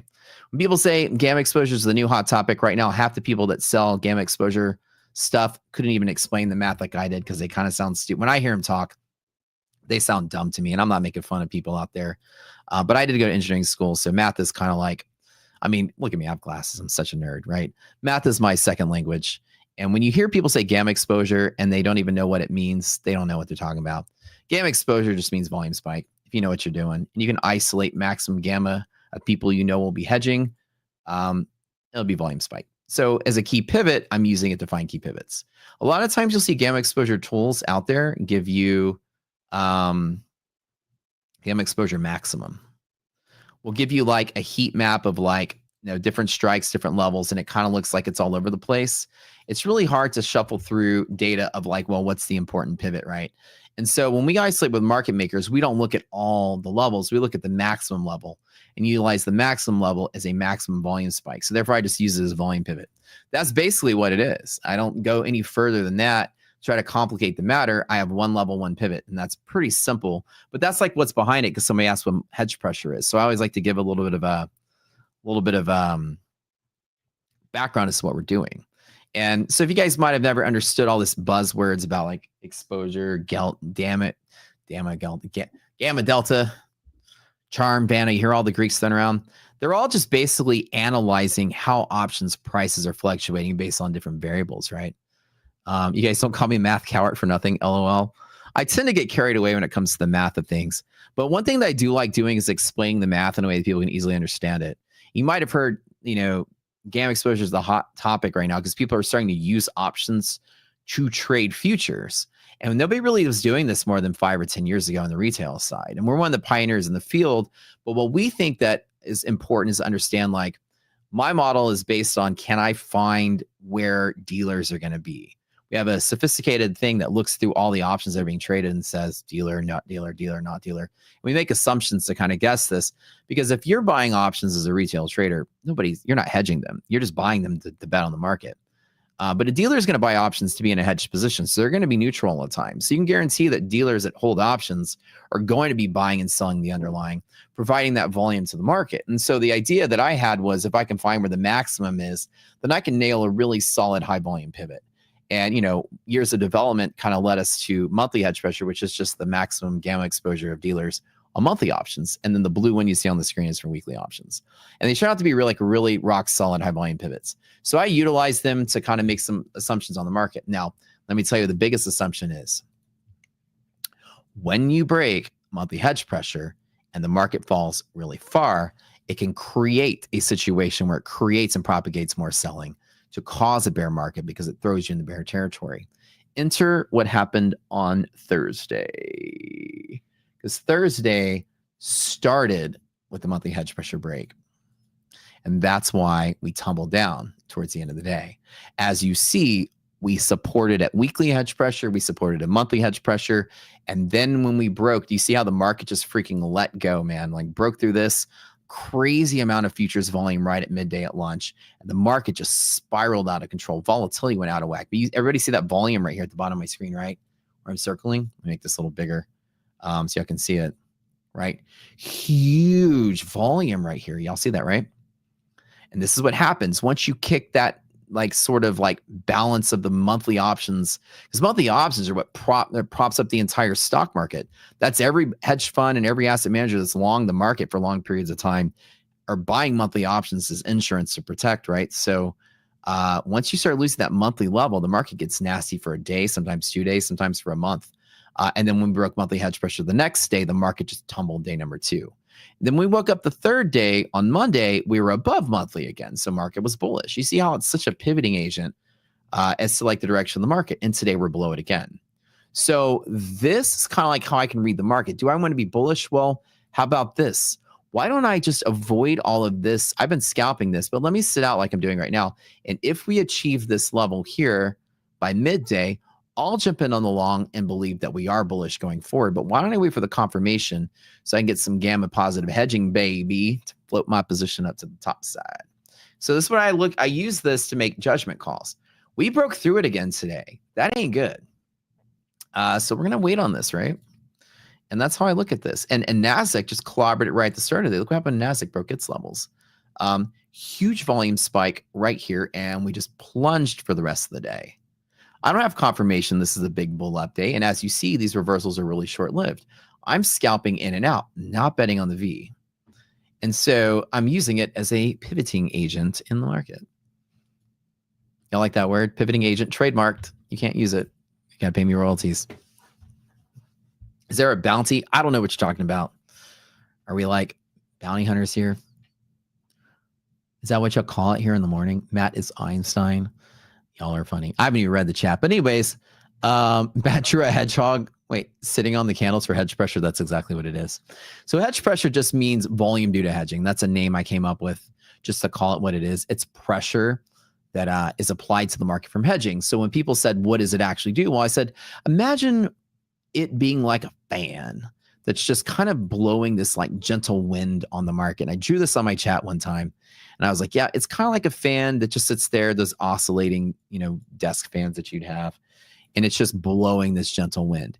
Above this orange line, there's just more longing than shorting, right? The options are balanced, that there's more people just longing and shorting option for option. Below it, there's more shorting than longing. So it's kind of like a polarity shift. When you lose it, volume just goes freaking crazy right here when it's trying to lose it. But when you hold it, things sort of stabilize and be okay. Right, at least that's today's QQQ hedge pressure. Now we calculate one in NASDAQ futures and one in QQQ. We use both of them. The NASDAQ is the one that kind of broke at the beginning of the day. So whenever I look at the market overall, I use this to kind of see where are we for the day. And the monthly one is kind of like a month gauge for the market. If we close below it, it can be bad, to close the day out. Like as it's trickling higher, this can tap this and immediately start selling at the end of the day. So I'm a little worried about today's market because we are breaking through key levels. There's a lot of selling pressure that's going to come out of nowhere. And that's why you're not actually seeing that giant V-shaped recovery that you normally have seen in the last 3 months in the bull market, right? Market's up and down. Where's that selling coming from? Where's that selling coming from? Where's that selling coming from, right? This is all that negative gamma that's causing that hedging to be short, right? And that's really what's causing this. As much as we goof off at next Bruce Banner because of gamma, LOL, because of gamma exposure. Too much gamma exposure will turn you into the Hulk, so be careful. So that's it. All right, questions you guys have about any of this? Do I have any trades for today? No, not today right now. My chart is a custom chart. Yeah, my chart is this all automated from the Rock Scooter platform. This is our trading platform. Yeah. So when y'all see my stuff, I'm just finding volume pivots and trading off of them. I don't do many complex things when it comes to trading. All of my skill set comes in position management, like risk management. I basically just find volume pivots and trade off of them. I don't do anything crazy with candles or time frames or indicators, none of that. I have very simplistic trading style, and it's very effective for me. Our class with Matt with the whoosh fans, yeah. So it's like a little fan blowing like a little whoosh of air is what I said, to kind of like all things being equal, if nobody was buying and selling, just the algorithms that were hedging, the market would sort of like gently float higher because that pressure is somewhat long. And so I drew a fan, and then the fan joke stuck, and then now it's the whoosh fan. So do I prefer options or futures? Futures, 100%. There's zero reason to short-term trade options unless you like paying taxes. Dollar for dollar, you will save a whole lot more money trading futures in taxes than you would in options. Options are more like swing trading vehicles, and I'm willing to take the tax hit so I can be less efficient on the trade. For instance, I got put options just in case the market crashes, and I can't really just hold some short futures for 2 or 3 weeks. Nobody really trades like that underneath my long futures. So the options are just like a catch-all that in case the market falls, I get a big payout. I'm capitalizing on all the Greeks to do that. And really, options day trading is going to be essentially harder trades for more taxes. It doesn't make, I don't know why anybody day trades options. This sounds like the dumbest idea in the world, but that's just me being a businessman, saving money wherever I can.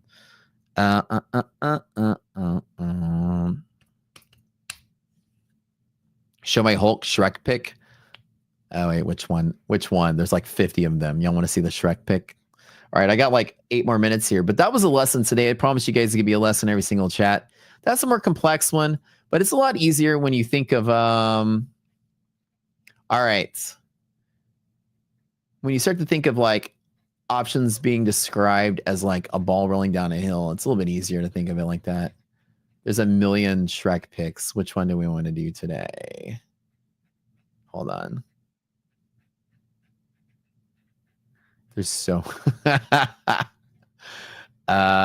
which one do we want to do? Oh, wait, no, this one right here. Okay, yeah. This guy.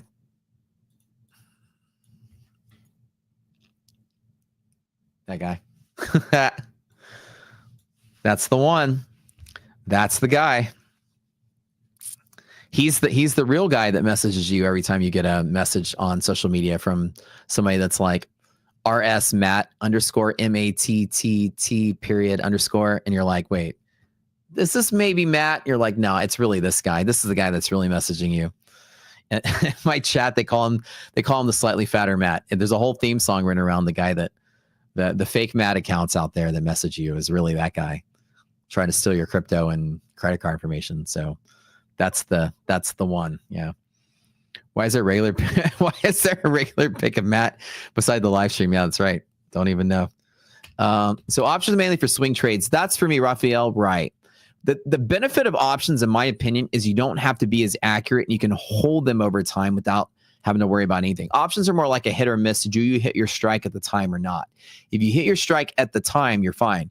So an options trade is not worrying about the in-between. It's worrying about the end mostly. The in-between will affect the value like IV and stuff, how it gets there as part of valuation. But more along the lines like a hedge bet, you're just betting on one spot in the future. So an option is like, I'm looking at this spot in the future, hands off, and let me just sit on it and see what happens. More like that. Now, you can tailor your position if you want a little bit, but options give you that benefit of, let me just give myself some insurance for the next couple of weeks while I long the market. If I'm just sitting on a short futures trade and trying to long futures, I'm kind of negating my position altogether.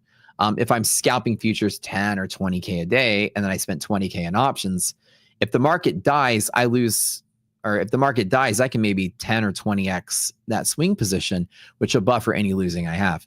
If market doesn't sell off, then I lost the 20K I put in or whatever I put in. Today I put in 15K so far. And so now I have basically a big wide range. I can still buy the dip half the days the market goes up.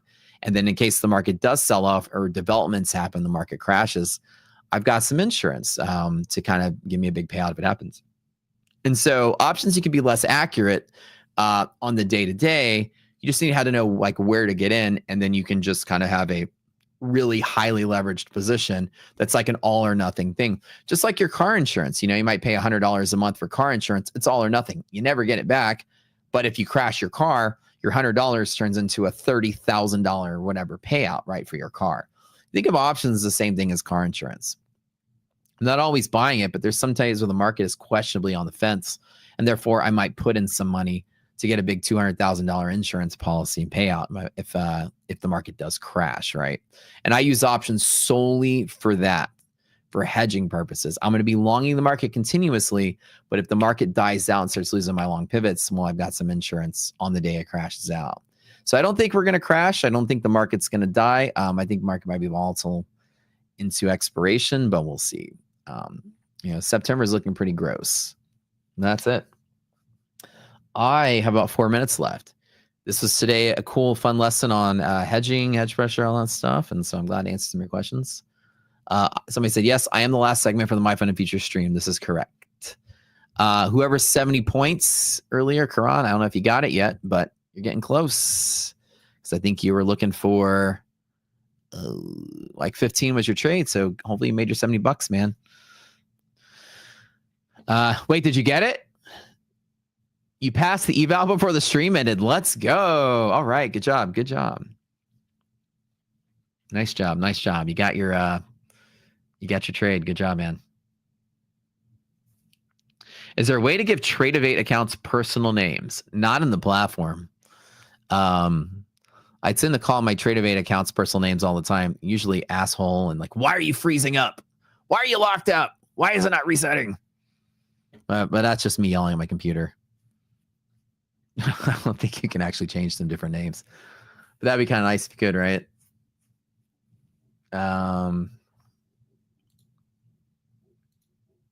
Cool. W stream, thank you, Matt. Of course, yeah, good deal. So today we're going to watch very carefully to see if the market gets back above some of these key levels here. Indicators are still okay enough. The market hasn't plunged into complete darkness yet, so we might actually recover a little bit, which would be good. Having a hard time breaking through this. Now, again, we still have earnings, right? So, earnings going to be pushing this market around a little bit. MHP short and play. So MHP is a high volume pivot. I can short off of it. I personally don't choose to short off of it if the stock. So resilience is one level higher than that. This is looking at all 100 NASDAQ stocks and 500 stocks and their relative monthly hedge pressure as well.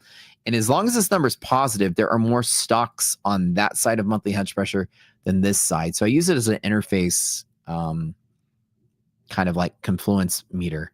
If we get to here and this is positive, then I don't bet against the stocks. I personally don't short it if the stocks are looking nice and bullish. So the stocks are all gamma positive when this is greater than zero. That's why I tell myself monthly hedge pressure is likely to hold. Now, this is tuned for this version, the QQQ version, not this version, not the futures one. So as you see, we're hitting that orange line and the stocks have been greater than zero all day. That's why the index is following the stocks. And that's where resilience comes into play. It's a level higher, which uses confluence of the stocks with the same hedging. Again, Matty Einstein, I guess, right? All that math. Good stuff. But anyways, I'm going to get out of here, you guys. I love y'all. It's now my time to go. You don't have to go home, but you can't stay here. But if you'd like, you can come over to my channel. I'll be live for the rest of the afternoon, see if I can't scalp a few more trades. As always, we have such a great time here at Lunch Money with Matt. You guys make this show worth it. This is one of the best communities on the planet. Everybody here, there's the link to my stream. I'll be live in a little bit. Really thank you guys at MyFunded TV. Thank you guys, hosts in the morning. Thank you, Tom, host before me. Thank you guys in the back end running the show. Thank you, mods. Abby and Denny and Magnus doing the Lord's work, removing the spammers. I know it's a hard job. Thank the mods, you know, the way out. We'll see you guys later. Again, I'll give you guys a lesson every day. So I'll keep coming back, you know, free lessons, free alpha, and just hang out with us. And we really appreciate your support as MyFunded TV is growing to be the biggest futures prop firm TV show on the planet. I'm glad to be part of it. We love you guys. I'm out of here, and we'll see y'all tomorrow. Yeah. Charts scribbled like hieroglyphs, secrets in the mist. Candlesticks whisper, every wick got a twist. Fibonacci spiral, price dance in a trance. Pyramids of profits if you catch the right glance. Inner circle moves, shadows on the screen. Trading on the edge, chasing that dream. Cipher in the candles, fortune in the haze. The cipher in the riddle, money through the maze. Liquidity hunts, snipers in the dark. Stop lost graves.